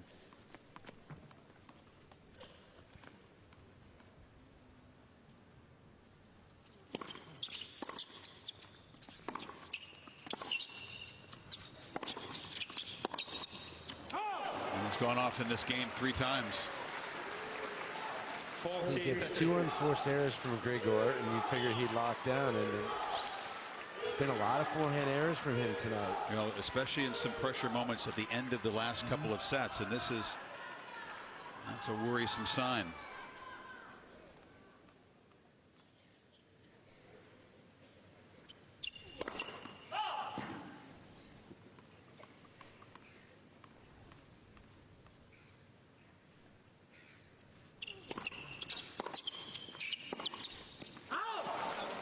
Those guys a little tight now, would you say? Yeah, for sure. There's tension on the court. No question about it.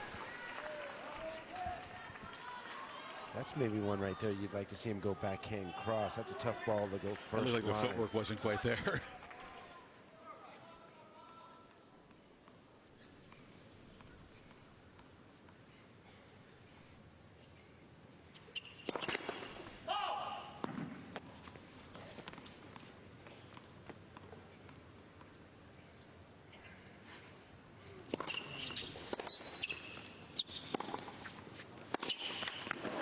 Another forehand miss. They're piling up. Dimitrov. He's having more success coming in on the forehand than the backhand. I'm sure he sees the struggles on that side right now.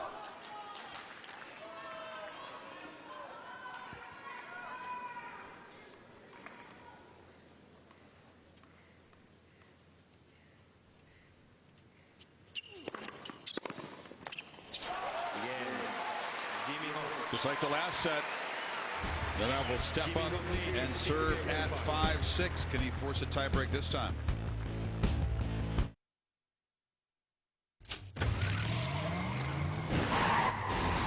We all got our reasons to do crazy things in life. I love you.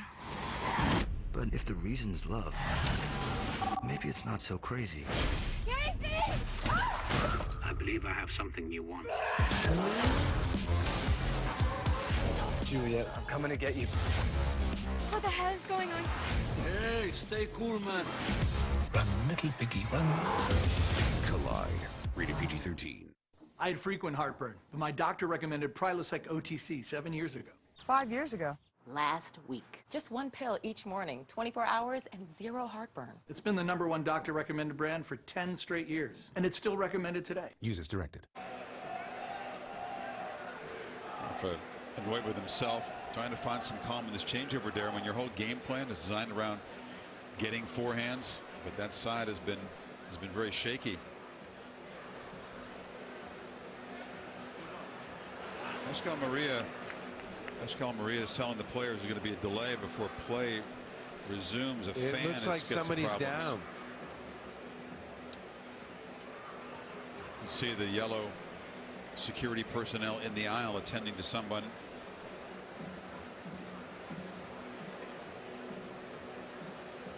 This would be a very difficult time to have an extended break. Obviously, the main thing is the concern of the health for the fan. Both players looking over in that direction.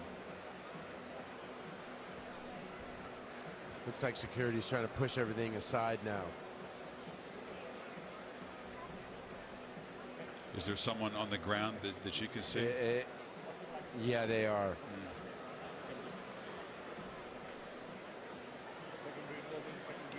More personnel, medical personnel now coming down the aisle. Nadal has gotten up out of his chair like play's going to resume, but Is he on? I think it's unlikely at the moment. Dimitrov's on.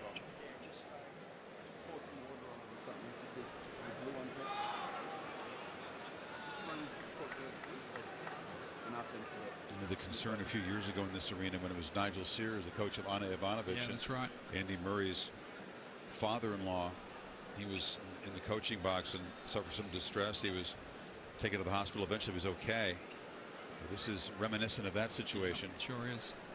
Yeah, and this is so close to the court. This is like in the front row. Nadal is up in that corner. His camp is right in front of him, trying to stay loose off the chair.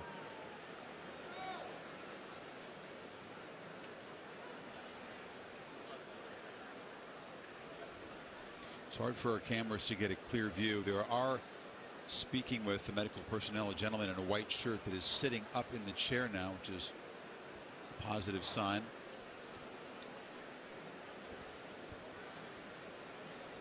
Not sure. It looks like he's sitting on the stair. He's sitting on the stairs. Yeah.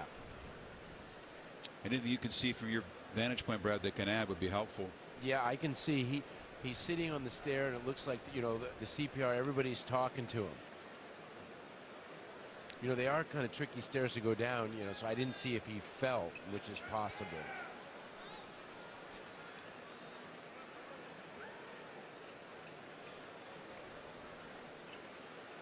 Dimitrov skipping around and trying to stay loose. Again, when play resumes, Nadal is going to face a 5-6 service game. Meantime, there's a ball kid out on the court with the solution, and he's like cleaning up all of, like, the referee's got him out here cleaning up some of the birds. Nadal has got balls. Yeah. He wants to practice some serves here. See, they'll have to use different balls. They don't usually let you use match balls to do this.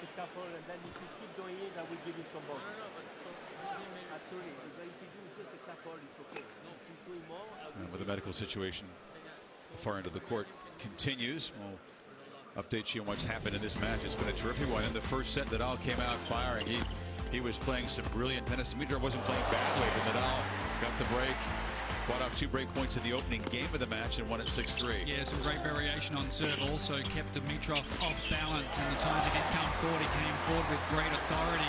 A high-quality first set in the bag, 6-3 for Nadal.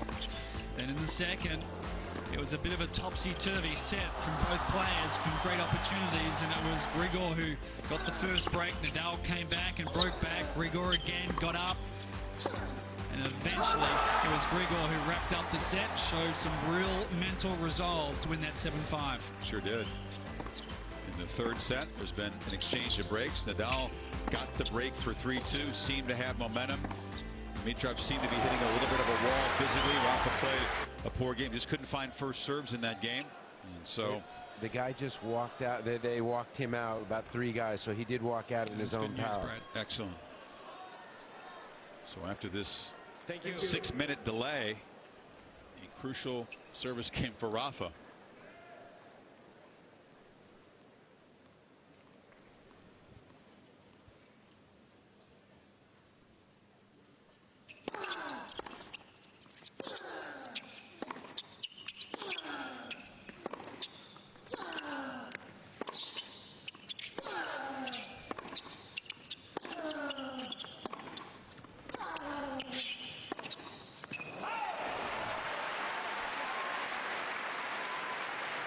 Winning that first point has been so important for Nadal tonight, and 4 times so far in the match he's lost the opening point on his service games, and he's been broken in 2 of those games.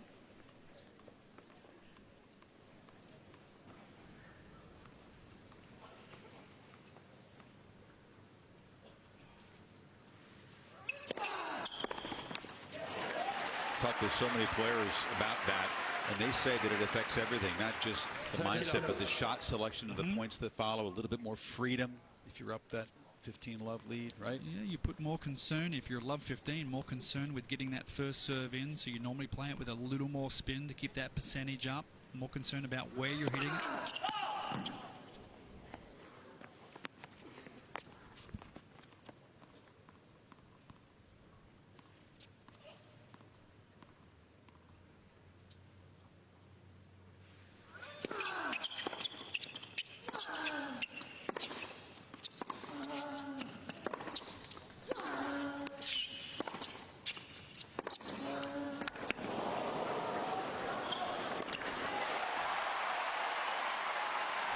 Nadal, the consummate pro, not rattled by the unscheduled delay, steps up, takes a commanding lead in the game, point away from a tiebreak. He's defending better, Chris, than what he was last year already. This is great signs for Rafa, because in the corners, especially wide to the forehand, last year he went through periods where he really struggled to defend from that side, but he's getting out there, moving a little better, and he's getting more on those forehands with better depth and staying neutral in those points.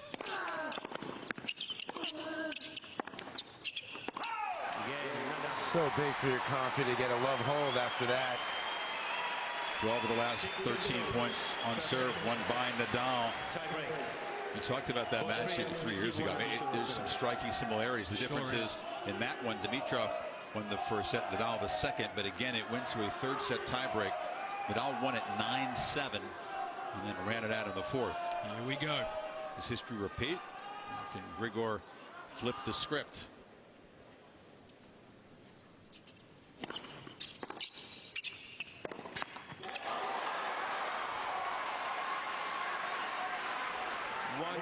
Nadal.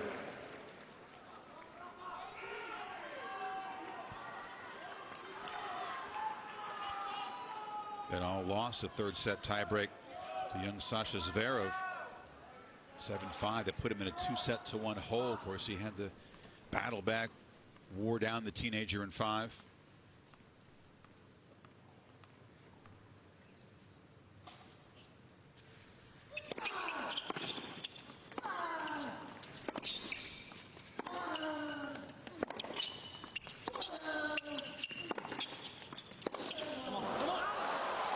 Crucial moments for Dimitrov also came in a tiebreak. The match against Eastman, he started so poorly. That's right. Battled into a tiebreak, won it, and he wore down Eastman.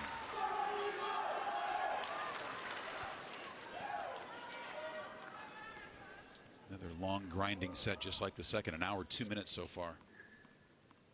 Does factor in the delay, however.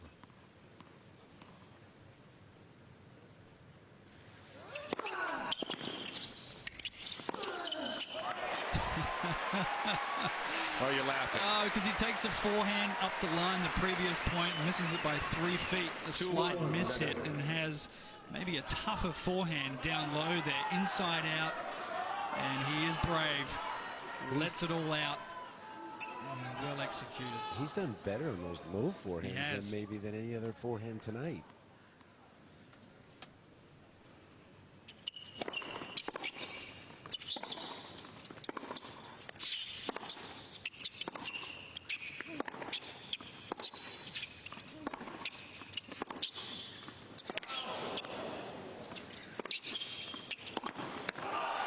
It's a backhand up the line that got Grigor in trouble.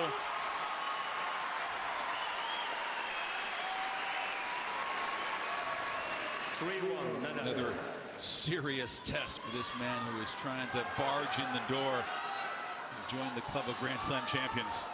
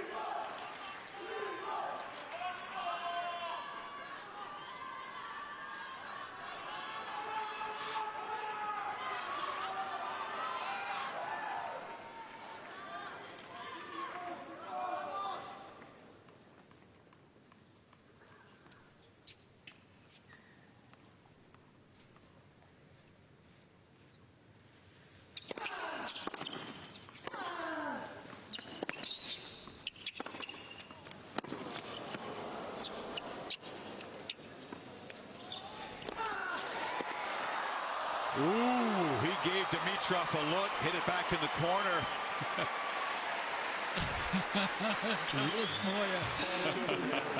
That was a great move by Rafa after the overhead. You know, sometimes you don't move, but as soon as he saw that his shot wasn't going to be as effective as he wanted to, he sprints back into play. Tony's hard skipped a beat there. Everybody's did. but as soon as he saw him, so I think that, you know, he sprinted over there. He didn't give up on the play. Oh, so you think that might have distracted Dimitrov? Yes.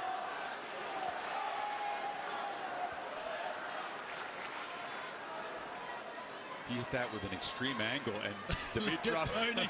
Oh my goodness! Dimitrov was over there. In Spanish. He was by the scoreboard. He was way off the corner of the court.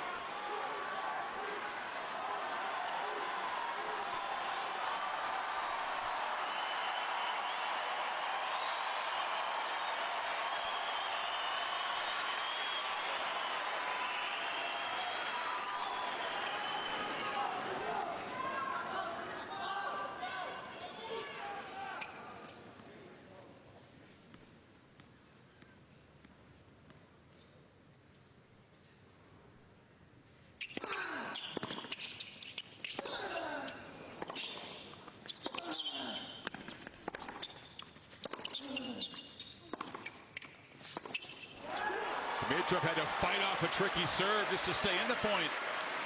Remember that return. You're right, Chris. That was a great return. It was enough on it also to make it a tricky first ball for Nadal because he desperately wanted a forehand. And he paid a little bit of a price by giving up so much court.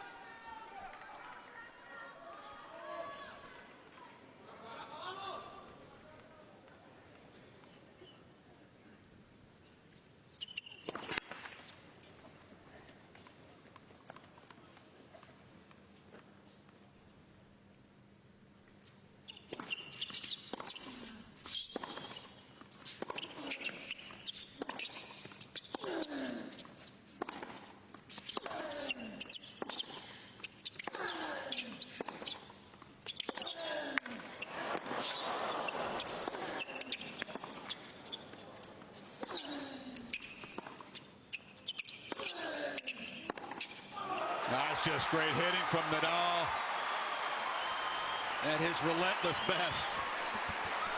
Grigor showed such, you know, patience there, and then he got wild on that swing. That was a tough ball to pull the trigger on. He would have been winded, Brad.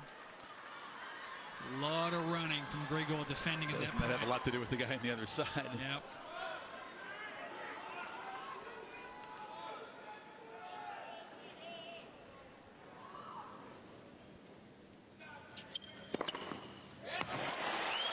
Just what he needed after a long point.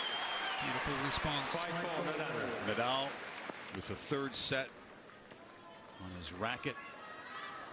Chance to climb within a set of a Federer Nadal final.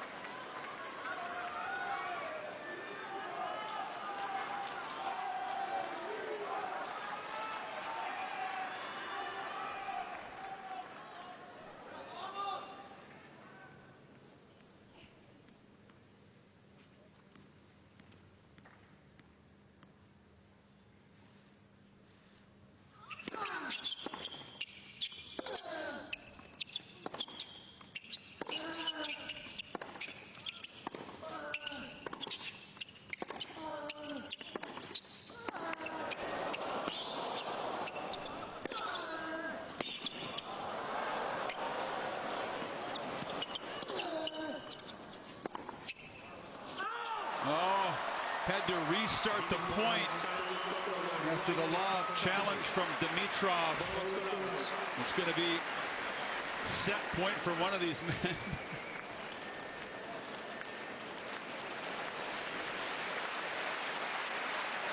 He did miss set point. Nadal, of course, would have replayed it, but wow.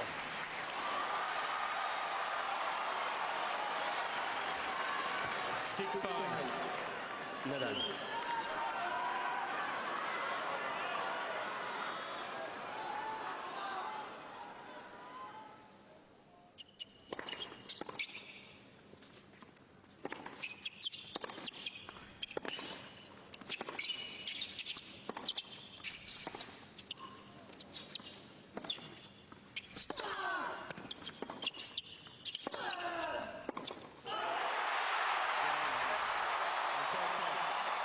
if you're not appreciating this, you're not a tennis fan. Nadal takes the third set, moves closer to the dream final. 2-1. Heineken tastes perfect every single time, and that doesn't happen by accident. It takes 15 years to become a Heineken brewmaster, almost as long as it took me to master this look. She came to meet a man. She found an angel. Good, what's his name now? Good, Still practicing. It takes 15 years to become a Heineken brewmaster. There's more behind the star. There will be moments in your life that you'll never be ready for. Your little girl getting married being one of them.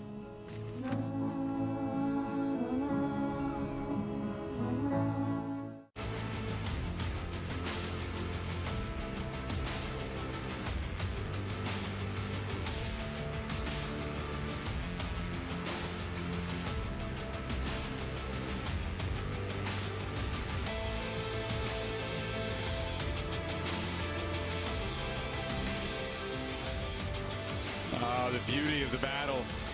Nadal, as he has so many times in his career, Darren, perhaps just out-competing his opponent, not necessarily outplaying him, but enough to win a tiebreak that featured only one missed first serve, yet the returner won 7 of the 12 points played. That's extremely unusual. And both guys, Chris, returning so cleanly. They're on the serve, they're reading it, and offensive right from the very first point. And good to see that most of that tiebreak was won through quality tennis and winners. He just sent out about 5 rackets, Rafa. And how about this third set breaker stat for Rafa in his career in majors? 19-2 when he wins a third set breaker, and 6-6 when he loses one, and he's already lost a third set breaker this tournament. So pretty telling stat. Yeah, the cases you're talking about, and Rafa fans would prefer to talk about the 19 wins because that's a very strong trend. I mean, 19-2 is a strong trend in the majors, and it's a very bad sign for Dimitrov, but Djokovic was able to turn that around. The 2011 U.S. Open final. Federer did it way back 11 years ago at Wimbledon. Yeah, but you had the feeling if Rafa lost that set, he was okay for 5. I'm not sure about Dimitrov. You know, his fitness level 4-5. You know, because it's a lot different playing Rafa 5 than just about anybody in the history of the game. Nadal has held his last 3 service games, losing just 1 point, and some strong serving in the breaker.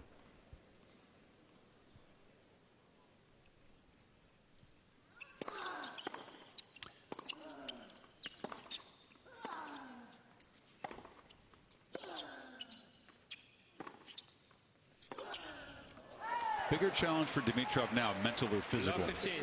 No, I think it's a combination of both. I think he's ticked a lot of boxes mentally with the way he's played today and competed, and when he's been tested, he's been able to come back, and this is great tennis from both guys. He's not getting Rafa on a day off. He's getting some of his best hardcourt tennis we've seen for a long time, and he's right there with him. The physical test is expected. Last time these guys played here 3 years ago, yeah, physically he did go away. First service. And that was a really physical first 3 sets. But he's got 3 years more work in him now. Whilst his tennis suffered a little bit the last 18 months, he still works very hard off the court. So he's a better athlete now than what he was 3 years ago. And we'll see how much better he is.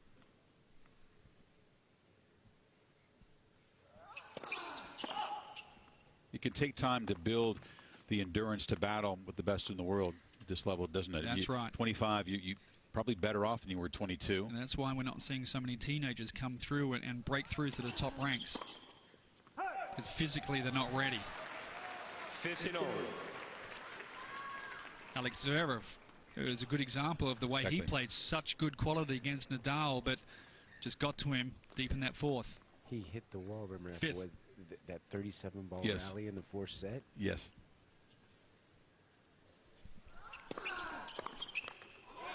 He actually won the rally, but he began cramping and really couldn't put up much resistance in the 5th set.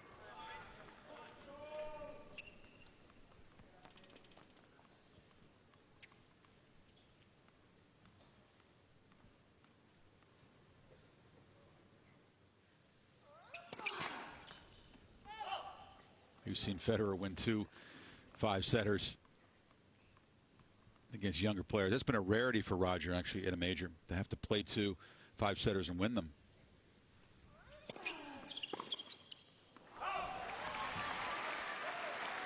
And Grigor will know 40-50. exactly what his job is right now, and I'm sure the mind is willing, and maybe the leg's not so willing, but he will know this is a test for him. Look at his father, Sebastian, in the upper right there. Arms folded. Does not look relaxed just because Rafa's up 2-1.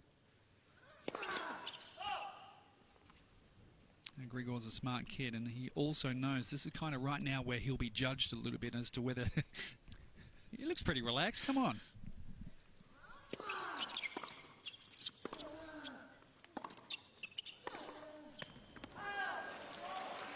A little grumpy. 40-30.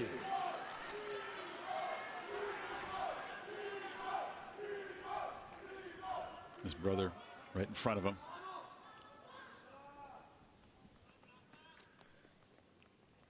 The mood would be a lot better over there if Nadal could squeeze out one more set.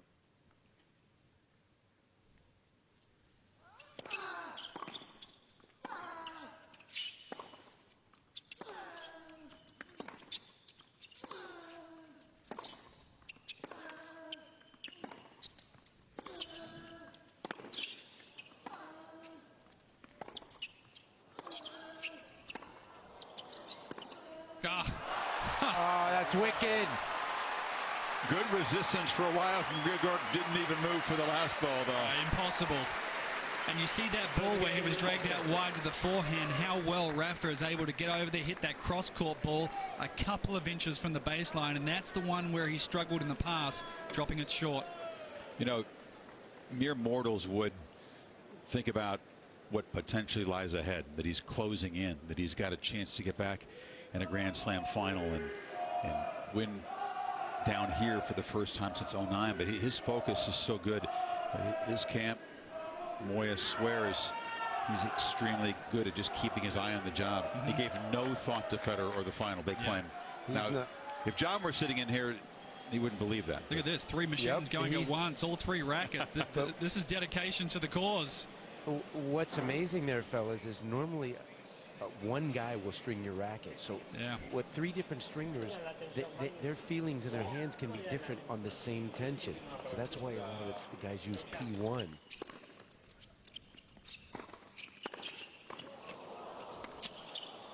You're talking about the private stringing service. Yeah, and so the one stringer will string your racket. So usually when you take 2 rackets into the shot like that, one guy will do it, but he must want them back instantly. If they're fast, they can do that in, what, about 10, 12 minutes? Oh, that's pretty quick. What, 16, 17, Brad? Oh, that's a complete red card. Those guys can bang it out in about 8 minutes. Come on. 8 minutes? They can in my shop.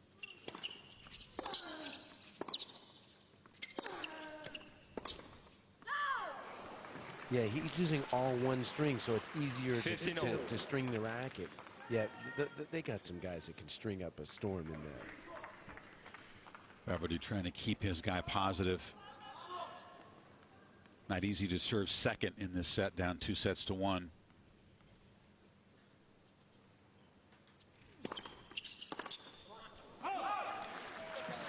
Mentioning just before about Grigor Dimitrov improving that toss on his first serve and getting it more at 12 o'clock, and that's what we use in tennis, is to get that serve toss right out in front. You see that one I mentioned at 10 o'clock? That was one where he was serving regularly before, and there's the aces at 12 o'clock and one out wide there at about 1:30.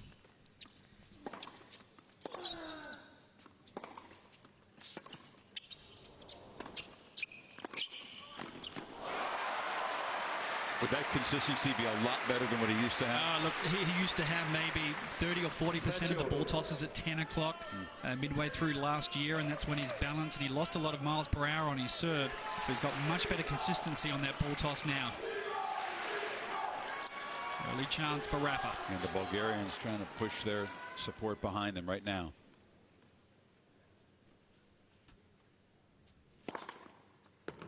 He's been loving that serve at 30 all in juice. And he's gone to that one down the middle about 75% of the time. Feels like it. Biggest serves in at least 45 minutes. Yeah, he hit it at 131.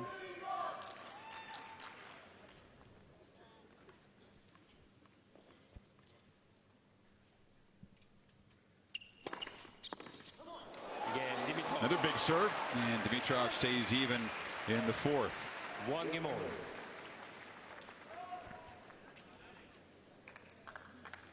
Played for about 3 hours now. I call Yahtzee on your 8 minutes, Brad, too, by the way. You got to get that racket on the machine. You got to clamp it up. You got to get the string out. And I'm just talking about the actual stringing time. Okay. To get it there back, probably 13, 14 minutes from chair to back to chair.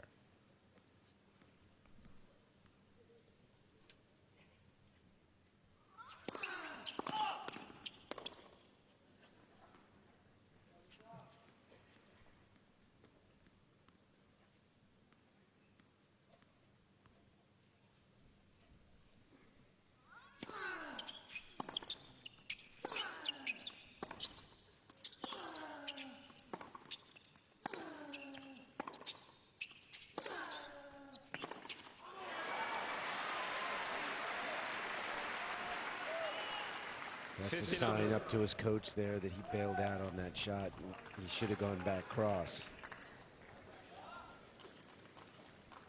This is the part where Nadal and his coach and you guys will look for any sort of sign that the legs are starting to suffer based on the shot selection. Correct. You see.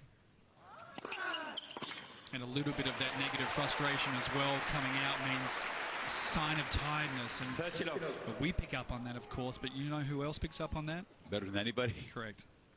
A 3-hour mark with Rafa, let me tell you, is some serious calories.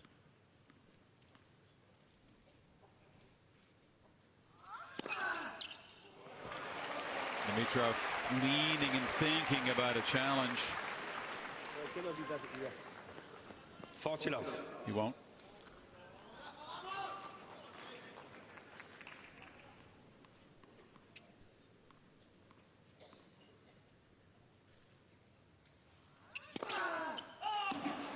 Rafa was walking, but he had it. This is Nadal's second longest match of the tournament. The match we mentioned was Zverev was 4:06, 5 sets.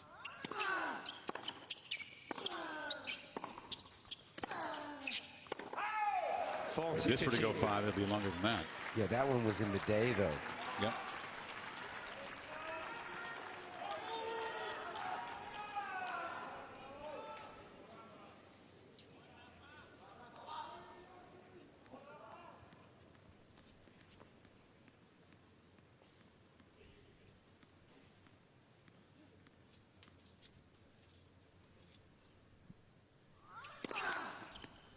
Dimitrov has not played anything close to a match this long. About 2.5 hours was his longest, way back in the second round.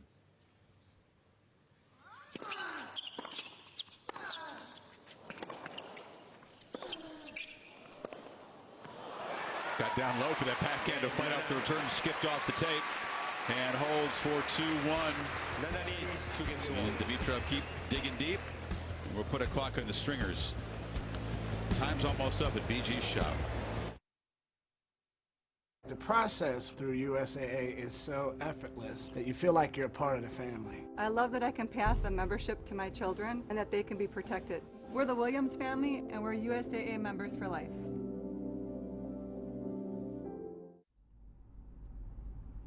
Afoot and lighthearted, I take to the open road.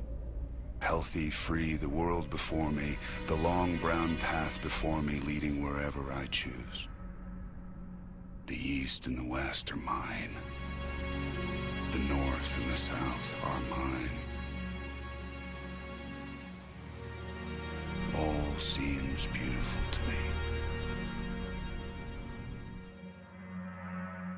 Part of coverage begins at 3 a.m. Eastern Time, midnight on the West Coast here on ESPN.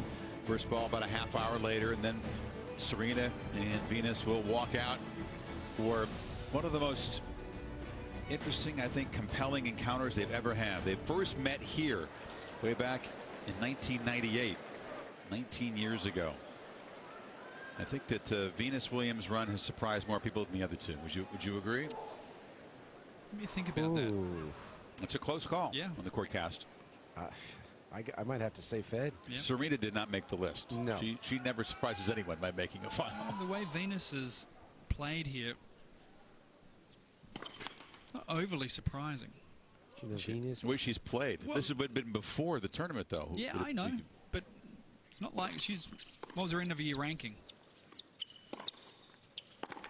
13 or 14 in the world. She had a pretty good year last year. She showed constant improvement the last couple of years. We know when Venus is on, she's so tough to beat. I would lean towards Federer, I think, on that one. Her pre-tournament odds were way lower to win the women's than Rafa and Feds. I checked.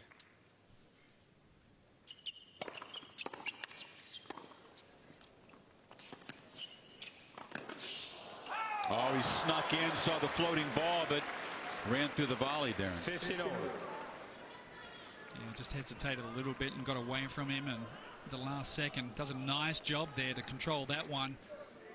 You can see at the last second just lunging.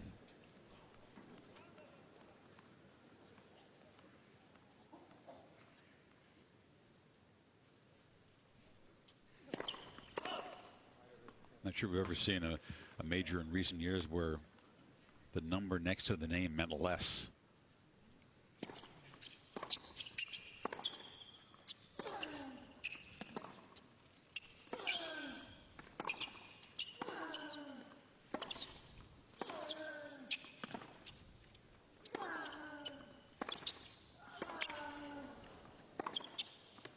Ooh, we got it.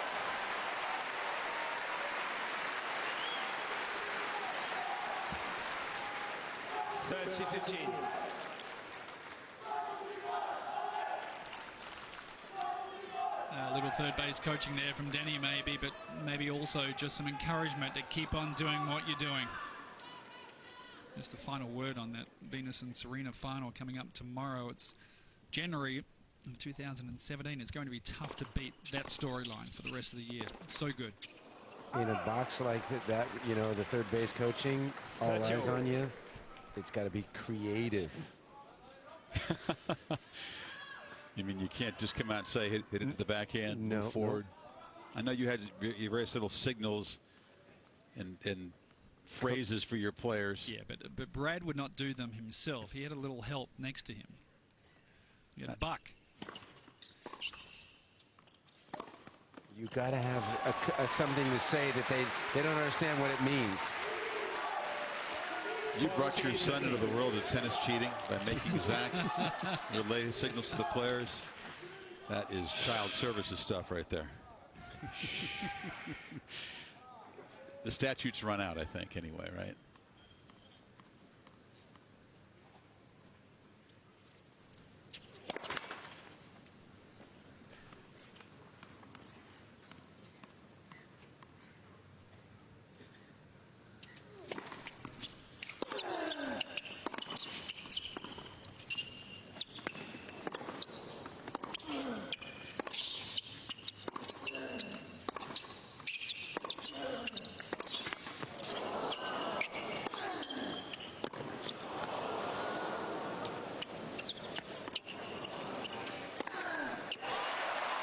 As reliable a smash as there is in the game.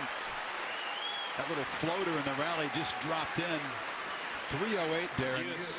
Even though Federer and Wawrinka played 5 sets on this court last night, and there were some injury timeouts, that match was still 3 minutes shorter than what we played so far.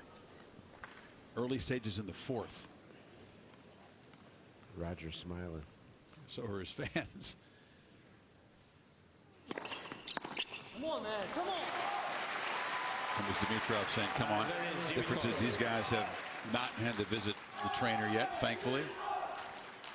Chris, hasn't there been no difference between, you know, the amount of wins for the guy that's had 2 days off, the one less day? If you go back 10 years, the guy with 2 days off had 6 wins. That would be Federer's position. 1 day off, 4.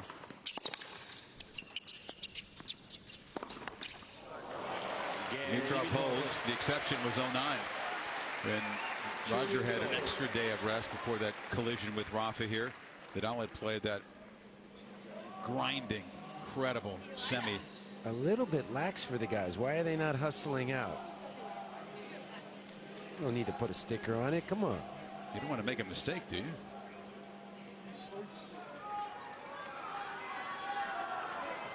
Put that Babolat stencil on and make sure they're done correctly.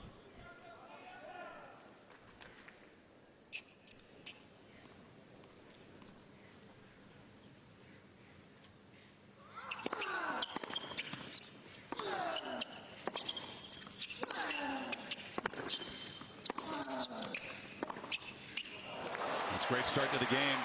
No break chances yet here in the fourth. Love 15. He's hit some pretty big backhand winners this set.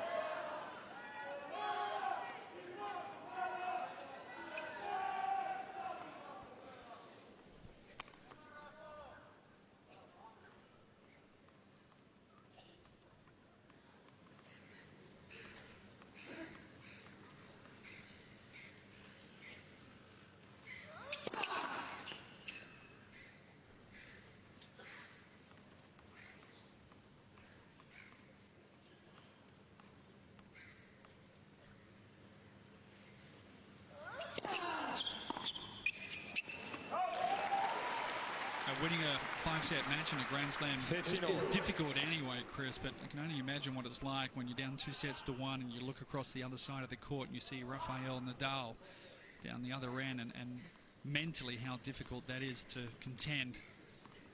Grigor at the moment can use these games to relax a little bit, get the point short.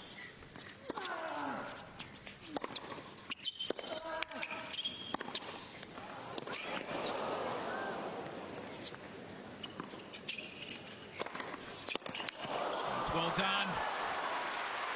And if he can force his way into one of these service games like he has, make a big push for a break. But his main goal at the moment is taking care of his service games. This is a bonus for him.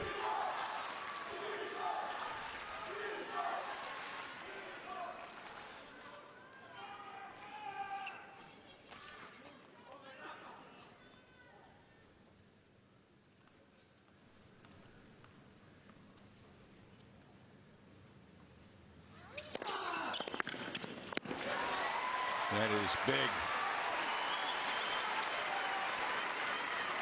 30-all.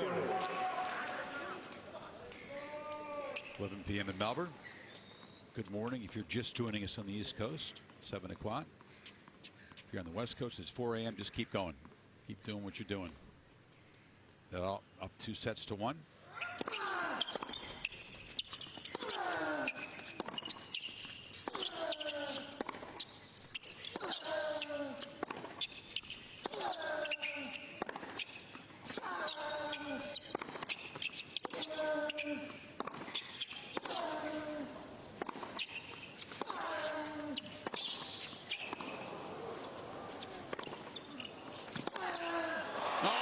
With the answer, Dimitrov was just blistering the ball on that point, trying to create a break opportunity. That's as good as it gets.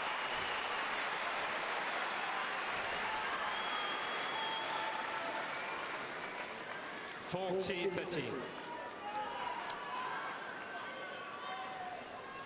Talk about looking down the other end and feeling the game and the stamina of this guy. Then you see shots like that come back and you realize how tough the job's going to be.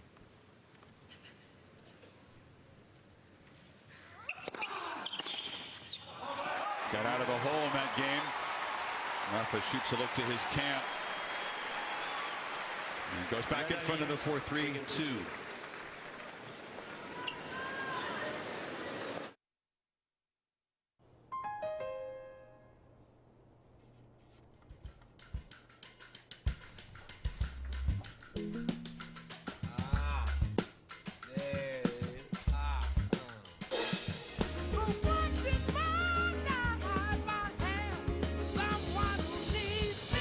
Jean-Baptiste has mastered new ways to play old classics. With Chase ATMs, he can master new ways to deposit checks too. Easy to use Chase technology for whatever you're trying to master. Hi, thanks for coming. This year, Chevy received more J.D. Power Initial Quality Awards than any other car brand. I'm very, very impressed. Did I mention they received more of them last year, too? Look at that. Oh, wow. And the year before that. And the year before that. So it keeps going. In fact, Chevy has received more J.D. Power Awards for initial quality than any other car company, 4 years in a row. I'm speechless. Impressive. Chevy, stepping up their game. Nadal trying to make it 13 straight major semifinals won and improved to 21-3 at this stage of majors. Absolutely incredible. Dimitrov, of course, just in his second major semifinal. And Rafa got 2 of the sticks back. Killer, here's a little quick rule change. Yep. Why isn't the stringer right there in the hallway? It's about 4 or 5 minute walk away, way out where the stringer is in the quad, and then 4 or 5 minutes back.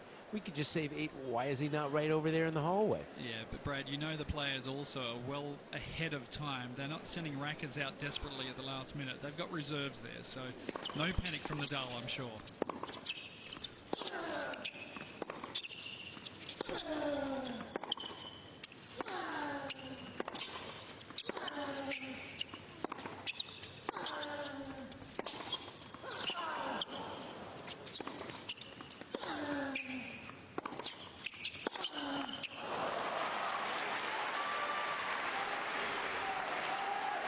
This is good for Grigor.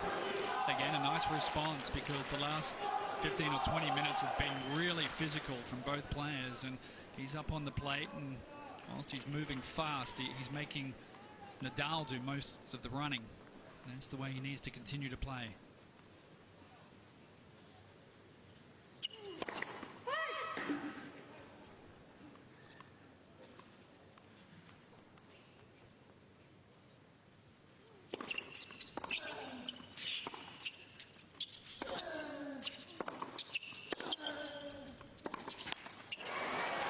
He has been really quick to turn a slice backhand into a topspin backhand. He doesn't want to get caught in hitting too many slices against Rafa. Yeah, that's been impressive. I think he wants to be offensive minded because I think he knows that he can't get involved in any of those gruesome rallies to get his lungs now. He wants to get some shorter points. And gruesome rallies, I love it. Yeah. Yeah, those shorter points are going to come from his first serve.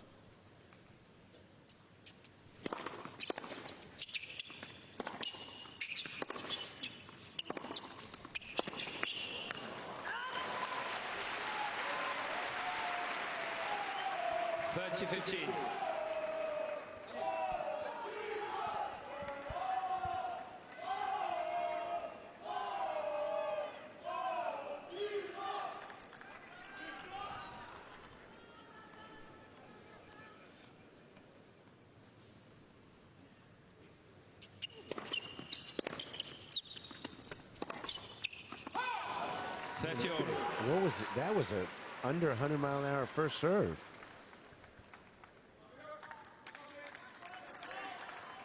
Doing the change up there. You're right. Haven't seen many of those.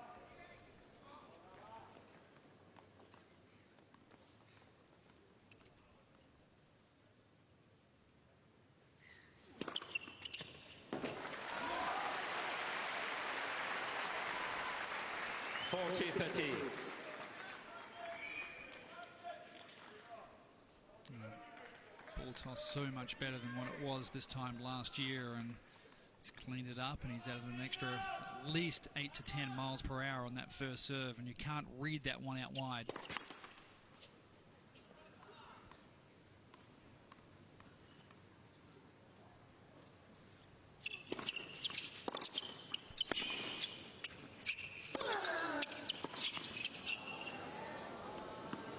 It's good.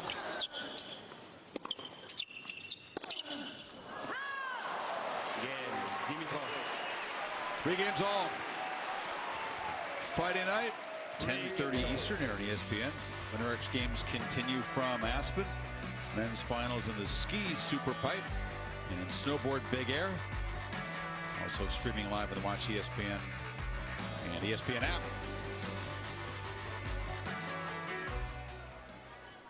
No break points for either guy yet in the fourth.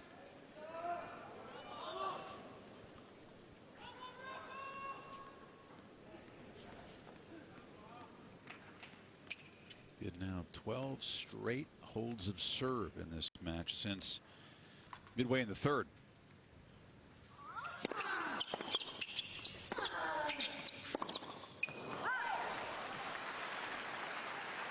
And if you had told Rafa before the match that Grigor was going to play really well tonight, which is what has happened, this is exactly where Nadal wants to be. It's been a really physical 3.5 sets, 3 hours and 19 minutes. This is the zone Rafa normally excels in.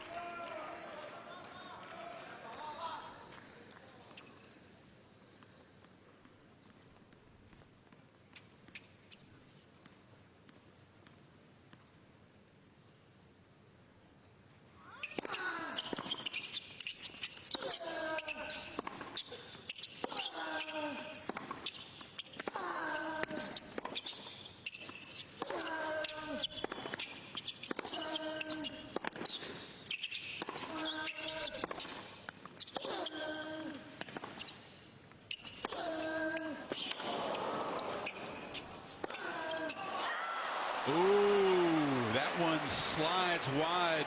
15-13. He had Dimitrov going the other way and a whole bunch of empty court. Boy, he's missed a couple of these, hasn't he, throughout the course of this match? He does all the hard work, a great forehand down the line, and this, by comparison, is a simple forehand put away. He actually saw Grigor go, so he didn't need to go for that much. Yeah, he didn't put much spin on it. He flattened it out, and he had the whole court and just overcooked it. He had about 8 feet to hit that ball. Dimitrov would have had no chance to get back to it.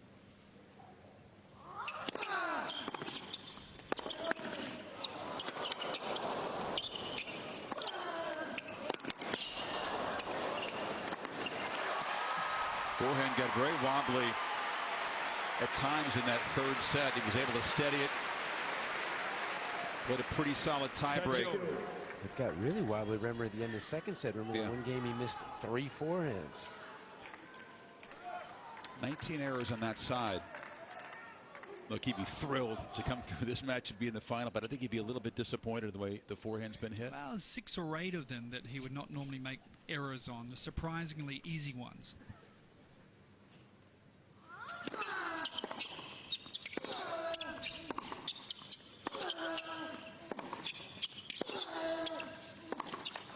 But I think he's been pretty good overall on the tough ones, and he's defended it well. And that's just as important.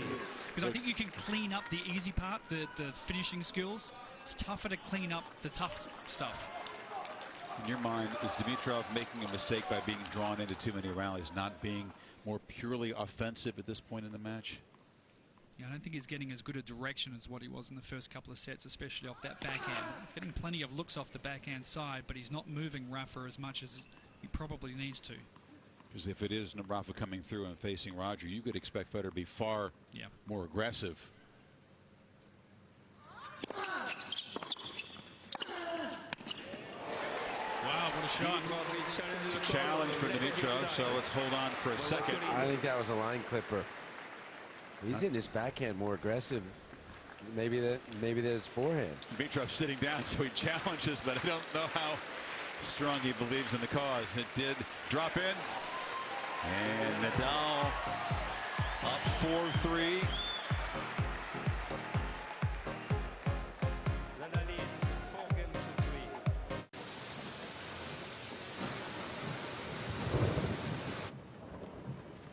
Says it won't let up for a while. The Cadillac XT5. What should we do? Tailored to you. Wait it out.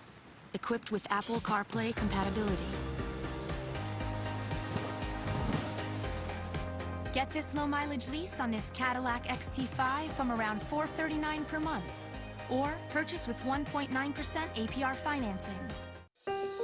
When it comes to healthcare, seconds can mean the difference between life and death.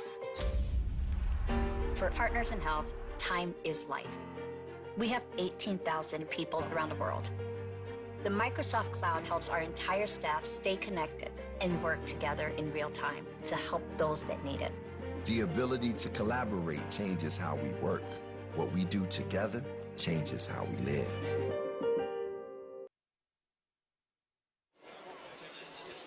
The outer courts today really just juniors, so these folks just want to be a part of this match by watching it on the screen. Lots of places in Melbourne to drink on a Friday night, but they are outside. The 15,000 lucky ones have seats inside, and they have been riveted for 3.5 hours to this second semifinal. Dimitrov up against it again here, serving second in the set, must hold, or Nadal will serve for the match. He's put up a lot of strong resistance, been determined tonight. Can he continue it?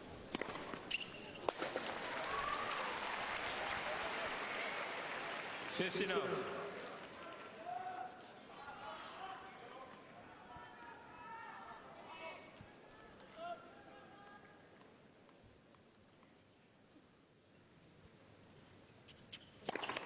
Let. First service.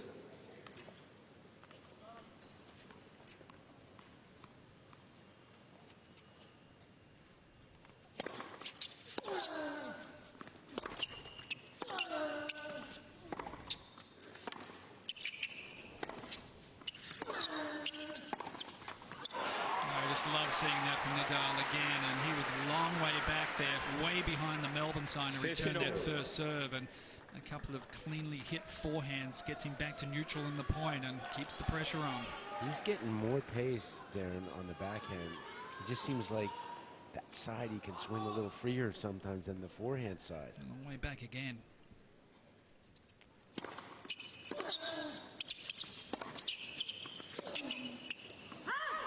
Why has that been an effective tactic as compared to the big serves from Raonic, who was up much closer to the baseline? Well, I think he's feeling that Grigor's in a little bit of a serving rhythm, and he's just trying to get involved in some of these service games, so he's giving Grigor something different to look at, and there he stands a long way back, and Grigor throws in a slower first serve that was actually a pretty easy return for him to make. So just keeping his opponent thinking.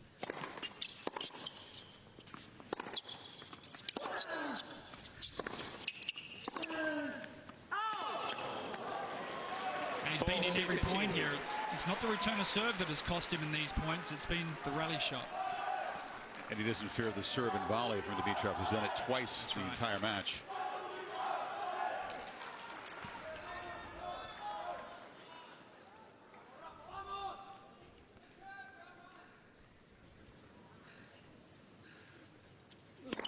Let. First service.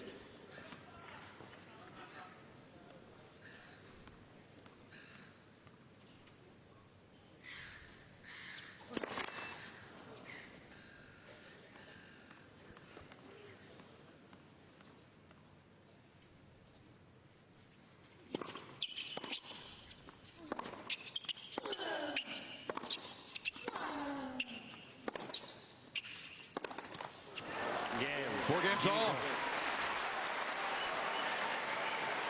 He's a better athlete now. You spoke about the fact that when they played here 3 years ago that he struggled physically in the fourth set after he lost that third set tiebreaker, but this match I believe has been more physical than that one, and he's done a lot of off-court work in the last 3 years. He's a better athlete and he's staying with it. No signs of slowing down from Grigor.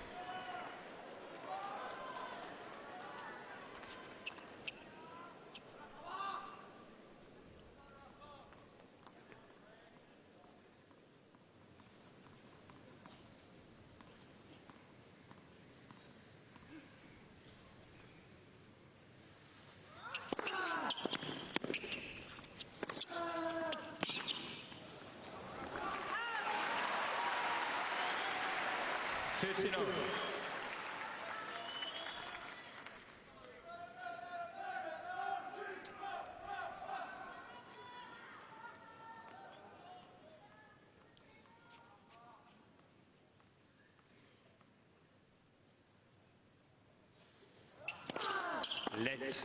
First service.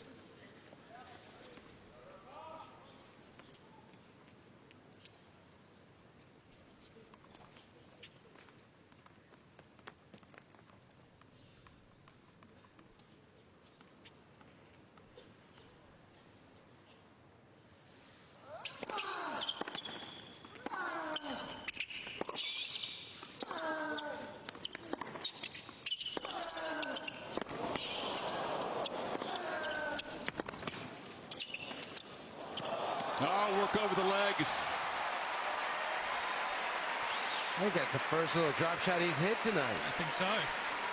That's 1-on-1 tennis at its best. Yeah, Grigor running 3 corners. Yep. One to the forehand, one to the backhand, one to the forehand, one to the backhand.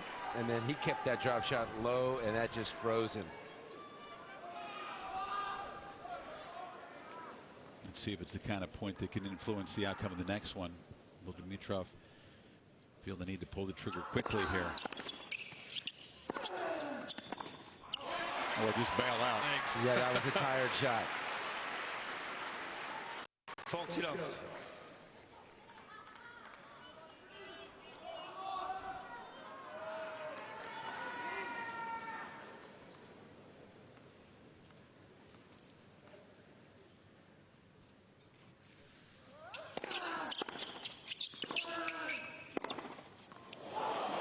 Belted and just good. That was hit large. 14-15.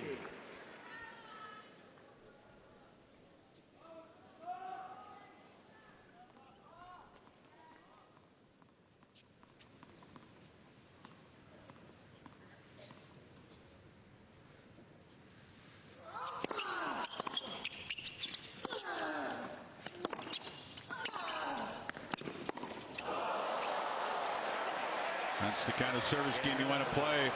Had 4-all. It's down to this for Grigor. Hold, stay alive.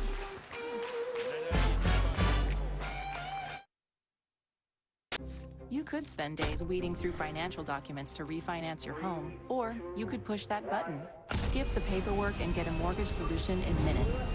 Lift the burden of getting a home loan with Rocket Mortgage by Quicken Loans. You here for the cure? You won't get any service here. Part of the treatment. You have it worse than any of us. What's the sickness? What's happening to me? There's something in the water! You're trying to make me think I'm insane.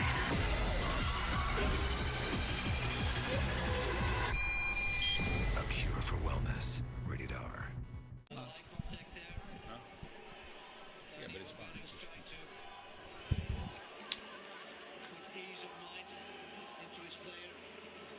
Just to keep your thinking rational. That's all right. Not to start to get emotional. 4-5 Dimitrov here in the 4th set. Determined look, just sitting on his chair, trying to be calm, Darren. This match has gone 3:32 now. Never won a match in a major beyond 3.5 hours. 0-6. Yep. Does not want to think about that now. A lot of mental resolve needed right here from Grigor.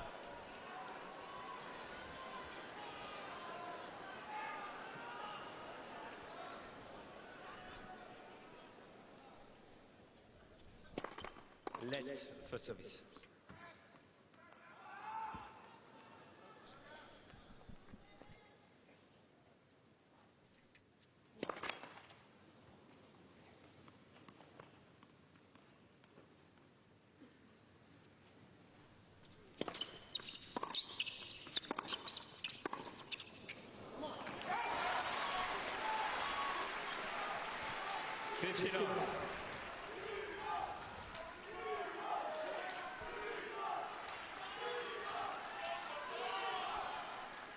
The Bulgarians still have belief.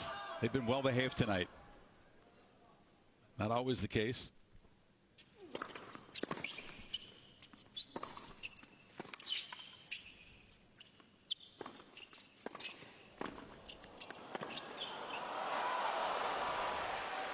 Crowds can get passionate, get involved. How about the crowd last night? A huge roar when Wawrinka double faulted to lose a game at a crucial moment. Not very polite, but it shows you the passion they have for Federer. Sort of understandable, I guess. He gets that a lot wherever he goes.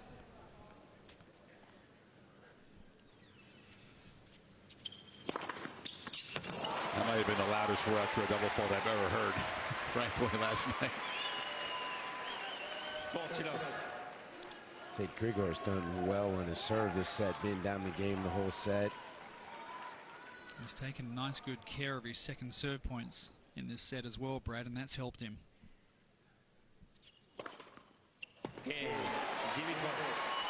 Nice poised hold at love to get to 5-all. You know, this is the first 10-match winning streak of his career. So, you know, you start to get that feeling, you know, after all this time that he's been playing, you know, I'm starting to figure out a way how to win these matches. It's amazing that this is his first 10-match winning streak of his career. I've been really impressed by his body language as well, Brad. It's just no down moments. He hasn't looked over frustrated at his coach too much. He's continually got himself pumped up, and Nadal has been throwing everything he has at him, and he's looked a little bit suspect at times, and every time you question him, he comes back and gives us something pretty special.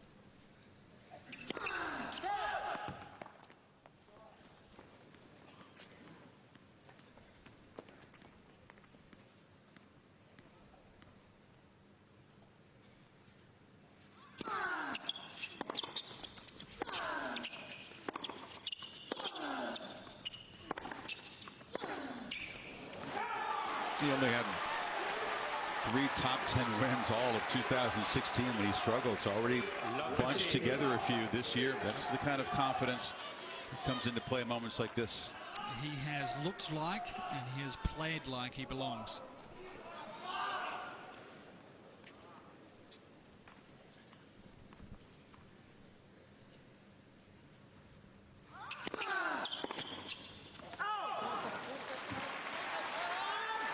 He's got to go for that, though. Jeez, he just gave himself a real yell there. Yeah, the times, though, he's got out there and used the slice backhand, Nadal makes that in the forehand. He's not winning any of those points, so he has to be aggressive on that return of serve.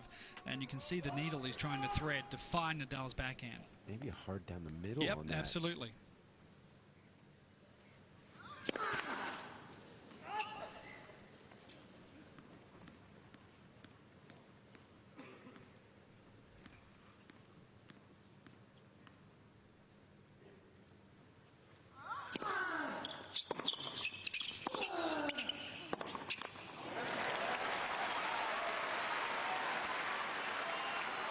Quarterfinal here 3 years ago, Darren, that we've talked about. This is right at this moment. 30-15. Same exact match time. And holding up much better than he did then. That was a 6-2 fourth for Rafa. And this has been better tennis. And it's been more physical.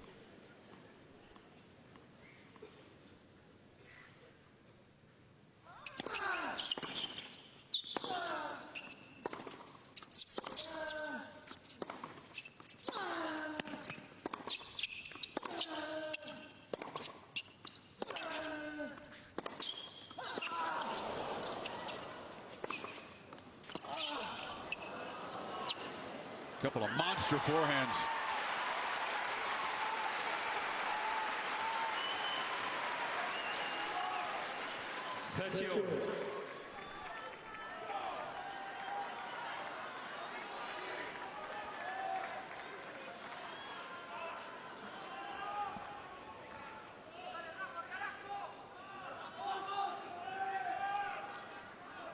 Thank you.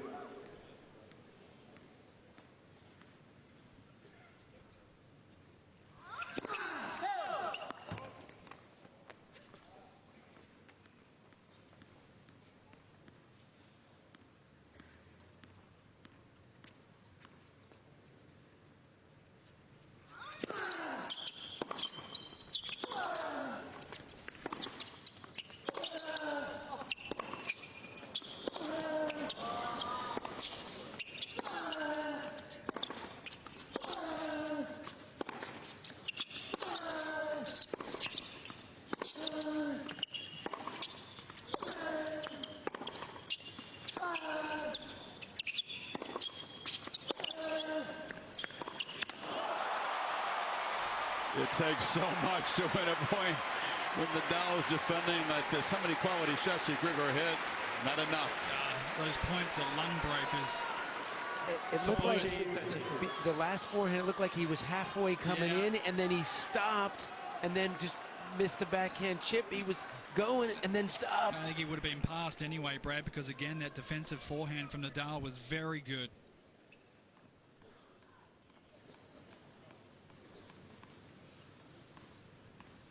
Moya is usually very calm and composed. Not tonight.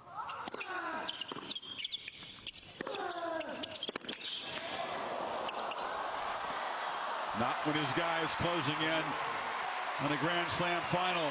Nadal again within a game. Dimitrov again facing a must-hold.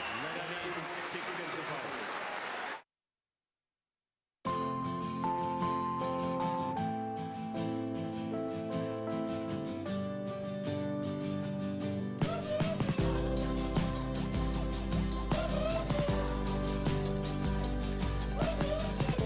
Oh, this is awful. Try it. Oh, no, that looks gross. What is that? You gotta try it. It's terrible. No, thank you. I have a very sensitive palate. If you taste something bad, you want someone else to try it. It's what you do. If you want to save 15% or more on car insurance, you switch to Geico. It's what you do. Dog.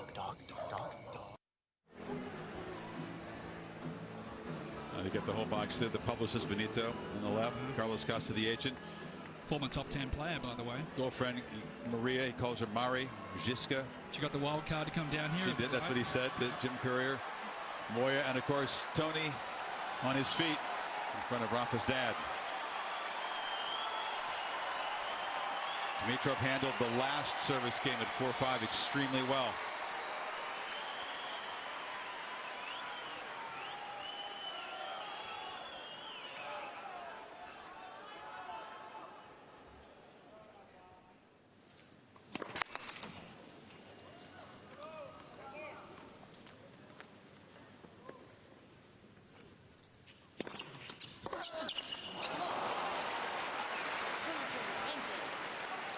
Enough.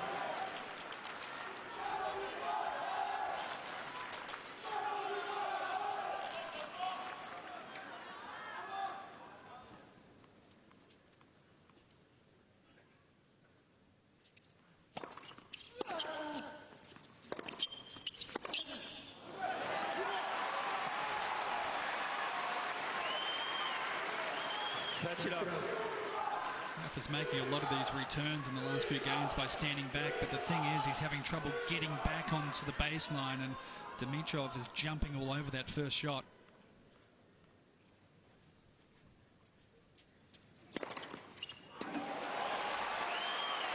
And he tried to make the adjustment there by standing up. 40 love. I don't know if Dimitrov's going to win this match or win this title, but I think what he's shown us here this week, and especially tonight, he's on course. I agree. With Danny Valverde in his corner, the improvements he's made, the composure he's gained. If it's not his weekend, that time's going to come. You just feel it, Dan. I said earlier in the tournament, I'll be surprised if he doesn't finish the year in the top 5.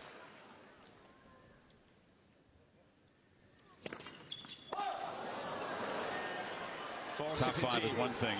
What about a major title? I mean, he's still got a chance here, obviously.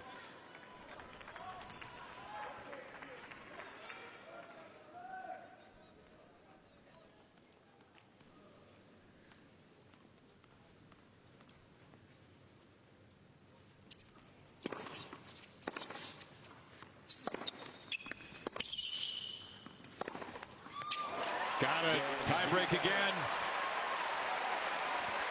No breaks in the 4th set. I think Nadal has to do away with that standing too far back on the return of serve. He just can't get back on the baseline. It's time to attack in the tiebreak.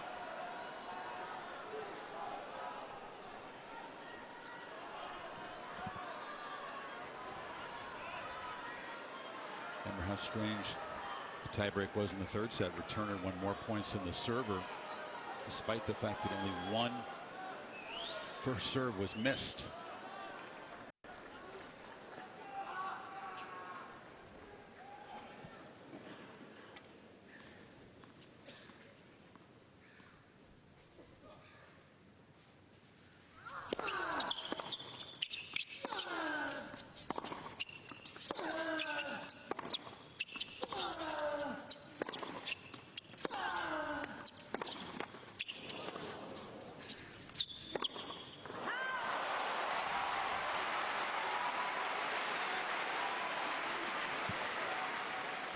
Zero.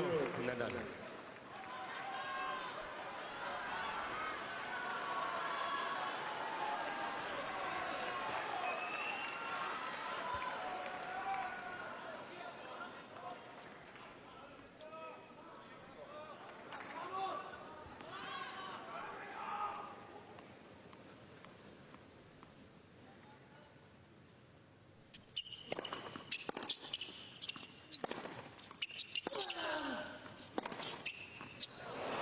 Challenge.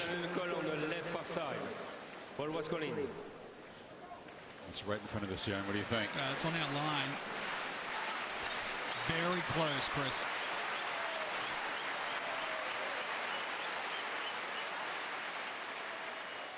He caught. 1-all. 1-all. Nadal has 3 challenges remaining.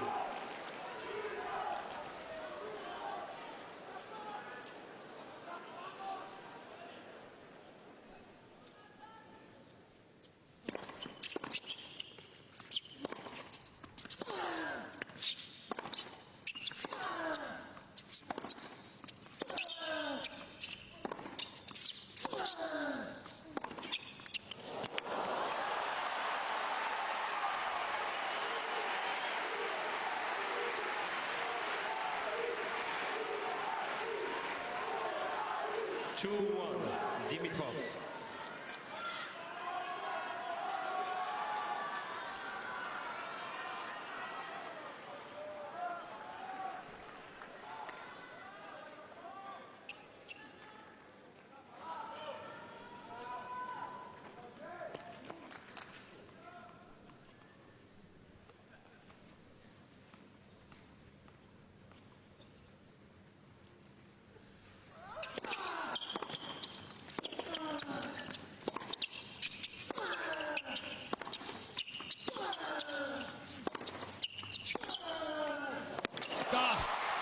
He's been looking for that one for a long time, and what a time to come up with it.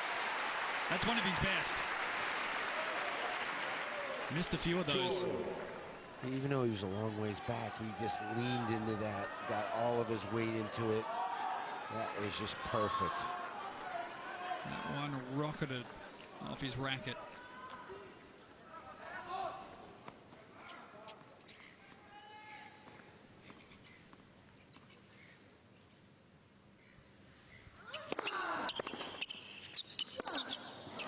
Deep return in the mini break for Dimitrov. 3-2. See, good direction by Dimitrov. Rafa wanted to make that a forehand and then got caught and then was late on the backhand preparation. He got rewarded, Brad, also for being aggressive on that return and coming over it. Any type of slice, and Rafa is going to make that a forehand.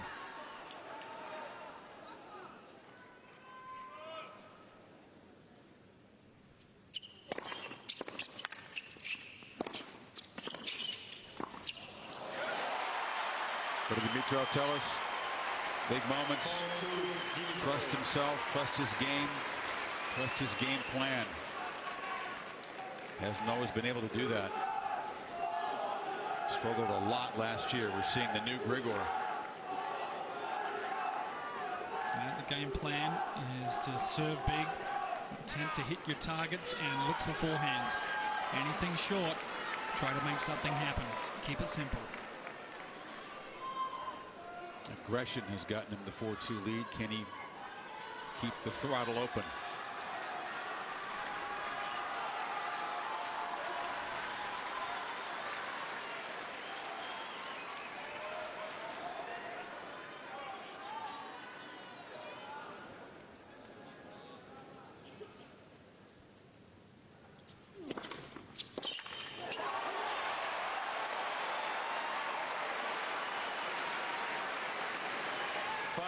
Dimitrov.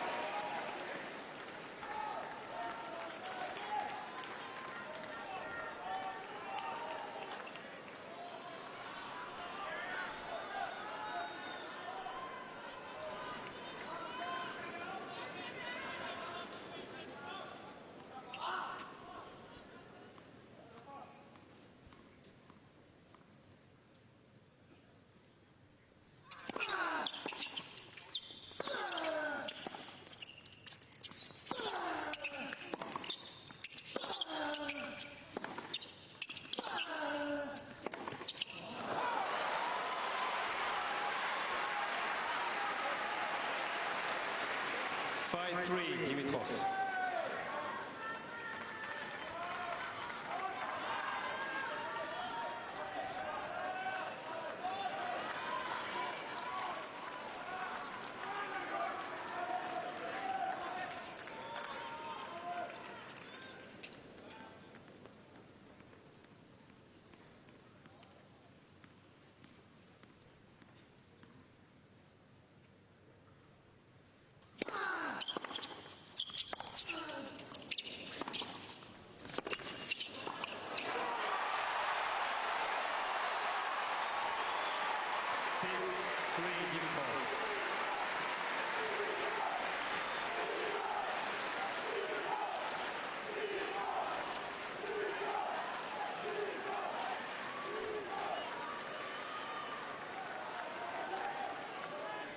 3 set points.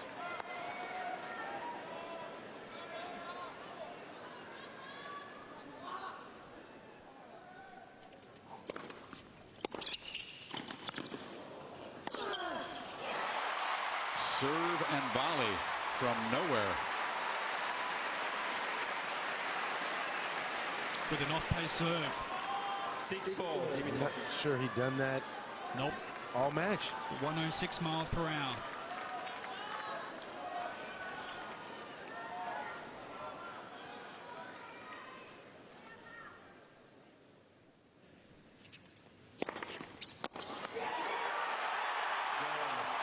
Sturdy set from Dimitrov.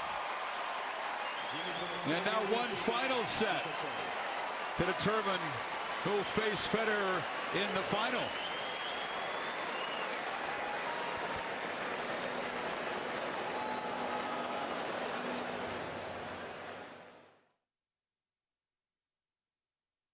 Fire means flavor with Golden Corral's new Fresh Fire Grill. Every Monday to Thursday, enjoy new savory lemon rosemary sirloin, Cajun smoked sausage, and tropical mango chili lime fish. Dinner's just $11.99.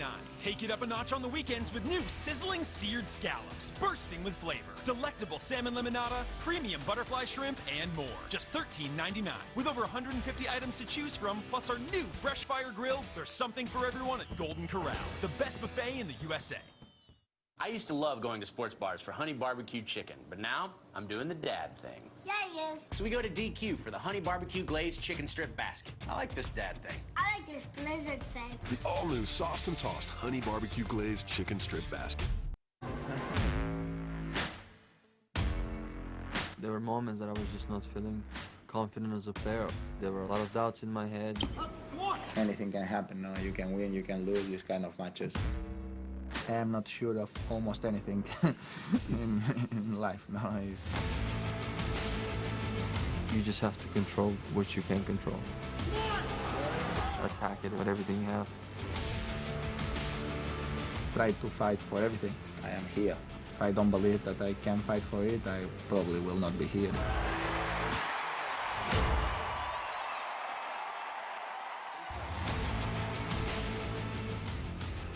One man, a 14-time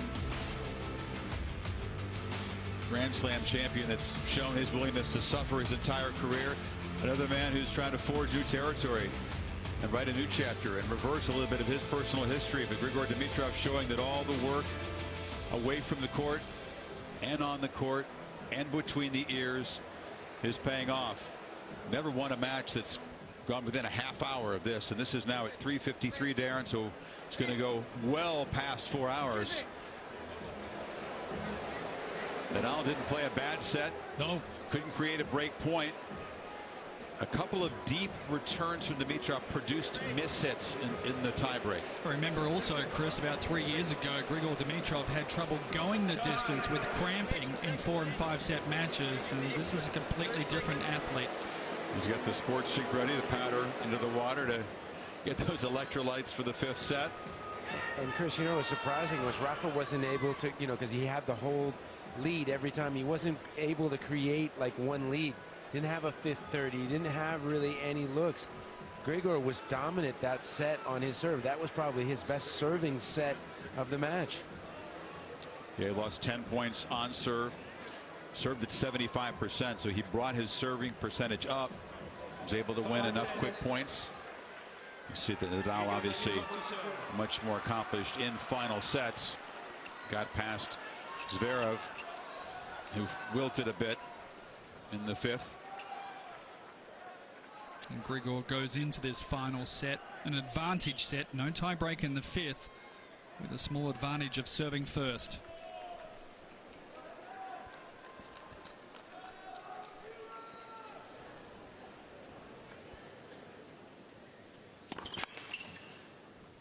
What's interesting, you go to the final set, we've not had a break of serve since 3-2 in the 3rd.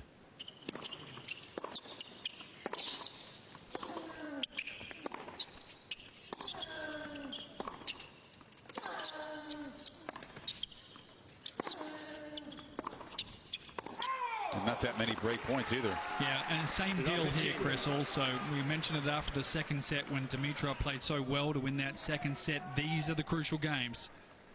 No letdown is coming from Nadal. We know that.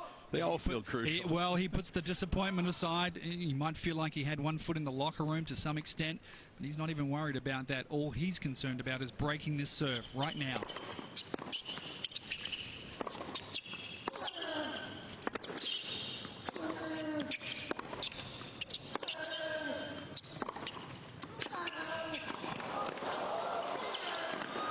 Oh, the first volley was awkward, and the second was missed. And here he comes. He has a great ability for short-term memory loss, to focus. This is like the genius of Rafa. But early in his career, he used to dominate matches like this, 47-1 when he would get up 2-1. He's lost 2 of his last 3 from this position.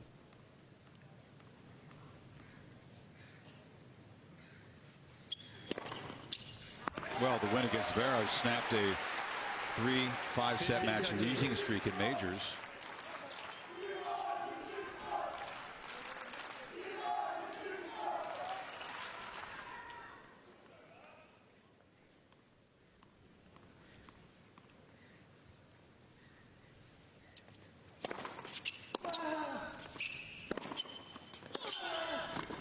And it came forward again and again.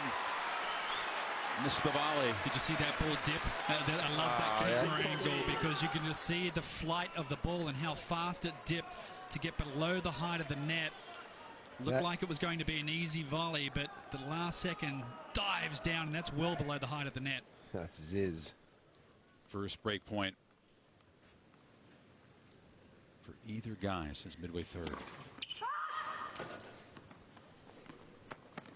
Not easy to stare one down in this situation.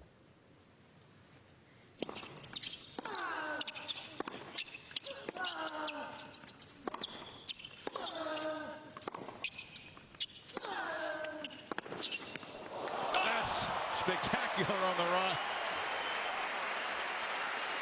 Even Tony has to applaud. Yeah, it's his best forehand today. 30-14.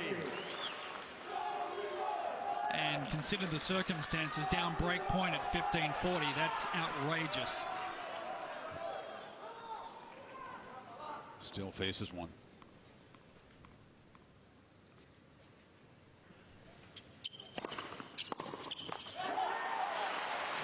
I mean, mark that point. If he comes back, that's one of the most holy Toledo forehands from that position. You'll see.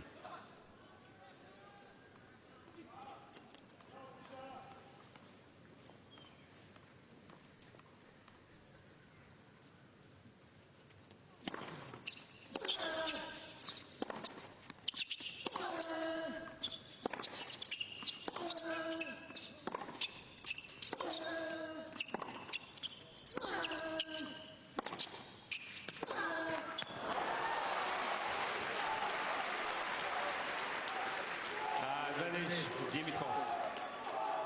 His team's been on their feet almost every point this game.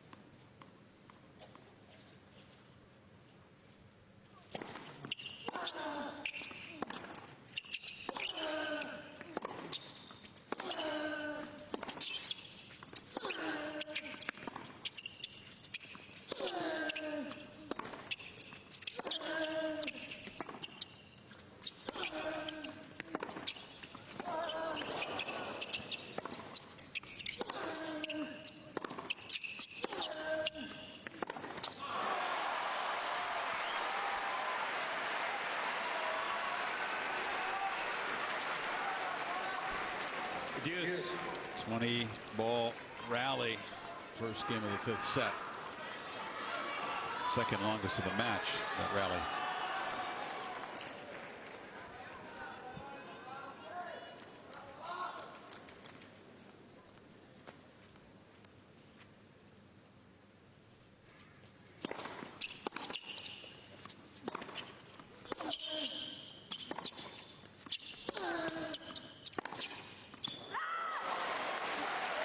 Dimitrov Challenge. the ball on the left near side. The ball was called out. Rafa's pretty sure about this. Now it gives a chance for Dimitrov to catch his breath, even if the call is correct.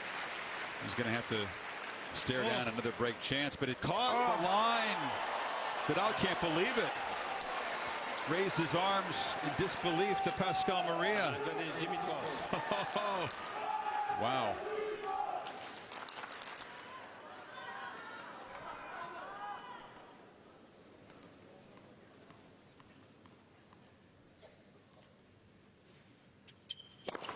Net, first service.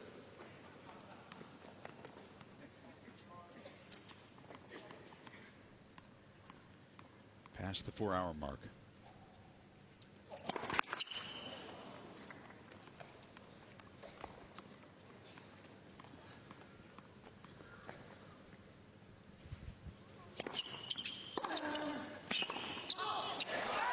Wicked return. Yes.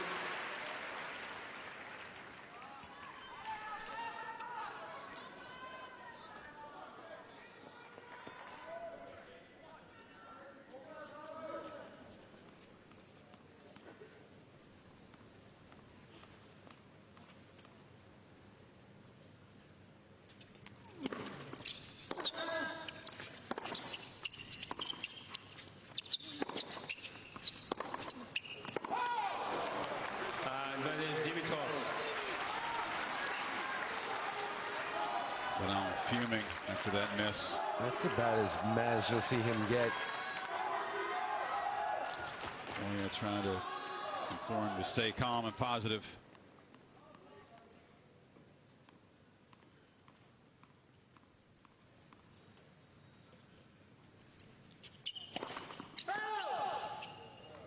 I think so.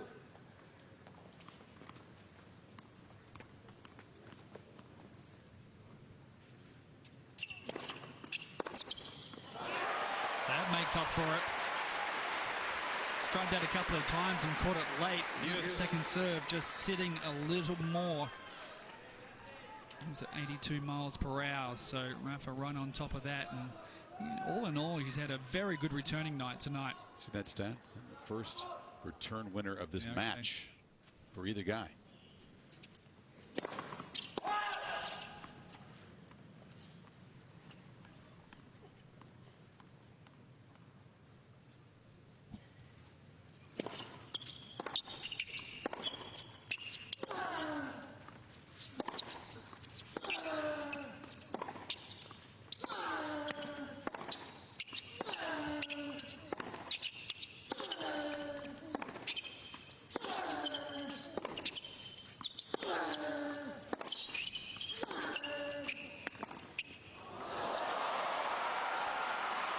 Rafa so relieved that didn't drop over. Yeah, but that brings a little smile to his face. That's something the players latch on to. It's a tough rally, a tough game, and we consider that a bail shot, Chris. Yeah, they had no court position to do it. If he pulls it off, great, but that's a tricky shot to pull off there. If Nadal can get this return back in play, expect him to pounce. He senses his opponent's legs are feeling it. Third break point.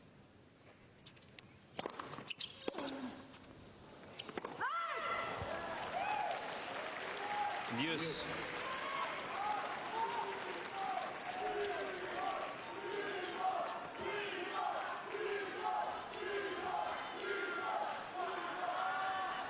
This first game of the final set is the match's longest game now.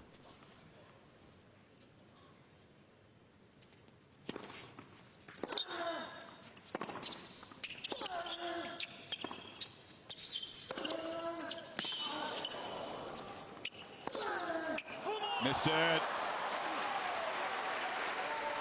Great defending again from Dimitrov.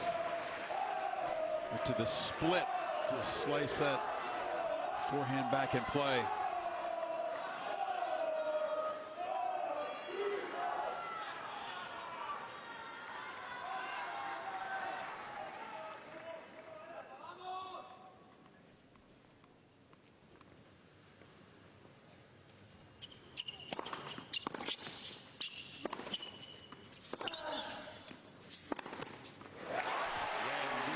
What does it take to show that you belong? To show you can beat one all-time great for the chance to face another game just like that. 3 breakpoint saves. Now Nadal will be tested. In the first set, Rafa got off the mark quickly, got the break, grabbed it 6-3. Second was a funky set. Yeah, and Grigor actually had the advantage early, and they swapped breaks 3 times, and eventually it was Dimitrov that held his nerve. Won at 7-5. Nadal won the third, 7-6. And the fourth also went to a tiebreak. There were no breaks to serve in the set.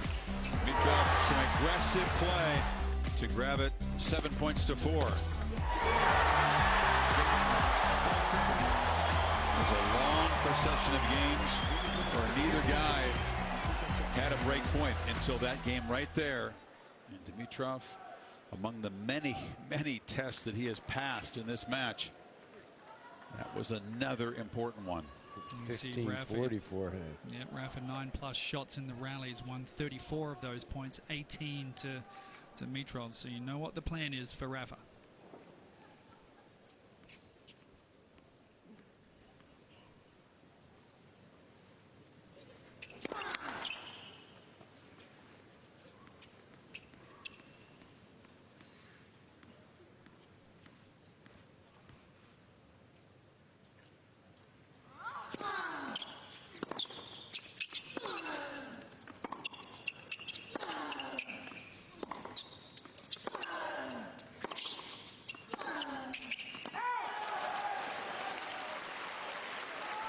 Love 15.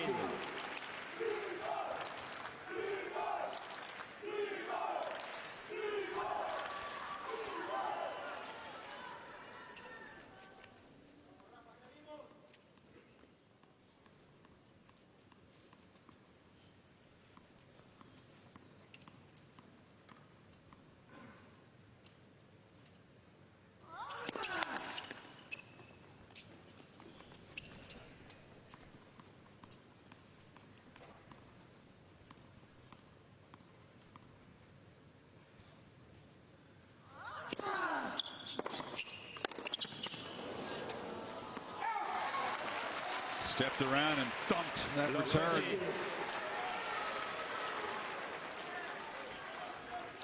This is where you wonder mentally about those chances that Rafa missed the last game. As resilient as he's always been, it's a test for him. Hasn't made a first serve among the first 2 points.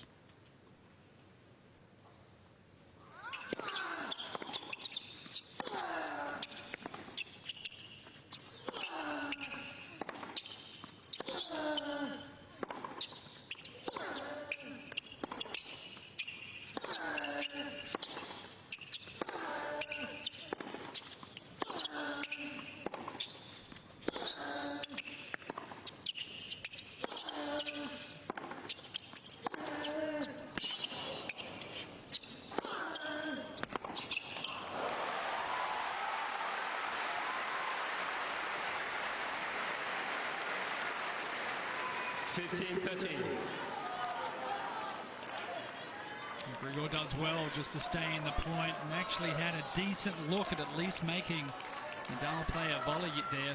Rafa didn't have great net position. You see, he hesitated just a little bit and didn't really push forward like he normally does. That would have been a tough volley.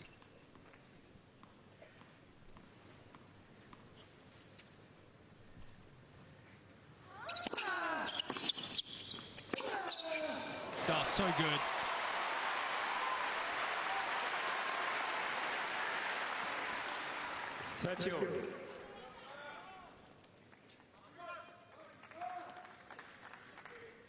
He does the pirouette and gets ready to sprint, and has to slam on the brakes.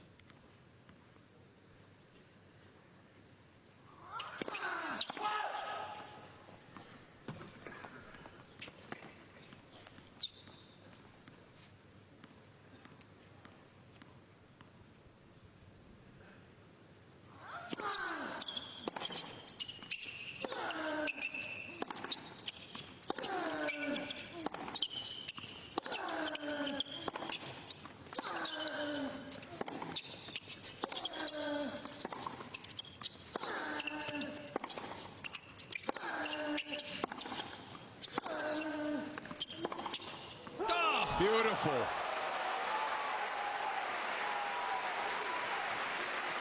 That's an outrageous shot from at 4 hours and 10 minutes up at the shoulders like that after that rally. So much for the wear down factor, Brad. We haven't seen it. You incredibly surprised how he's held up physically? Have not seen a weakness in this area, and that is a tough thing for a single-handed player to do. Break point, Dimitrov.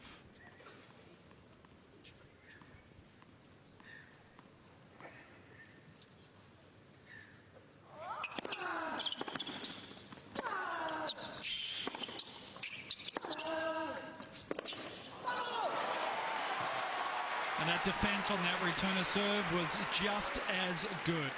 Yes. Boy, this is great tennis. Sure is. That Rafa hadn't faced a break point in his serve since midway in the third.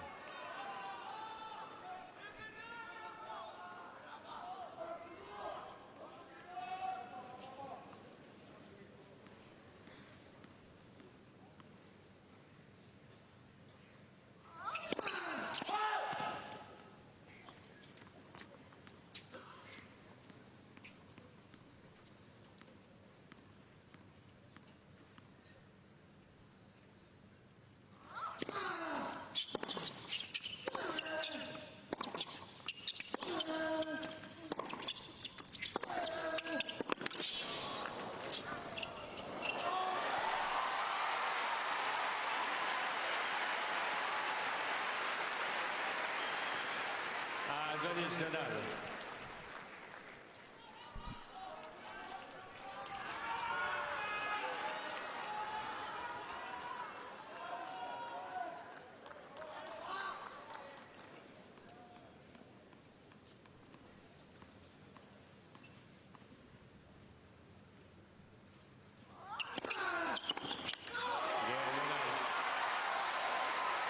What a start to this final set. Each man tested on serve. One game over. I feel like I've been here on a few occasions past midnight in deep stages of this tournament with Rafa. 21 minutes to play 2 games. We are now in the midnight hour. Patrick Mouratoglou there. He's got a big day tomorrow. His charge, Serena Williams, is taking on sister Venus Williams in the final. He's up late watching this one because he is good friends with Grigor Dimitrov, and Dimitrov has spent quite a bit of time down at the Mouratoglou Tennis Academy. He coached him when he was young, right? Yep. No official involvement with Grigor at the moment, but more than likely just here as a friend. Best dressed tennis coach ever. Behind Brad.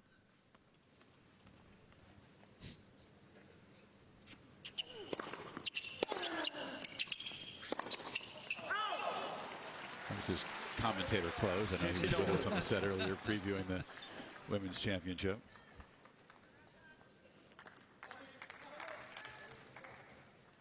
There it is. Something to look forward to for tomorrow.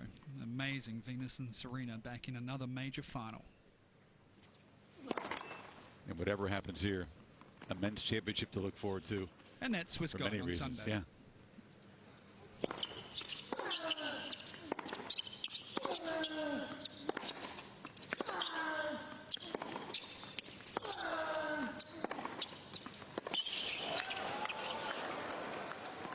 Dimitrov slipped. It's in. And he comes up with that winner. Incredibly, completely lost his footing and stumbled. He hit like a bit of a Bucharest backfire. Remember that shot? He like got completely fooled on it. Looked like he snagged his ankle just a little bit temporarily, and he got up. He was a little bit worried about it. See him moving gingerly, so catches the tape as he hits that forehand winner as well.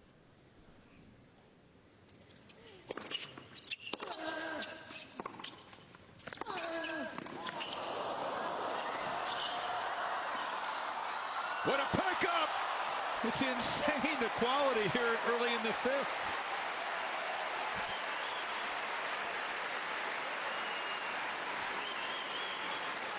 That's an incredible half volley he hit. Yeah, it's great to see also Uncle Tony doing that. He does do that. The quality of tennis, and it doesn't matter if Rafa's winning points or opponents. A lot of applause.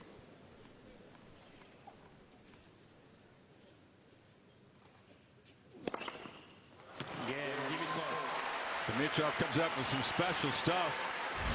Even staggered at a point, he finds a way to win it. Holds for 2-1.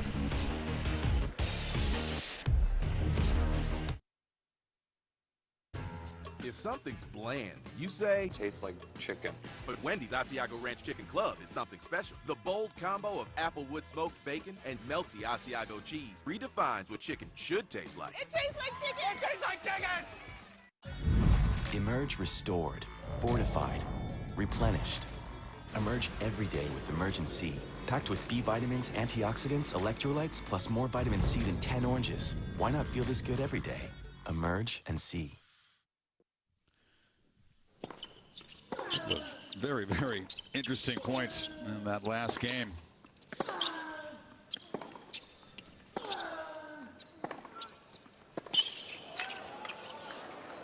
Slip. Seemed to almost roll the ankle.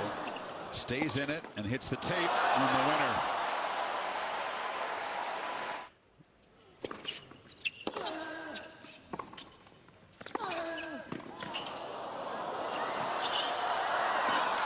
And then this, the explosive movement still in the legs after 4 hours and 15 minutes. Hey, and you're punching me as you say that because you can't quite believe what's going on, can you? Dad, he just pulled out a racket, Grigor. He went to a racket, new stick. It didn't have the grip on it, and he, calmly pulled out of his bag, and he had to re-grip his grip on that whole changeover. Yeah, he asked Pascal Maria for about 30 extra seconds to do the re-grip. He's no Gasquet on the gripping in about 20 seconds. Thank you, Sid, please. Thank you. Folks are still getting settled in behind Dimitrov. Sit down, please. Thank you.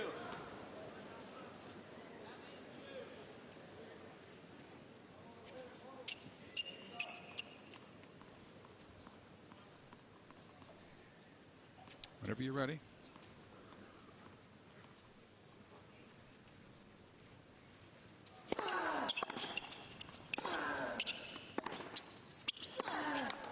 I think Rafa's feeling like, guys, that things are going Dimitrov's way early in the fifth. He had a couple of challenges, shots just catching, winner catching the tape. Yep.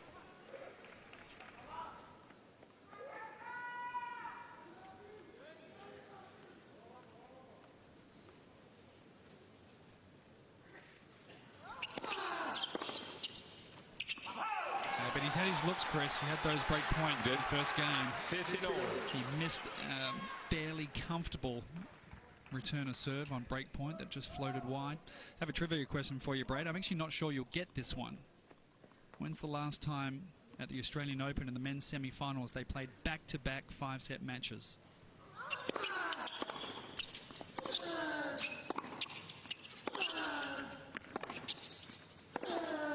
Oh.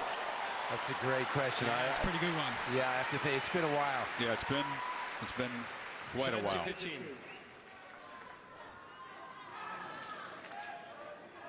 Go for it, Chris Fowler.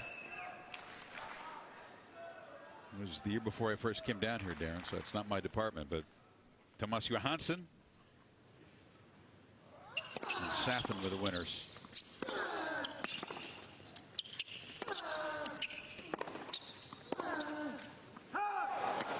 That set up the big upset in the final.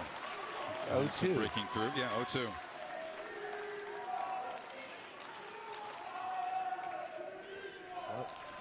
Also, the top 3 seeds were gone there.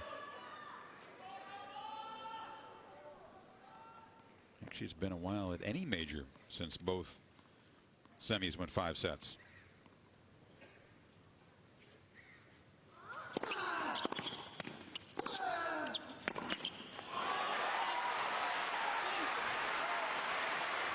But I feel like the standard is just revved up these 4 games, maybe the highest of the whole match.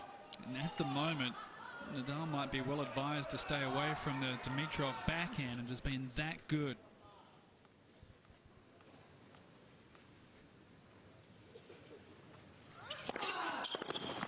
Yep, directing a couple at the forehand and drawing a couple of mistakes. And look at that.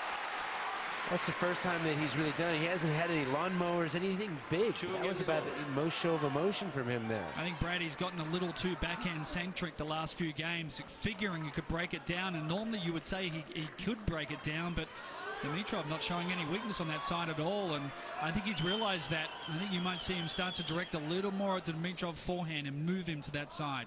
In the heat of the moment, though, he sensed exactly what you were sitting from the calm of the booth.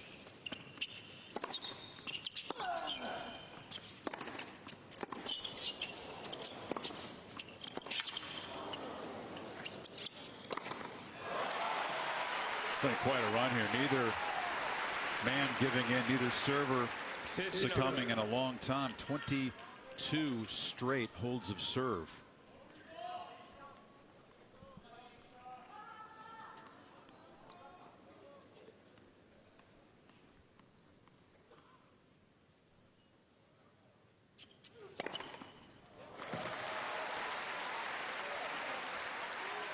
Dimitrov.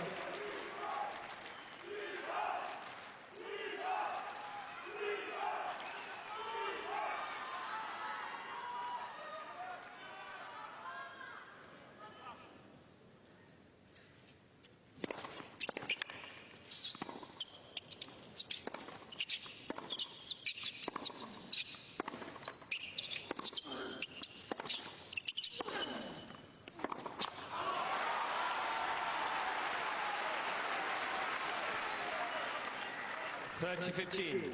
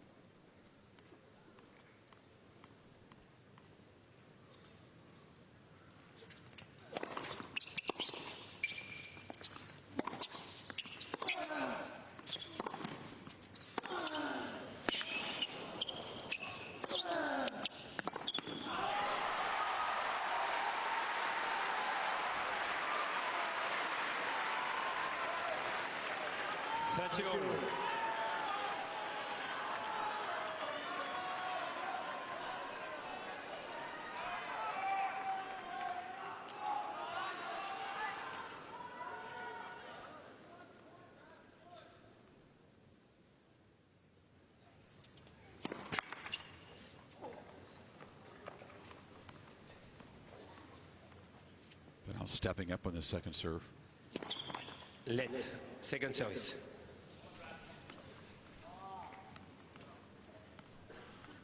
Different look.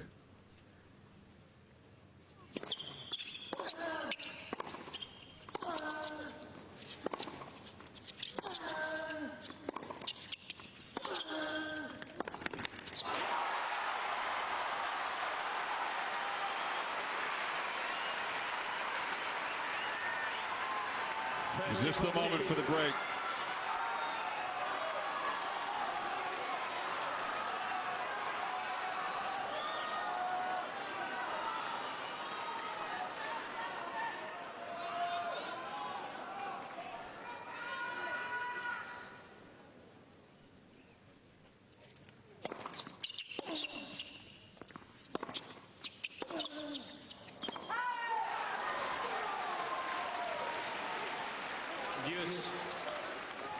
Another chance slips away.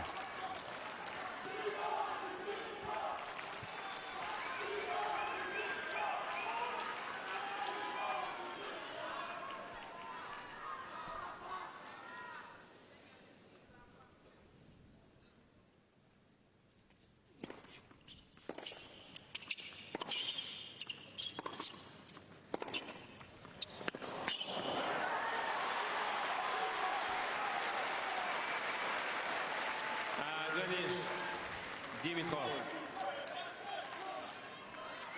Wicked angle there from Nadal, but unfortunately for him, Dimitrov stayed at home.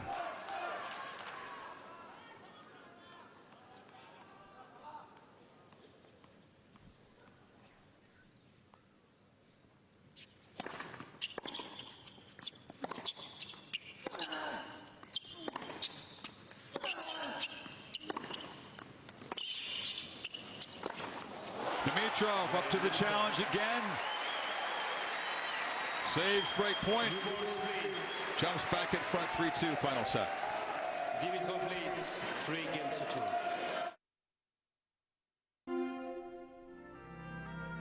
We're going to prove just how wet and sticky your current gel antiperspirant is.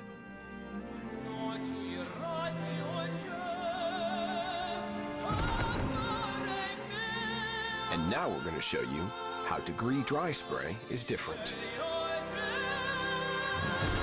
Degree Dry Spray goes on instantly dry for a cleaner feel. Degree, it won't let you down. Around the world, around the clock, in defense of all we hold dear back home. Learn more at Navy.com. That man has proven time and time again what he's all about. Grigor Dimitrov, of course, blessed with enormous talent. The hype and the praise that followed made it tough. He admits he wasn't the most mature guy, got sidetracked. He's talked a little bit about the relationship with Maria Sharapova distracting him. Didn't use her name, but it was very obvious what he was talking about this week. But he takes responsibility for his decision, says he has no regrets. And he's shown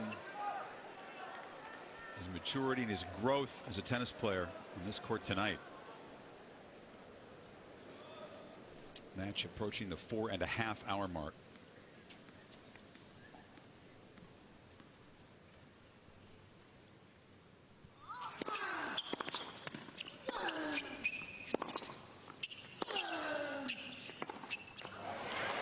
Be honest, guys, you know we brought a 10-match winning streak in here off the title in Brisbane. Did you think Dimitrov had this performance in him tonight? Well, I thought he was good enough to win this match, but if you told me we were at 4 hours and 28 minutes in the 5th set against Nadal, no, I did not think we'd be seeing this quality of tennis. That's what I meant. Can he win it this way? Yeah.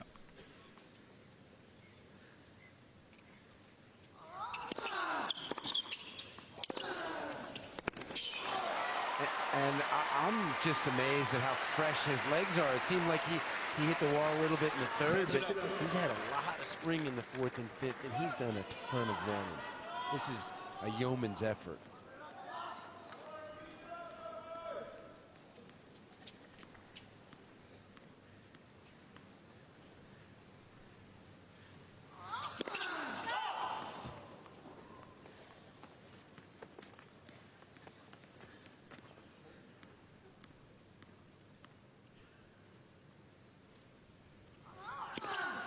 Let's second service.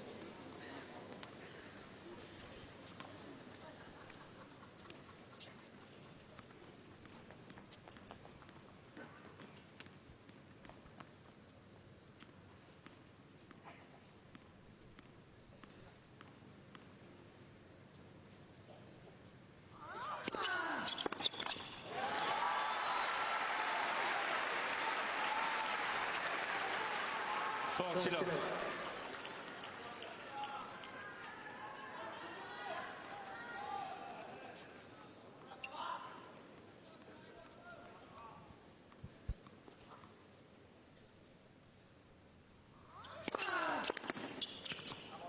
You cannot afford to be giving Nadal easy service games like that when you're having to work that hard on your service games. 3 games over. Just feel like something will break. And the pressure straight back on Grigor. He's serving well in this final set, is Rafa. He is, having to serve second. It was a tricky proposition in the final set. And this is his longest match in a major. Again, this is an hour longer than any match Dimitrov's ever won at a Grand Slam. Winless, 0-6 beyond 3.5. So it's uncharted territory, but he is showing that he's a new man. And Federer fans are delighted because whoever survives this has had plenty taken out of him. And only one day to rest for the championship.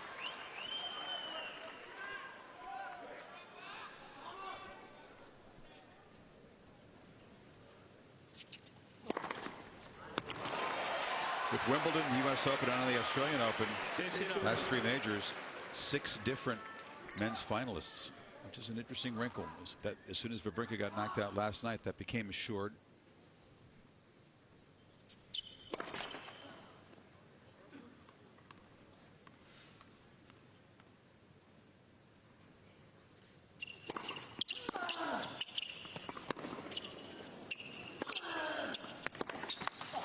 You have to go back a dozen years to find the last time that's happened on the men's side there.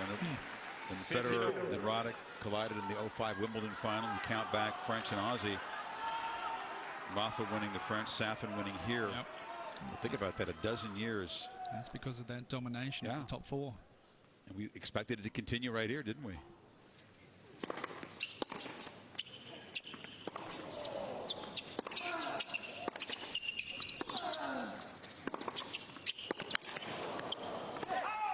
Is unbelievable defense off that first ball and immediate transition to offense from Grigor. That is just impressive.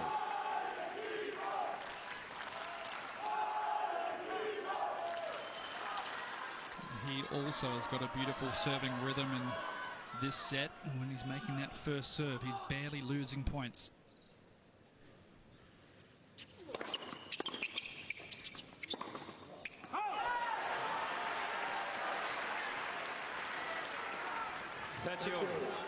The 6th first serve point that he's lost in the set. Yeah, Grigor's had to play 33 service points in this set. Nadal just 18. That's how much harder he's having to work for his service games. That's a great observation. That can tell over time.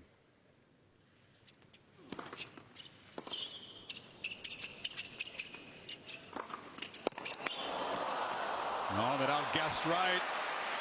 Dimitrov covered it. 14-13.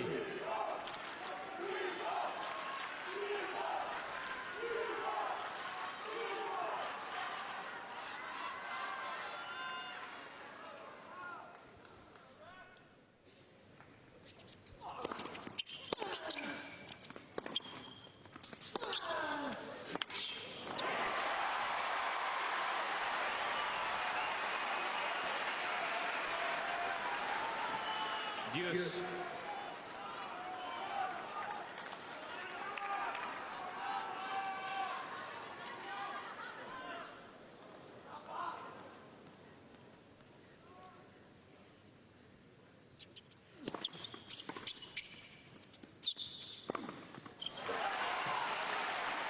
Remember early in the tournament, in the 3rd round, Grigor was playing Gasquet.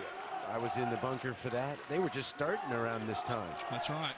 11:58 p.m. You count that as a night match, or is that a morning match?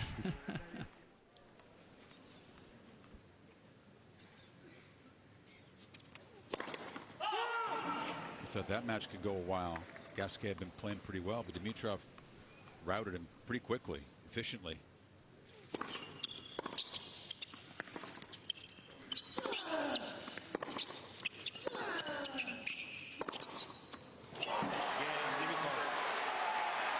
Four, 3 final set. Dimitrov leads 4 games to 3.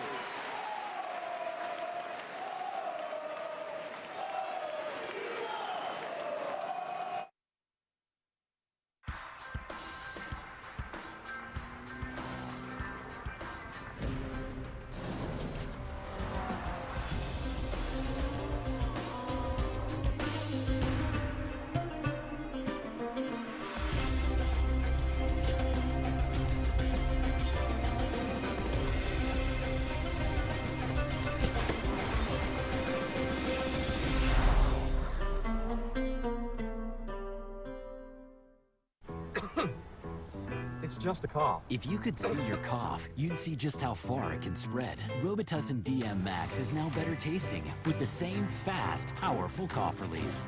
Robitussin DM Max, because it's never just a cough. NBA on Friday on ESPN. James Harden, and you think he's the MVP so far in the league. Rockets are in Philly. Coverage tips off with NBA Countdown at 7 o'clock. Game at 8. Watch ESPN and the ESPN app. Time once again for Nadal to shake off all thoughts of the missed opportunities that he's had. He's had the better chances here in the final set. 4 break points not converted. Dimitrov has had just 1 opportunity.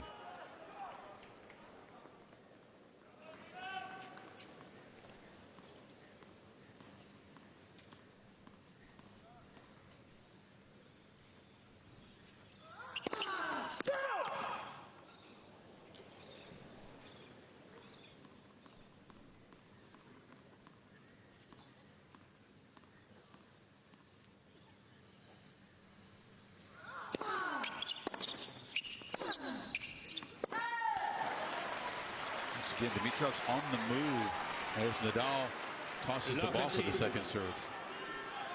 Reading it well. Yeah, it's also a tough serve to serve that one out wide to the right-hander's forehand in the first court. It's a dangerous, risky serve, so chances are he was going to get a look at that return of serve anyway, but he laid off. He didn't go for anything too big on that return of serve.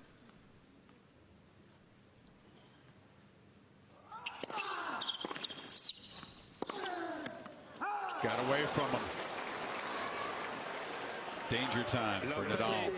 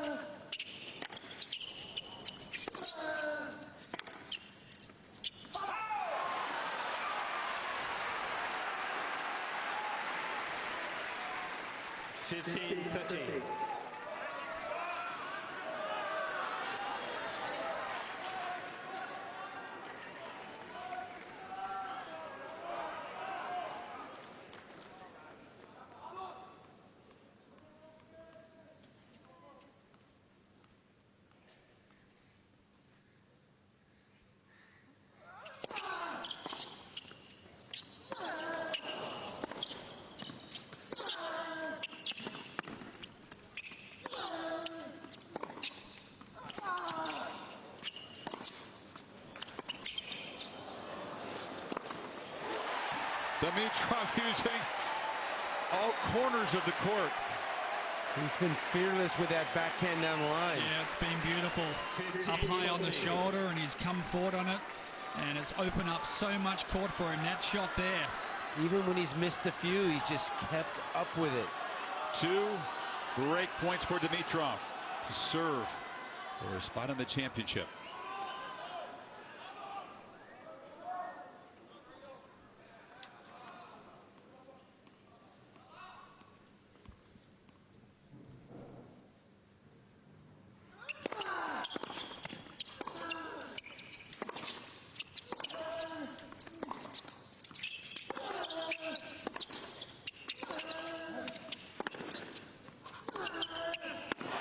Oh, come on.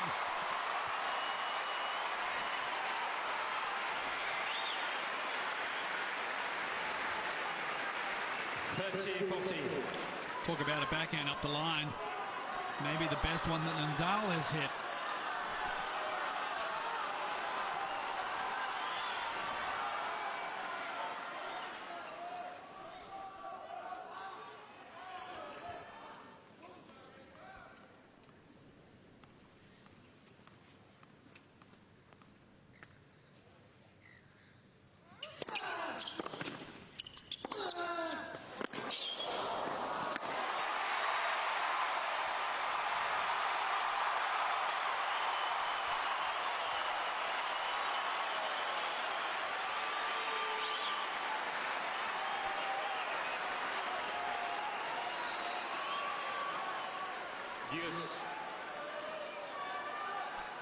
This is muscle memory for Nadal. He's been here so many times before and knows exactly how to play these moments. And when he's in trouble, he's on his terms.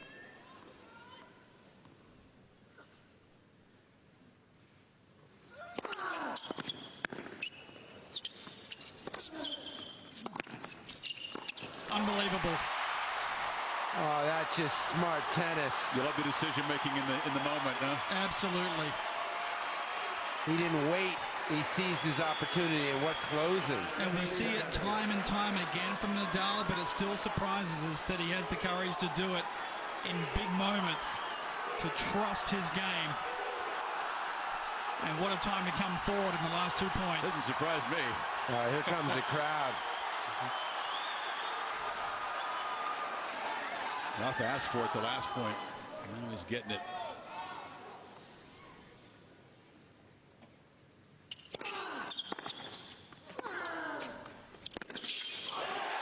What a response. Come on, Rafa fans, you're not surprised? 4-all.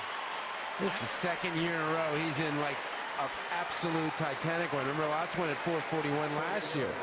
I have goosebumps. That wasn't the semifinals. Yeah.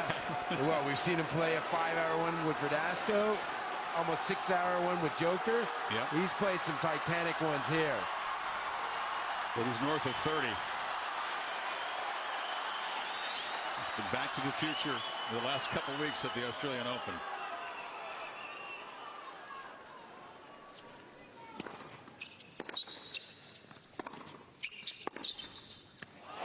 Good. Challenge.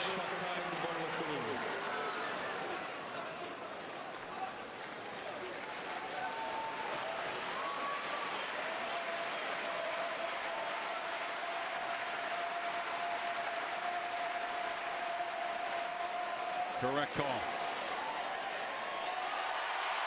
The crowd. Thank you. Quiet, please. Thank you. These legends are loved down here.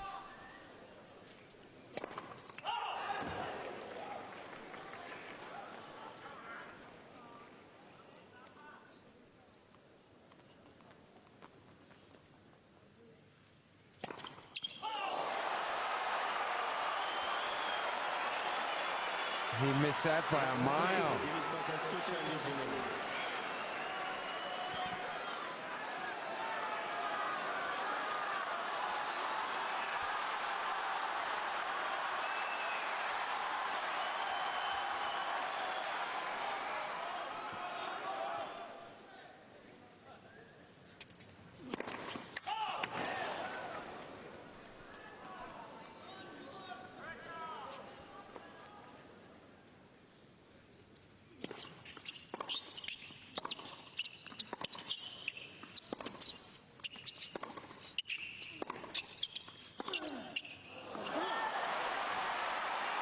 A gift.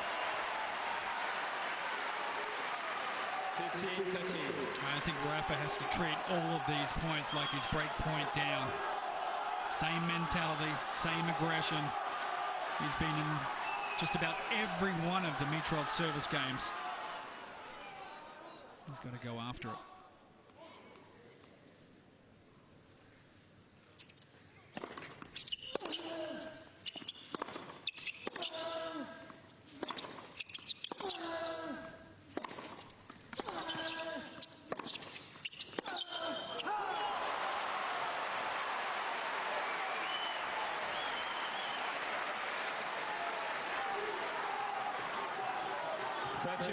It's Grigor up on the baseline.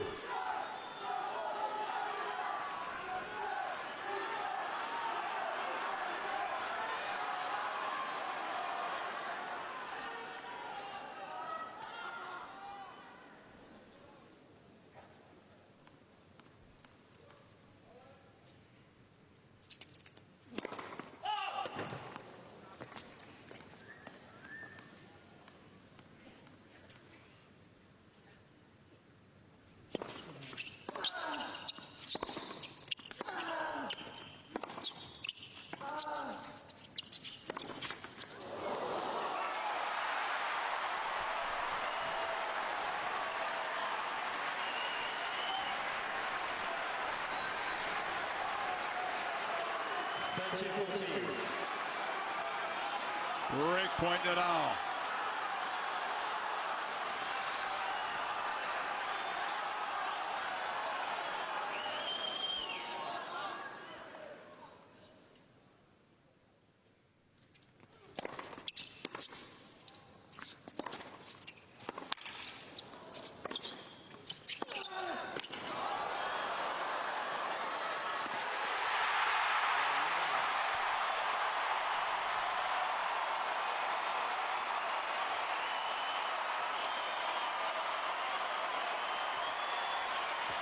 Spectacular.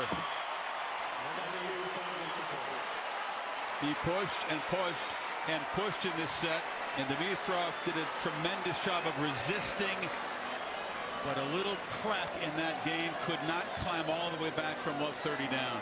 Yeah, those first couple of points in that service game, Chris, maybe thinking a little bit of the chances that he had in the previous service game. But look at Nadal and the way he moves up to this short ball. 4 hours and 45 minutes, and he did a sprint like no other to get up to that ball and make it an easy shot. And the perseverance from the Spaniard comes alive again. Here's the break point brought to you by Canada Dry Ginger Ale. You'd ask for him to play with more aggression. Drop deep to get the serve in play. Yeah, we had to play defense on these first two. That's great hitting from Dimitrov, but coming in on the forehand, been reasonably successful with it throughout the match, but not this time. Have he had Rafa push back? He did. The decision making in the moment, coming in against the forehand, you'd have to question. Just dangerous to do it. He hasn't done much wrong throughout this entire match as Grigor Dimitrov, and we've seen the evolution of a threat now at all these major tournaments if he continues this improvement. What a match. Of all the holds Rafa's had to come up with in his career, serving out the match of all matches at Wimbledon with the dark approaching against Federer, 9-7 in the fifth. All the other pressure moments he's risen to, but this opportunity to be in the final, the opportunity to raise this trophy, I think would be as sweet for him as anything after the last couple years.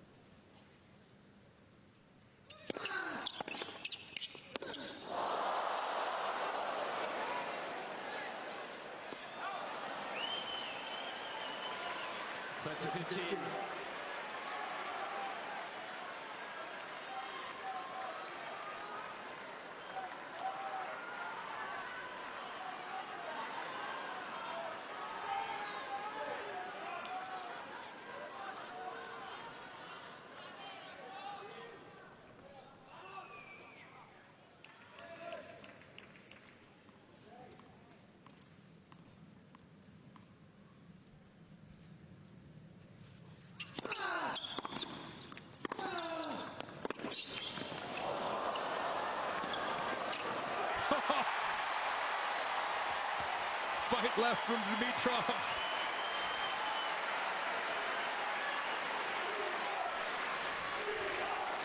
A little bit of speed left in those legs yet, and determination and grit. Everything has been tested.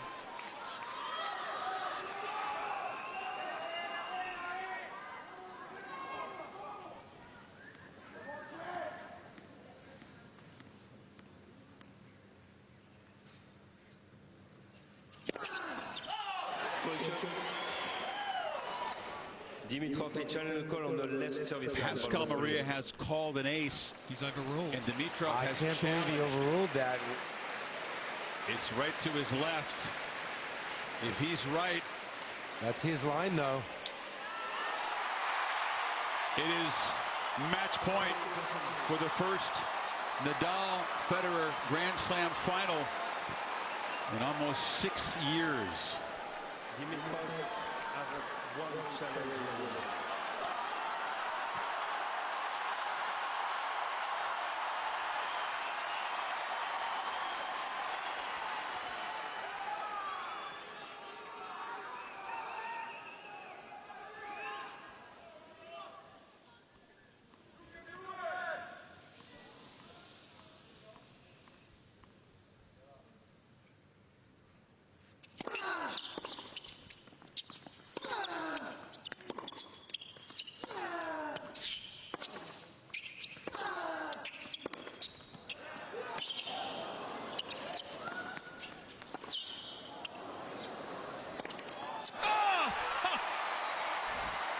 No way. If I didn't see it, I wouldn't believe it either.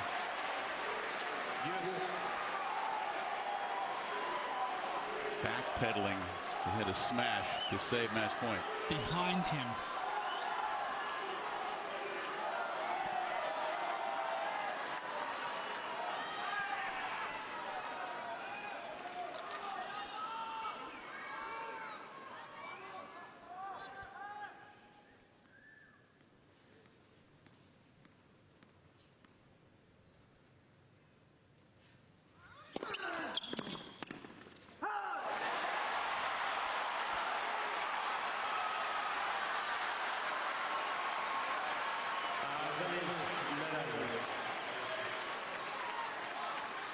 The second match point.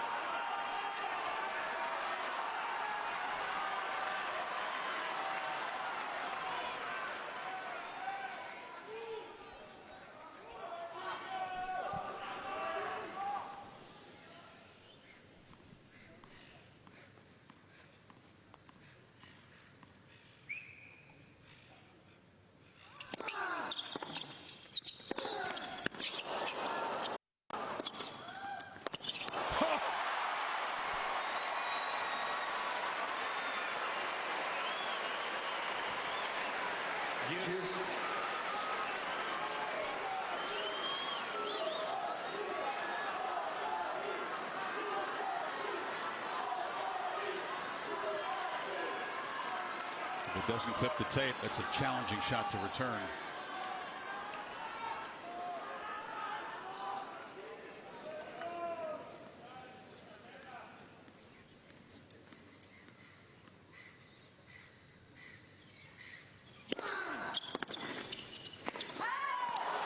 Just out.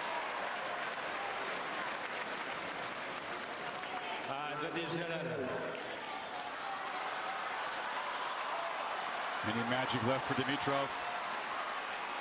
Match point number 3.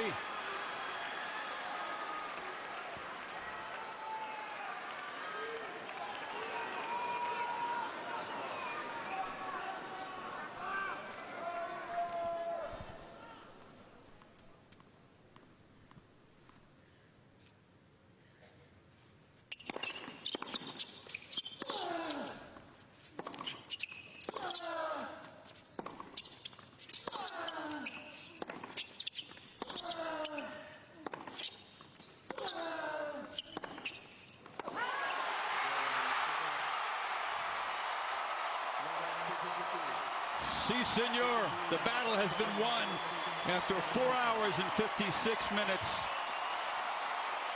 No resisting Rafa.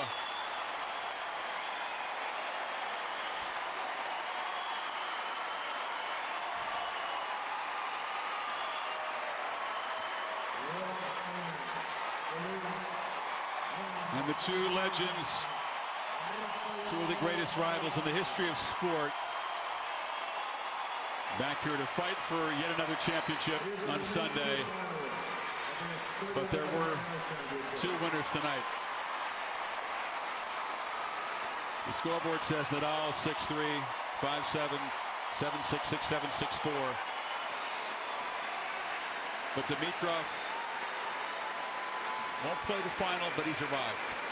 That's for sure, Chris. Very well said. This will sting. Sure.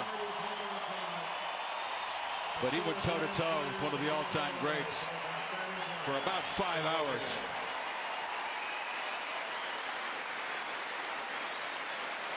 You get the feeling after what we've seen tonight, he'll have his moments and he'll have his trophies. With what he's accomplished in the last 4 weeks as well, with the top 10 wins, the consistent quality of tennis that he's displayed, and the physicality, he's on the right path. That is for sure. What about Rafa? What's left to say? He simply can't be outcompeted. And I think that all of these achievements, whether it's Federer or this man or Serena or Venus, will be a part of this blockbuster championship weekend here in Melbourne. All these achievements have to taste a little sweeter for the passage of time, for the doubts that at least for 3 of the 4, if not Serena, have had to have crept in. And this man admits to having lots of doubts. He told us at the beginning of this epic match, I'm not arrogant enough to believe that I'm infallible, to not have doubts, not have questions. Maybe more questions than most years coming into this, Darren. But wow, what a semifinal to propel him within a victory of his 15th major, which would break a tie with Pete Sampras, 2 behind Federer. The sheer quality of tennis tonight has to get rid of some of those doubts. Good point. With what energy he has left, we will get Rafa's reaction with Jim Courier. It's a standing ovation, a sustained ovation inside Rod Laver Arena.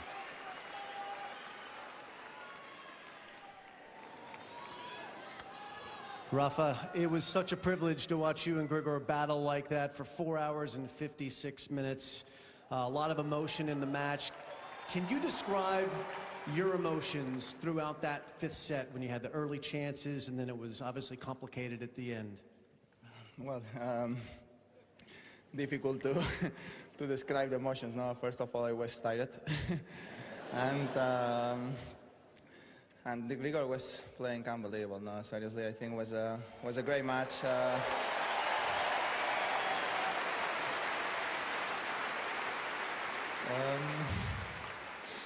I feel very happy now to be part of it. I enjoy it a lot. The crowd was just amazing. So just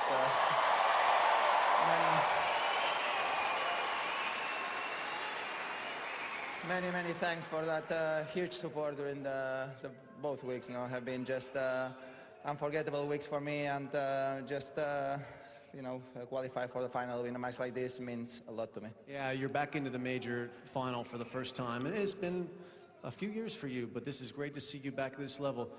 You've had a lot of injuries and issues, missed time on tour. What does it mean to you to have a chance to lift one of these trophies again? You know, when you work hard, when you had some tough moments, and last year was tough for me, you know, because it takes a while to come back to the level that I had after I started in Indian Wells playing well, and in Roland Garros when I had to go back home was a tough moment now, because I know how tough was to be back out there, no, at that level.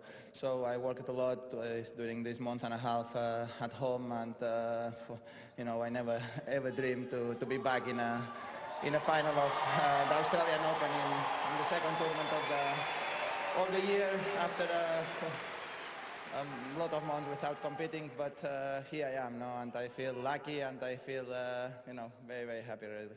We feel very lucky as well, because you're going to play your great longtime rival, Roger Federer, in the final. What do you expect from that one?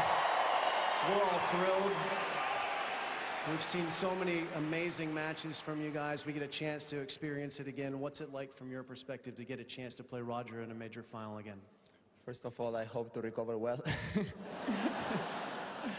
And then, you know, for me it's a privilege, you know, and it's a very, very special thing, I think, for both of us to be in the final of a major again. Have another chance to compete against each other after a couple of years having some problems. So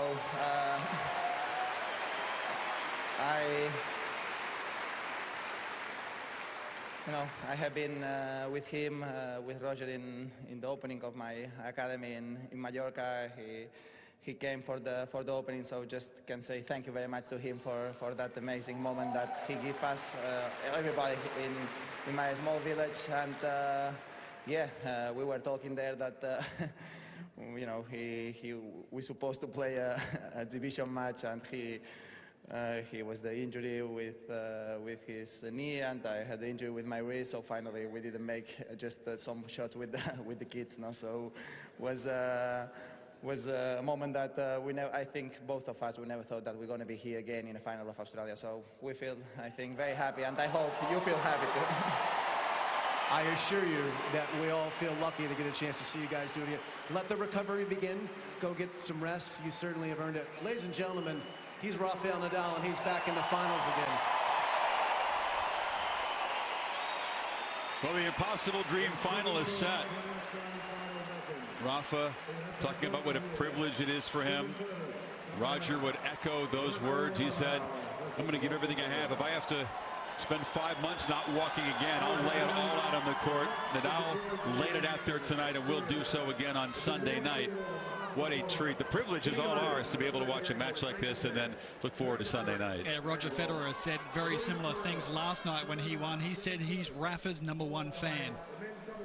Well, he's certainly been Roger's #1 nemesis. You see the head-to-head 23-11. Federer made some interesting comments talking about the early matchups in that head-to-head, which were on clay, obviously Nadal's dominant surface, and Roger took some tough beats, and he said that influenced the way that he played Rafa on some other surfaces. Now, at the wise old age of 35, perhaps he's learned those lessons, and with conditions like this, maybe he'll employ them. But we can't wait. I mean, you dare to dream about this. It's been almost 6 years since the 2011 French, and that wasn't a great final. But to be in this setting and this surface, I think, which gives each guy a chance to win, is wonderful. I said this up on the ESPN desk, I think, after the 4th round in the quarterfinals, that is kind of shaping up that we might get a Nadal-Federer final. I got slapped on the wrist by the people at ESPN because you're not supposed to jinx it. Yeah, they didn't want to get too far ahead of themselves, but it's happened. It's a wonderful thing, and we haven't been able to take for granted, and we shouldn't take for granted what they brought to the sport and how much the enjoyment they give us, because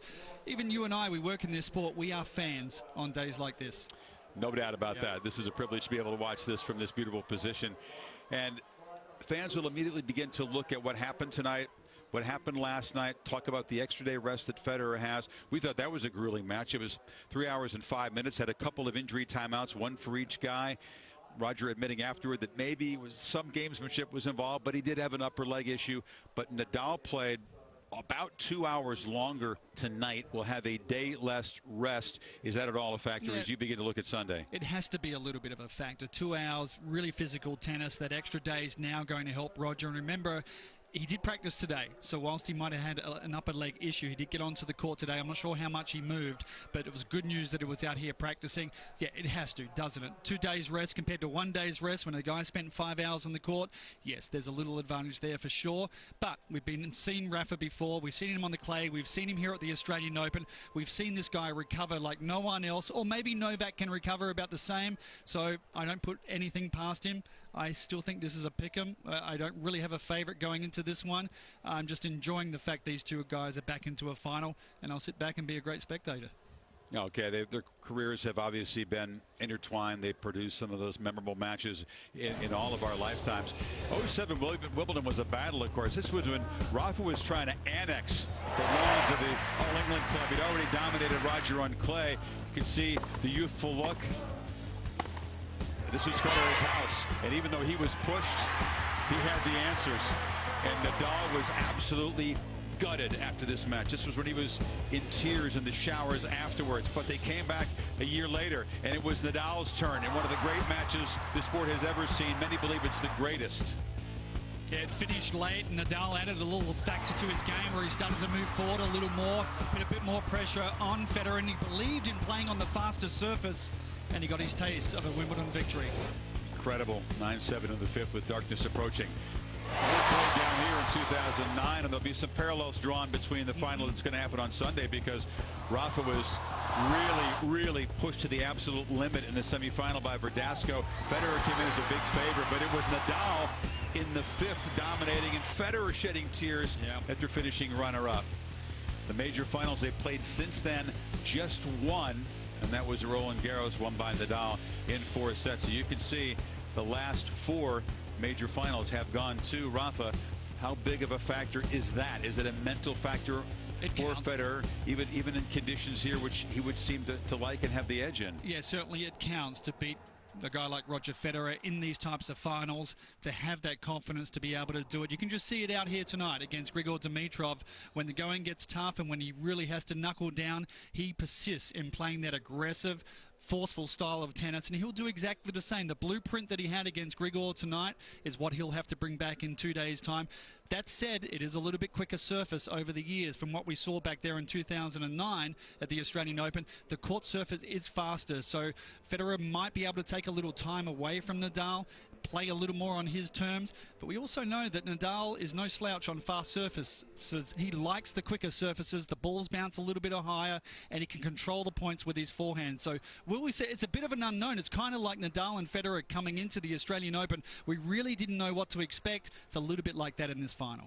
They beat all these times, you still call it an unknown and a pickup, huh? I really do. I really do. Rafa made reference with Jim Courier about an off-season event that he had opening a tennis academy in Mallorca, and Roger, his great friend, came, and we'll show you some of the videotape from that on Sunday night. It was a very light encounter, lots of joking back and forth, a couple of old guys who could barely play mini tennis because, you know, Rafa was recuperating, Roger was recuperating. Right? Yeah, they were hitting with kids, they could barely last, and you know, I think that Roger threw out as a joke, you know what, maybe I'll see you in Melbourne and we'll battle for the trophy. And as luck would have it, Nadal looking a little weary. Legendary ability to recover. He is 30, will be 31 in June, but thrilled, and will be riding adrenaline just as Federer will be on Sunday. What a championship weekend, Darren. If you figure out, especially for American tennis fans, what would you like to see in the women's final? Well, Serena versus Venus would be right up there, and then for tennis fans around the world, obviously, including those in the States, Rafa and Roger would be probably very much at the top of the list. Amazing weekend ahead. Yeah, it is a testament, these great champions, their hunger, their desire to fight back and push away against much younger challengers, to show how much it means and how badly they still want it. Venus's case, 36, and Serena, 35. Federer 35, and Rafa at 30, and Serena obviously with that added bonus of reclaiming the #1 ranking if she can knock off her big sister in the final. I don't think she's overly concerned with that. She's concerned with 23. Steffi Graf, 22 major titles. She has a chance to go past Steffi Graf and one away from Margaret Court, who has 24. And it would be Serena's 7th Aussie Open title. Venus has never won this title, come only within a chapter of it once. That was back in '03 when Serena beat her to complete the Serena Slam. What a week of tennis. Wow, what a way to launch the Grand Slam campaign for 2017. We know that you're going to find a way to get up, stay up. As Darren says, sleep is for the weak, and the rewards are rich for tennis fans around the world. The Women's Championship, the Williams sisters collide Saturday, 3 a.m. Eastern Time. First ball about a half hour after that, 24 hours later for the Men's Championship. Federer and Nadal one more time for the ages. What a treat. We certainly hope you enjoyed watching this classic as much as we enjoyed bringing it to you. Rafa pushed to the absolute limit. A match approaching 5 hours, but again, he has the ultimate answer against Dimitrov. SportsCenter coming up right. Good morning, Chris. Ace is a place with the helpful hardware, folks. LED, halogen, watts, lumens. I just need some light bulbs. Light bulbs don't have to be confusing. We have all the answers and a huge selection. The right bulbs are right in your neighborhood, and your local Ace has the options you want and the answers you need, like LED bulbs that last up to 20 years and offer 80% energy savings. Just what you'd expect from the place awarded highest in customer satisfaction by J.D. Power 10 years in a row. ACE, the helpful place. Experian helps you learn to be better at managing credit, which can help you be better prepared when unexpected things happen. Because you can see what's in your Experian credit report for free and get free alerts about key changes in your credit, plus free customer support in case you have questions. Everything you need to help make sure your credit is ready for whatever expenses come next. I'm pregnant. Credit isn't just a score, it's a skill. Start getting better today for free at Experian.com/free. The wrist injury, and we were playing